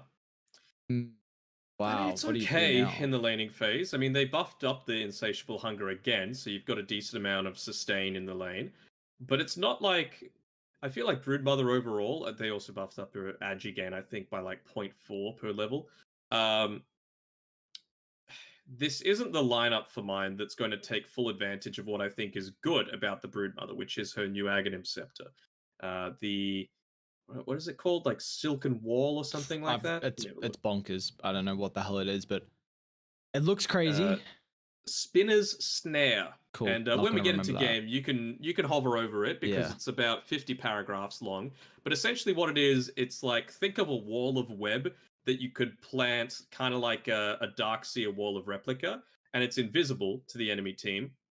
And you can't kill it either if you're on the enemy team. So if you walk through it, it triggers something on the minimap so everyone knows that you're there.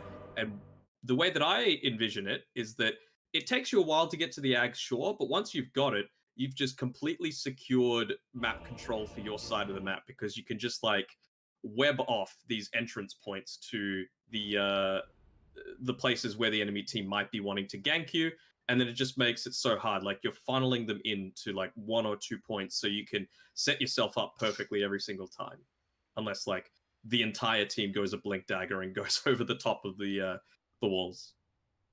So we haven't, like you're saying, first couple of heroes that we've been seeing so far, Brood and Nature's Prophet in particular.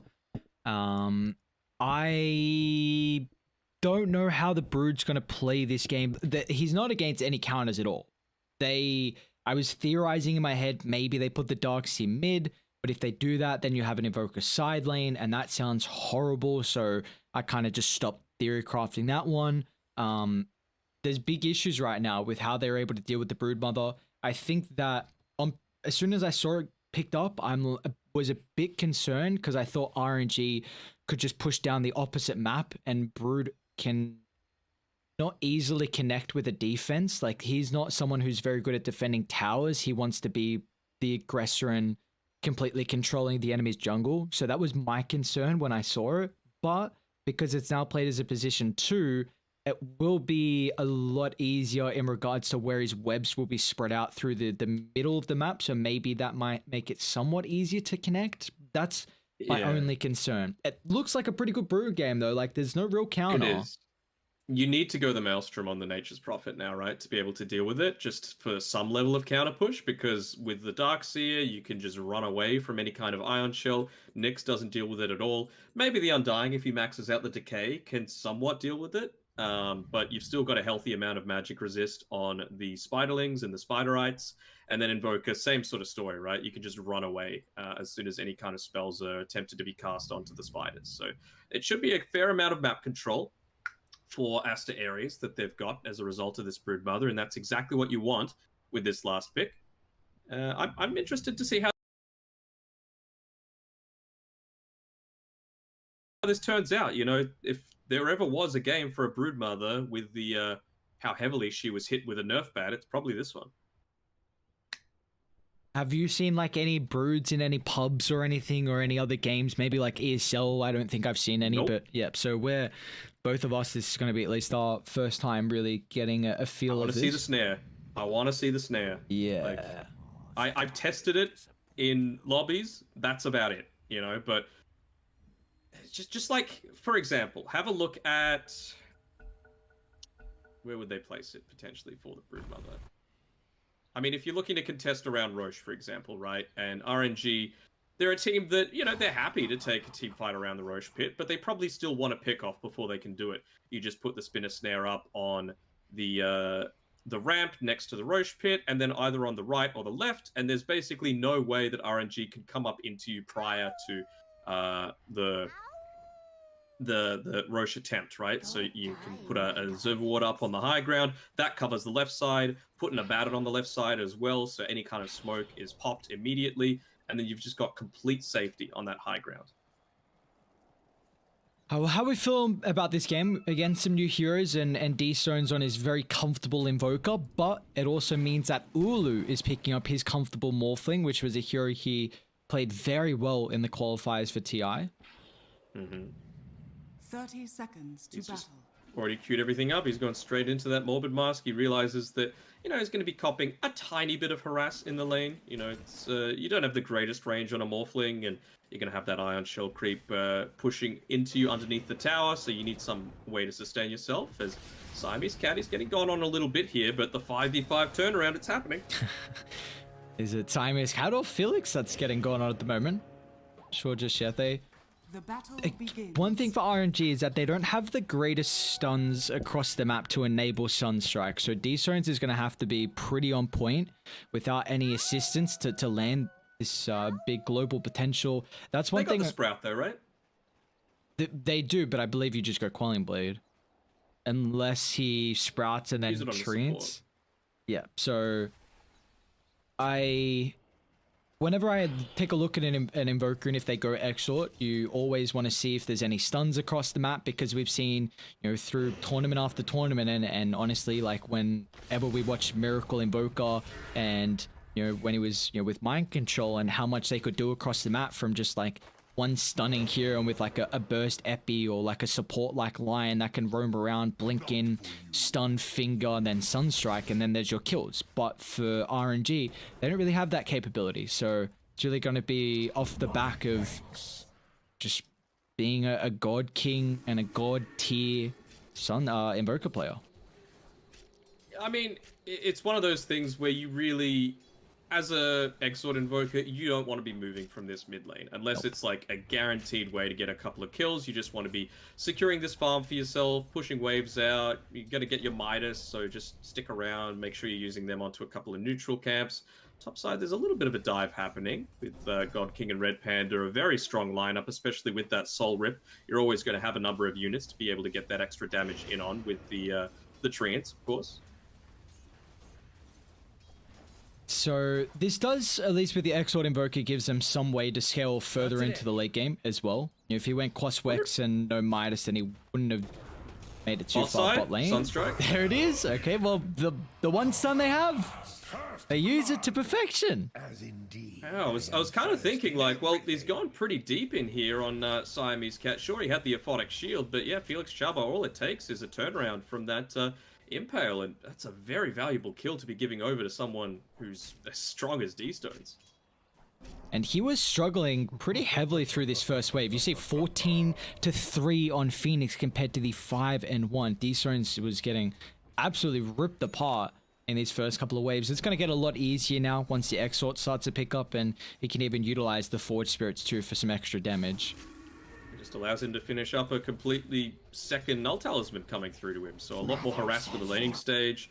That Insatiable Hunger still has quite a long cooldown, right? So every 40 to 30 seconds, you're going to be able to get a good amount of harass.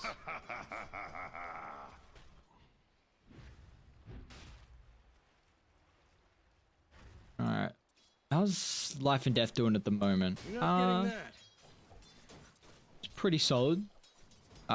We saw previously the Undying versus DK matchup, maybe even yesterday or the day before, and I was very surprised at how much the Dragon Knight was able to get out of that lane. As Life and Death is falling there. Thank you. So they've done a very good job to keep the equilibrium in the favor of the Dragon Knight at the moment, so he's getting a lot of experience out of this.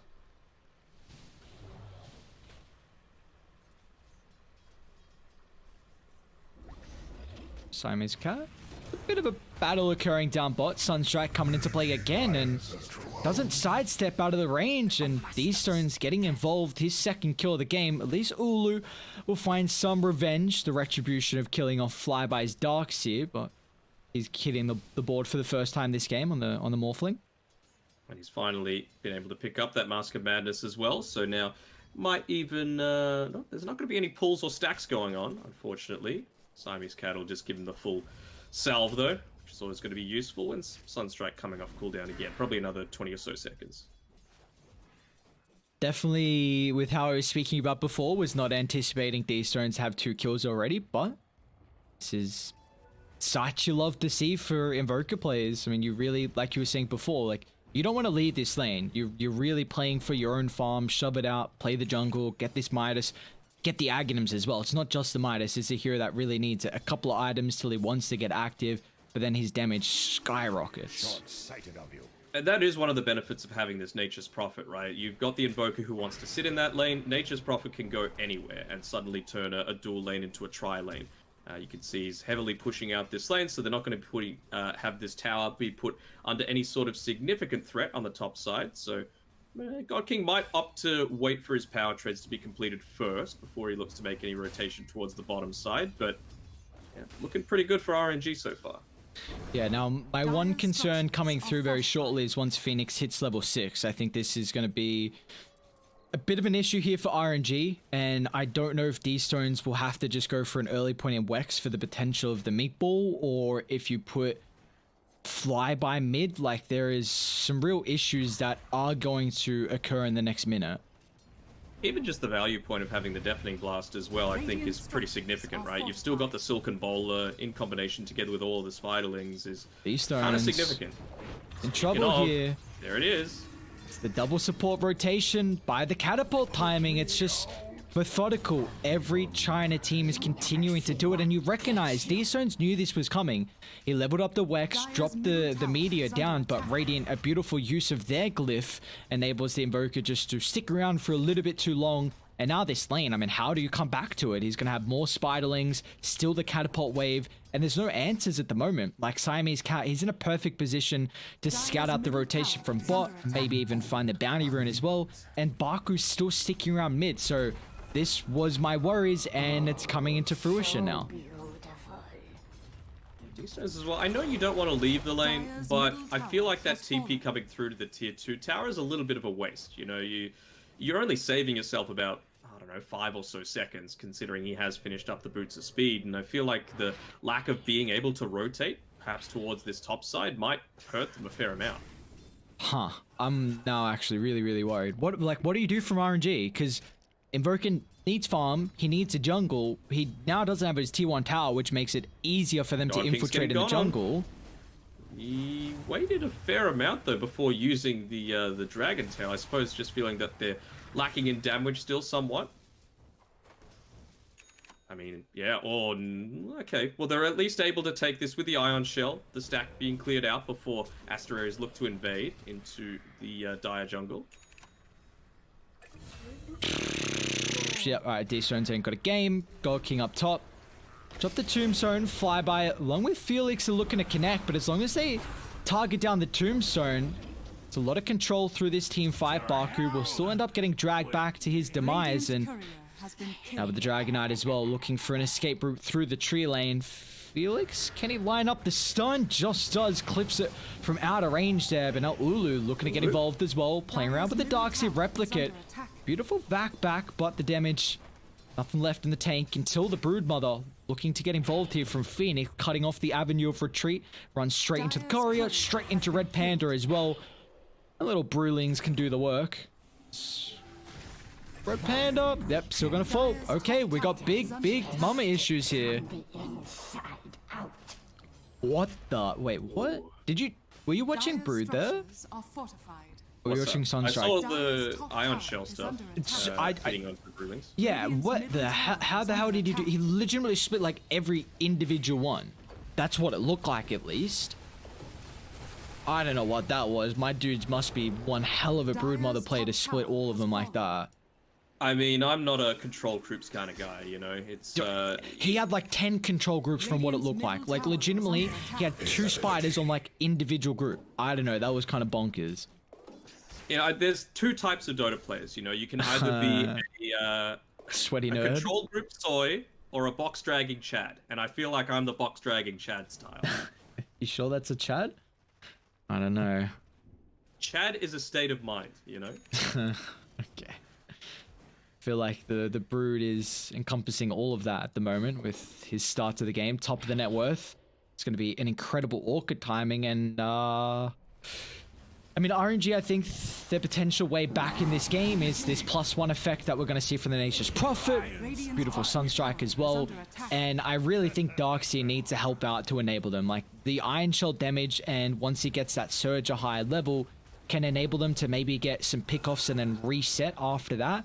But they really have to get out of dodge because this jungle is not going to be easy to recontrol now. Radiant's bottom tower No, has and fallen. they're playing on the bottom side of the map, so they're doing exactly what they need to. They finished up the Midas at least on D-Stones, so he's going to be able to scale somewhat now in that aspect. But it's just going to become so difficult for him. They're not lacking in control either, right? You've got this Dragon Knight, you've got this Lion that are going to be building into the Blink Daggers themselves. So even with that Boots of Travel, when D-Stones is going to be up on this top side of the map, I mean, Broodmother can just park herself anywhere between Dire's tier 2 top and mid and just play everywhere to the left of that, and he's going to have just a fine time. Yeah. Looks like... Radiant's bottom So maybe tower once is they under pick up the attack. blink here on Life and Death, it might make it a little bit easier for them to continue to build on the lead they have at the moment on Asterius. It's very minimal, but meanwhile with all this space, Ulu's gonna take a nice stack away at the Ancients, and he's going for the E-Blade. I don't hate it. I mean, they've got a good amount of burst magic damage, I suppose.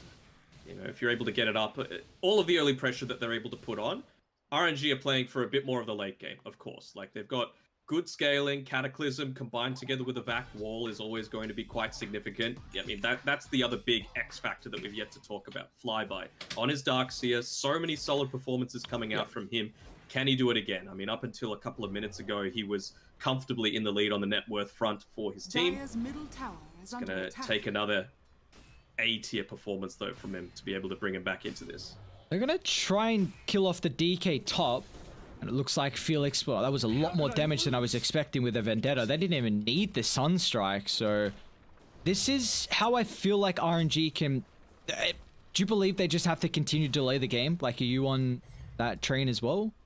Yep. Delay the game as much as possible, get that Ags available, and, you know, even the Undying, right? You don't even need... He's going up phase boots? Alright, Red Panda. It's a little unorthodox. Huh. We're They're gonna get actually another kill, band Flyby. fighting. Wait. Look at how strong they are. Okay. So these two together, they gotta continue to play around with the wall. Felix is still sticking around, but even Ulu looking a waveform forward. How Vendetta's on Spider a Boys. big cooldown. Run away. So Flyby got Surge? He does, but Ulu should be able to block the retreat.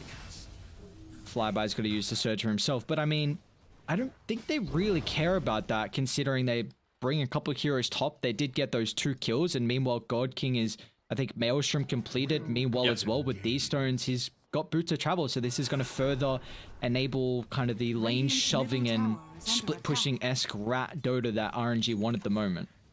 I mean, this is rat v rat, right? Like, Lion can't deal with split push, Abaddon can't deal with split push, Broodmother doesn't want to deal with split push because she's got her job to be doing the same thing. So everything is on the DK, I suppose, and the Lion as well, rotating through together, and then the kill potential that comes with the Morphling. So, yeah, wisely enough, God King, he's going for the BKB next. He wants it to have a good amount of vision in the area so that he can scout out any gank attempts onto his life, and then just BKB TP away.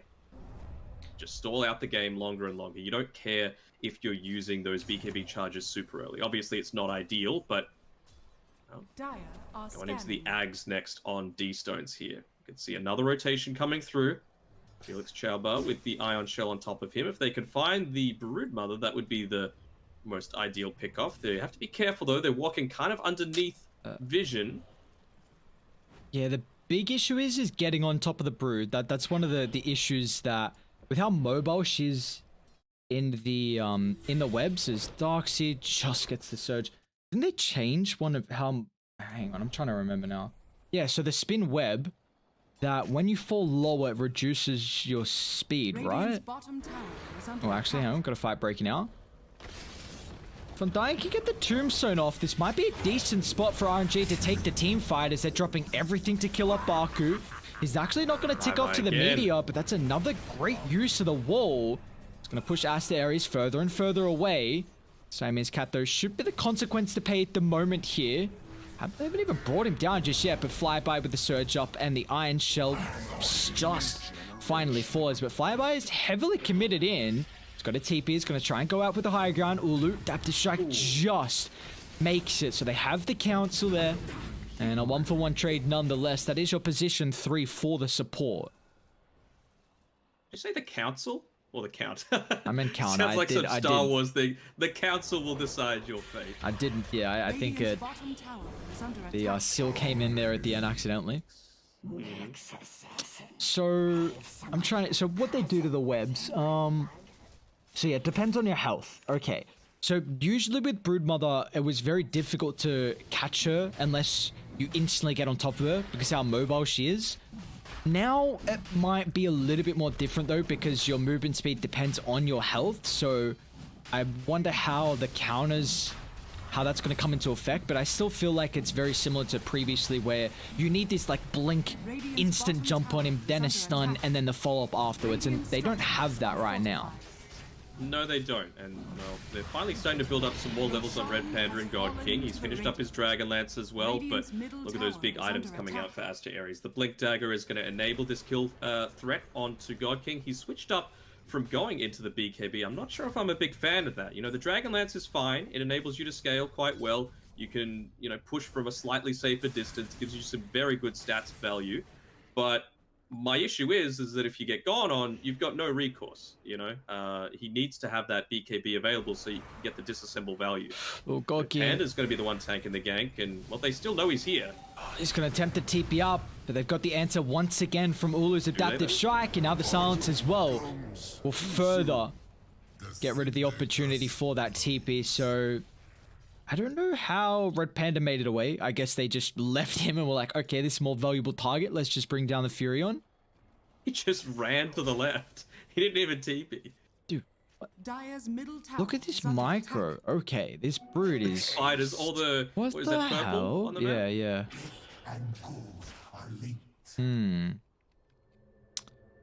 They... Radiant's top tower is under Are they going to be attack. able to take tier 1 top? Dire's No, top it's got towers way are too much health. How close is these stones to Aghanims? He's still about 1,000 away from her. My issue is that Flyby's like... got it. Flyby's got Dire's Ags? bottom tower is Oh under wow, attack. okay. I'm telling you, this man is like He's a very good Darkseer player. top 3 Darkseers Yeah, in the world. yeah. I would give him, like, Dire's Mind Control middle him tower and is Mizu. under attack. 1, 2, and 3 for Radiant's mine. top tower Not in any has order. fallen. So Dire's middle it's a tower very has even fallen. game in regards to the net worth, and it Dire's feels like how bottom either tower is teams under are attack. with 970 kill count. Do you feel like there's a team that is happier with the status quo of this game? Because even though Radiant just got that tier 2 tower, like it does feel like this one is Radiant's top going tower to is get to the under later attack. stage. So who do you feel like will scale a little bit Dire's better? bottom tower has fallen. I think the scaling favors RNG just because, well, it depends, right? If God King... Will he go Dire's for a bottom Witchblade this tower game? is under I feel like attack. it is one of those abilities that really synergizes with the items that you want to go on a Nature's Prophet. Radiant's You know, you top want to build tower up a is ton of under attack. intelligence, it scales amazingly, it provides you with that extra projectile Dire's speed as structures well, are fortified. and you know, could enable them to scale quite well with Radiant's the top tower is under attack. TP rotation coming Dire's through here from the bottom tower Dragonite. is They under might be attack. trying to get a bit of a blink here, but he's Jump blinking in, into 4. DK. He's going to have the Sunstrike land straight on his head as well. The Dragonite tried to start the fight, but he's going to be the first one to fall. They'll even up with the Darkseer kill as well, but they haven't dealt with the Tombstone, so RNG feels superior to take the fight near the area, but they still have to keep in mind that there's a tier 2 tower standing. They don't want to dive too heavily deep in this lane, so a 1-for-1 trading. Both offlaners here. Darkseer is a little bit higher up on the net worth, however. Again, another... Oh, he's trying to catch him when he's actually morphed. Nice attempt there, coming through by D-Stones to catch out Ulu. But again, another good performance from Baku in that team fight. Realizing the importance of taking out the Darkseer, who by far is RNG's most important hero right now. To the spiders. What's going on? Phoenix is spreading Information It's everywhere. crazy. Feel You know what? You keep casting the game. I am going to go and watch the player perspective of Okay, Phoenix for a dope, little dope, bit. dope. They just killed off the Aegis. How long did I have left? Another minute 20, so nice play there. Ulu going into the... Was that a Sunstrike? Yeah, it was the Impale into Sunstrike, so a little bit easier of a setup instead of him just going for the guessing game like he was before. Radiant's bottom tower is under attack. I'm still also questioning how this game goes late game, because I think Morphling is the One of the one of the better late game heroes, and Nature's Prophet is like a little Radiant's bottom tower I think people has don't put fallen. enough respect on Nature's Prophet late game as position 1. I do not think he's going to scale as well as a Morphling though. But then it comes into play, like Invoker late game is pretty goddamn crazy, and it's also by far one of DZone's most comfortable healers. Radiant's middle tower is under As attack. Nyx Assassin will get caught out here. But then you also take a look at the rest of the lineup. I mean, Darkseer scales as the game goes on, considering how the Wall of Replica is going to come into play. But then, yeah, like, I'm really taking a look at this and seeing how I feel about it. I mean, for me, the big timing for RNG is when they hit level 15 on Flyby. You know, he's Radiant's nearly got top his Blink tower Dagger, is but under at that attack. point, you're going to have the extra Wall of Replica illusion damage. You're going to have all your spells Radiant's maxed out. top tower The has vacuum fallen. AoE just makes life even easier, so you don't need to blink right into the middle of team fights, which is where you don't want to be against this heavy burst lineup. He's been burst down once already.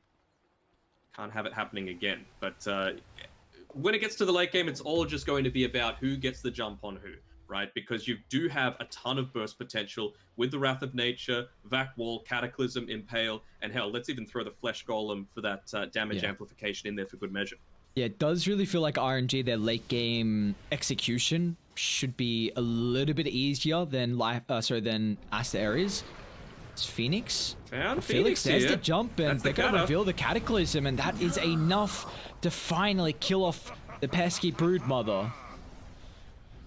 I mean, what we were saying before, right? He has this really advantageous position inside the dire jungle, but he just opts to go for the one safe place that they've had this entire time, the triangle. I think that was the first time anyone on Asta Ares Radiant's tried to make a middle tower rotation is under through to this attack. area where God King, he just wants to set himself up. Radiant's He's got middle his Wrath of tower Nature has available fallen. in that 30 seconds. He can TP in at any time. This is the way that Neon got 6th place at the Singapore Major.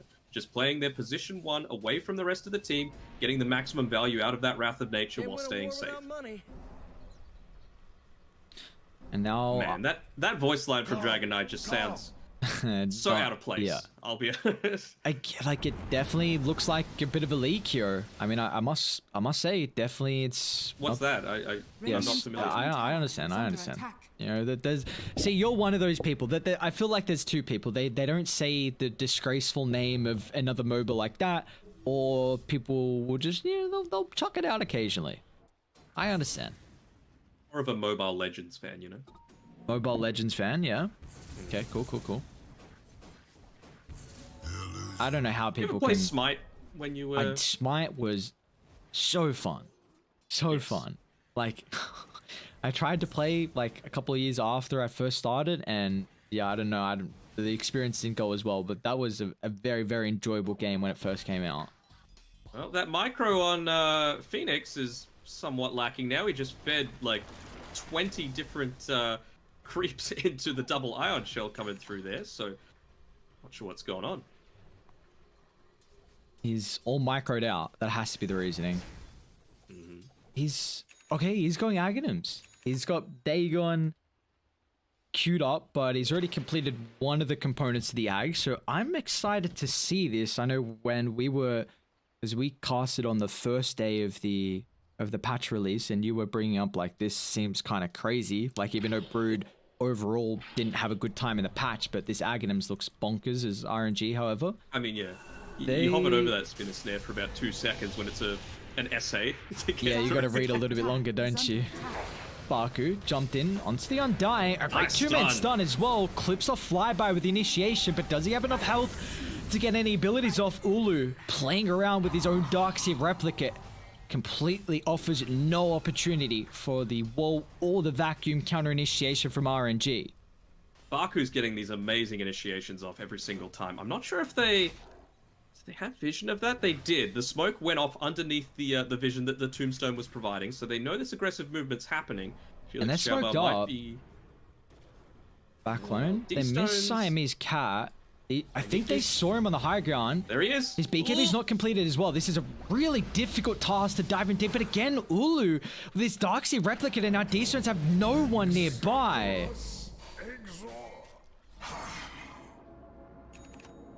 This Lion performance has been I don't want to say phenomenal. It's not gotten to that point yet, but he's just doing the exact right thing that he needs to do every single time, which is find that damn Darkseer. And you can see what it's done. I mean, he's killing another big wave of spiders off, which is always great, but he was going into the Lotus Orb for the longest time because he wanted to prevent the, whether it be the Invoker or the Nature's Prophet from getting the chain stun happening onto him by the Lion and the DK, but he's just like, you know, God damn it, I'm Flyby. This is my Darkseer, for God's sake. I need to live, so he switched into the BKB for himself.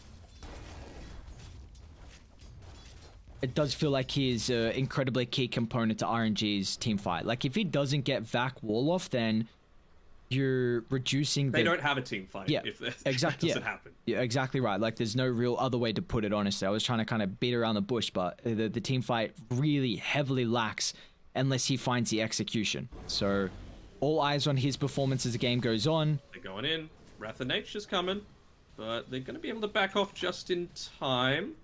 Siamese Cat will be the one to break this, Oh, but they found them. Jump once again on the Nyx Assassin, however, but it's not on Red Panda or Flyby. So the Tombstone and also the potential of the Darkseer abilities could be clutch for them to come back into the fight. And there it is, Flyby. A jump on forward. There's no answer at the moment. D-Stone's a little bit too far away, but he's still going to drop the Cataclysm. It doesn't do as much damage.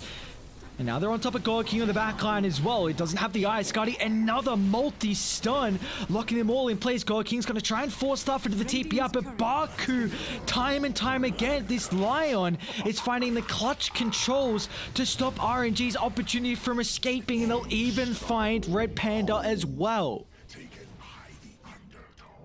Oof. It was a little bit slow on the Cataclysm. You know, it was a great Vac wall that got off, but the little bit of a delay, I think the Morphling had morphed into the Nyx Assassin, so he was able to morph into that, get the Spike Carapace off, and prevented him from dying to that Cata. And who knows how different that could have been if Siamese Cat wasn't in that spot to put the sentry on the high ground at that timing. Because then life and death could swing on the backline. The Abaddon was like, if you're only seeing Abaddon and Dragonite, then not the heroes you want to drop your combo from on RNG. So just beautiful awareness once again. Like we've seen time and time again today. Like in the first series, it was super for Elephant with his positioning and popping smokes consistently. And then this game so far, the Abaddon is, and that's the role the Abaddon should always be playing. And he's been doing it so far very well. He's even going a BKB for this Abaddon. That's kind of nutty. They might kill off Siamese Cat bottom. They don't have the Vendetta. Huh. Just burn the mana, force him back to base, I guess. Be a nuisance. Now, they don't have any silences right now on RNG. And they're all in on this, like, burst down sort of meta, right?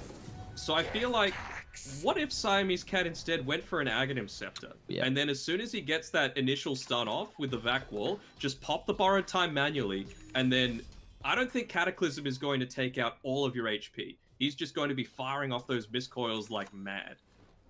So do you think that Asteria should play off the back of looking to just survive the initial combo, and then once the ability's on cooldown, they can reset away from the wall, and then they should be able to succeed in a team fight?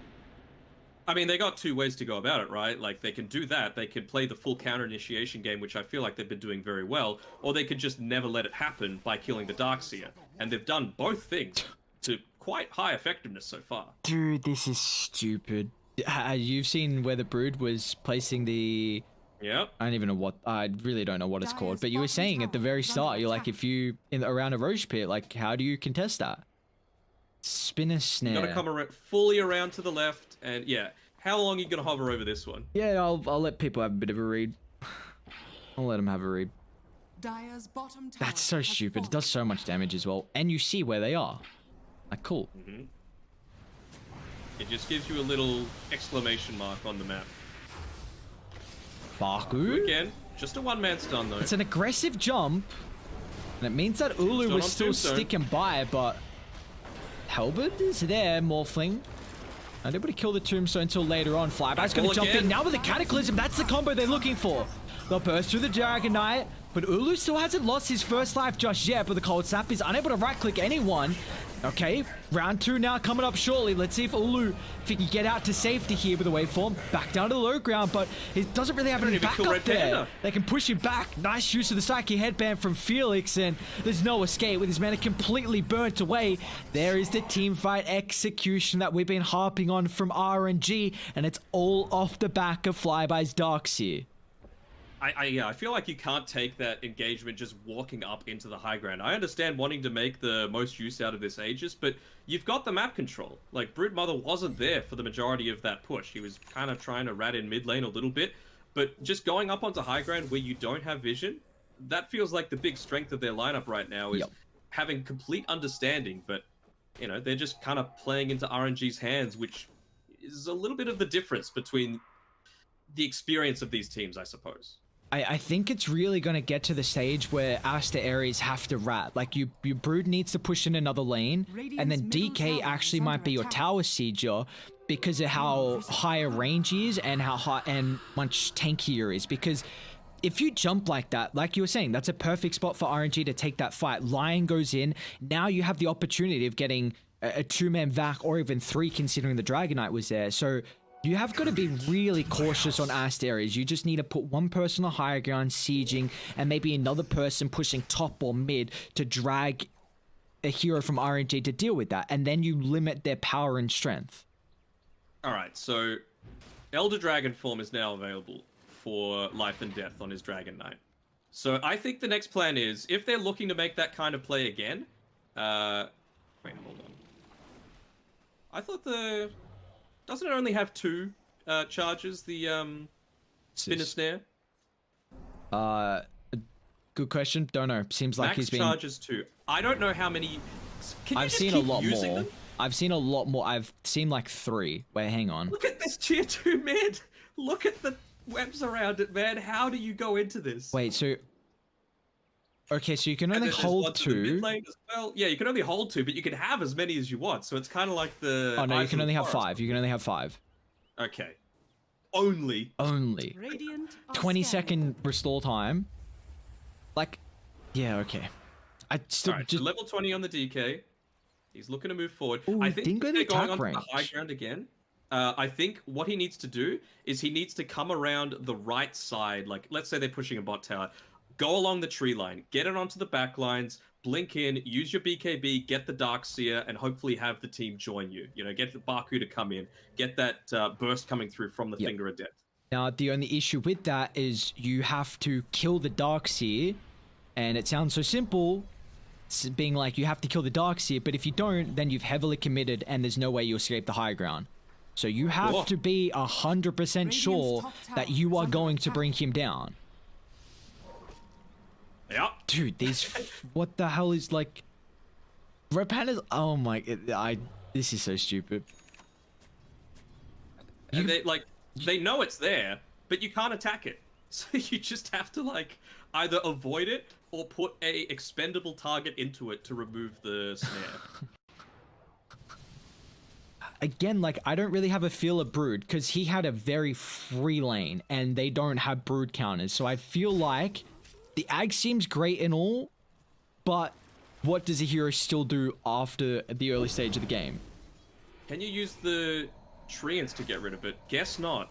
I think it's just... There you go. He's revealed. Baku? Oh. BKB forced because of... Oh, they're going to trump the Dragon Knight. He himself answers with the BKB, but RNG have committed pretty heavily with multiple BKB usages.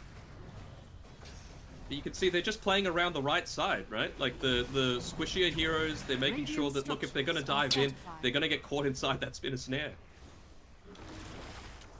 Can't really contest around the triangle with that tombstone. Dude, it is... There's no BKB on Darkseer, there's no BKB on the Invoker. So now might be a decent time, but I guess they're wanting the BKB on the Morphling as well. He's a bit away. Do you like the Morphling going the BKB, or do you feel like he needs like mass amount of damage? I think you just can't get caught in the vacuum. You need to be using it preemptively and just go in and try and burst them down without fear of getting your your damage burst interrupted, right? Like he's gone the E-Blade build. So you need to force BKBs or you need to get the chain lockdown happening. One of the two. Well, they just completed the BKB on the Morphling, so he's going to TP back, and it looks like all of Asta Ares will look for a reset or smoke and a target to find on RNG, but it's not going to be very easy as these lanes are getting pushed out. How long of a game do you think we're in for here? I reckon under... I reckon like 48 minutes. 48, huh? Yeah. You want to put some mate on that or what? I don't know. I'm not too like, dude. I don't have a very good read on this game. I'm not gonna like. I don't know. You want to put some mate on that? You just want to win your mate back. No, you know what? I know when to not keep putting my money down. You know, the double or nothing. Some of the trips to the casino has taught me that, you know, when you're up, and I'm happy with that. Phoenix. Mother's in a very vulnerable position here. Nice, got Aeon Disc. Rest of the team looking to swing on over from the northern side, but now Phoenix. Flyby's going to jump in. Beautiful combination, the Cataclysm. The slow's going to be there, and they'll kill off the Broodmother. They want to target down the supports next as Baku. Still Aeon Disc out. But meanwhile, Morphling just gets to safety with a waveform. Still, Lion's going to be the next target as Baku will fall. Siamese Cat's going to join him in as well. Gems on the deck. You really need that Ags for mine with this Abaddon. You know, the Miscoil heal damage talent, he's got that as well. He's got 2,000 gold that he's sitting on, and a lot of it's going to waste right now. So much of it is just being lost in all of these different team fights where they're going down. Quickly, before that fight, how long would you have said? Because I don't know if this game's going to end in the next 2 minutes. Radiant's bottom tower has fallen. I would have gone under for the 48 minutes. Yeah. Well, it's looking like that's the case at the moment here. RNG just one successful team fight. You see how fast they can push. Full set of barracks down bottom. They might get the tier 3 tower mid with the Alacrity Catapult, and well, yep, for some reason that still does a stupid amount of damage. And now they can go take Roshan. Oh, with the refresher. And there's an Arcane Rune bot. Wait, is this third Rosh? Yep. Oh, what the heck? Second one they gave the it was Asta Ares, and they lost the Aegis on the Morphling when they were pushing the tier 3 bot. Yep, and they gave the shard to the Lion. So what do we get? That was the blessing. Who's holding that? They gave it to the Undying. Ooh, because Nyx has got his completed. So this is Does everyone have this? Except the Prophet. That's about it. I saw. Let's go, Undying. Dude, I saw in the Pro Series, I can't remember if it was CTM who did it. It might have been Enryu. He went Aghanims, so first item Aghanims on Nature's Prophet, and then Refresher Orb afterwards. Very, very interesting item build. That is interesting. I mean, that's synergizing with Decay, and then you're just... What are you refreshing? The Tombstone? I guess. Well, level 3 Flesh Golem now. It's got that reduced cooldown on it as well. Off to the side, Asta Ares, they're all grouped up. Another Vac again. Not enough damage this time of the Cataclysm, but at least they're getting massive amount of illusions to have on their side for the big team fight that's continuing to break out. As there's no escape for the Dragon Knight. Ulu, he's even caught in the Sprout, which beautifully sets up for Tornado. Still doesn't actually have the BKB. Flyby's going to jump in once again. Another ball dropped, and Ulu falling low here. Photic Shield's going to give him some respectable health to play with at the moment. He's maxed out attribute shift, and he can't go any further as Ulu's down. Doesn't have a buyback left in the tank, and now they can do the dirty work of the objectives. And in fact, that's all she wrote. Asta Ares have to call it quits in this game 1. Radiant's top tower.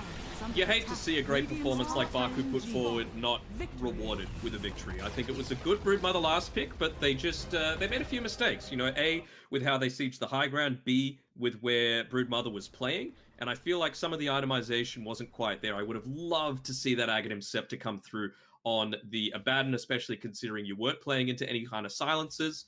And even hell on the Broodmother, right? Going the Aeon Disc instead of the BKB meant that even if you survived the initial burst, you had a ton of damage still that's coming through consistently with the the Hex. That's just the right clicks coming through from the Invoker, as well as the Nature's Prophet. And well, the win probability and the net worth graph kind of tells the entire story. They had a very solid grasp of this game at the 30-minute mark until that push up onto the high ground that you just can't do that into a Darkseer.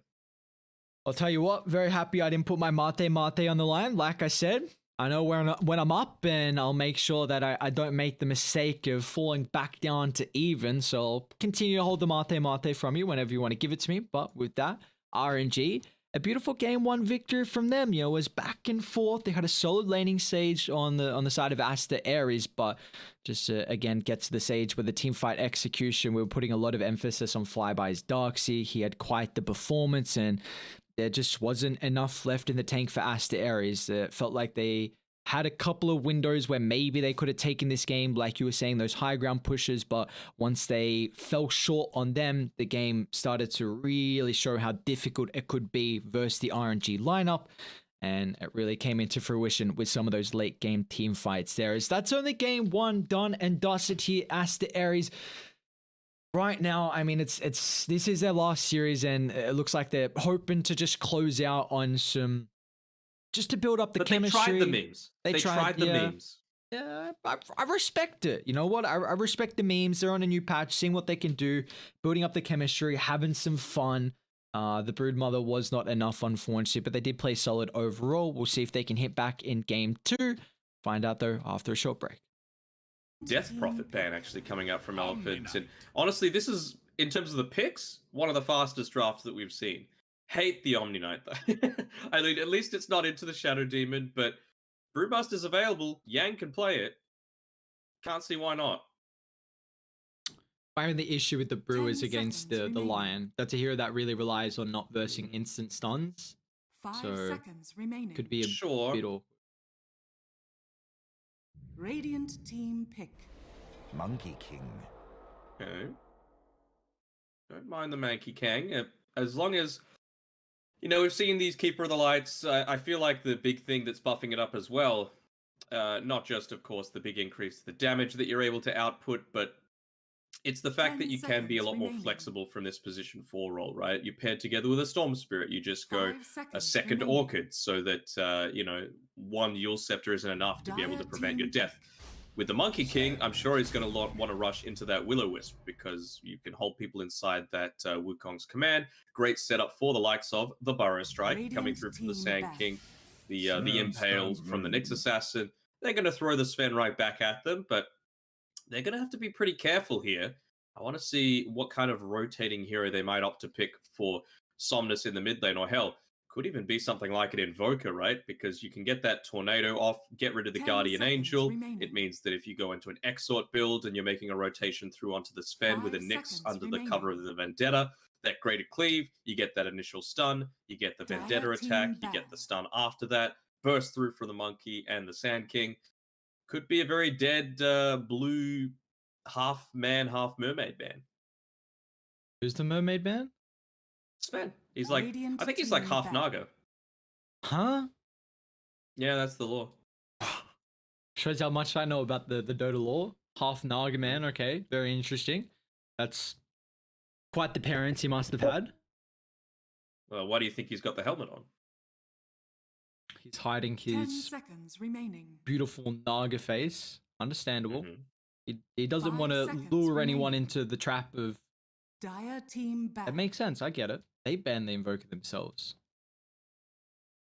So we are looking for Radiant either team team's pick. position 2s at the moment. Unfortunately for Elephant, they don't have the 24th pick, so they're going to have to go for a pretty all-rounded hero here that doesn't have too many bad matchups. Otherwise, this could spell a tricky lane for Somnus.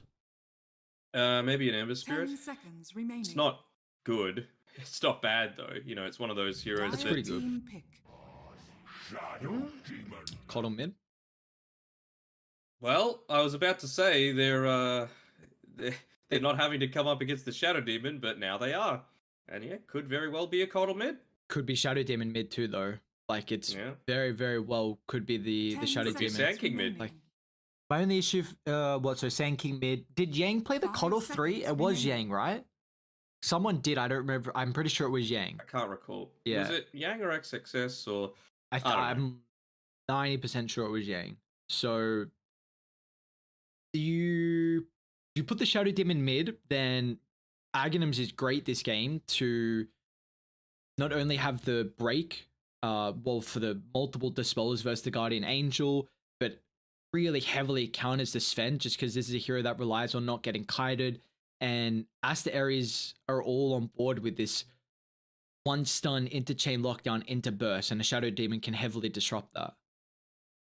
I'm just trying to think, like, if this is a mid coddle, like, have we even found how to beat it yet? I haven't been watching a ton of European Dota, so I haven't, like, I know Tundra lost a couple of times to VP when they played it, but as to how they did it, I'm not quite sure, because it's so hard to contest into in the lane. Do you just try to out efficiency it? I mean, the Sleight of Fist is going to be nice so that you're not tanking up a ton of damage, and I suppose it means that you can, maybe look to get in on top of it, but the rotation is not strong from Siamese Cat. Lion could, and yeah, it is going to be a mid coddle.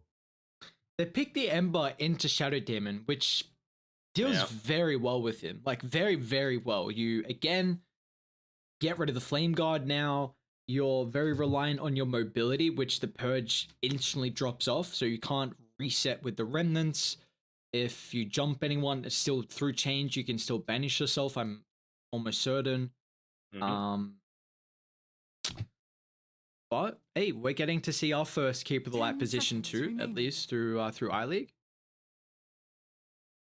About time, like the hero's incredibly strong. Maybe they just needed a little bit of practice time, and Elephant, they were feeling quite confident based off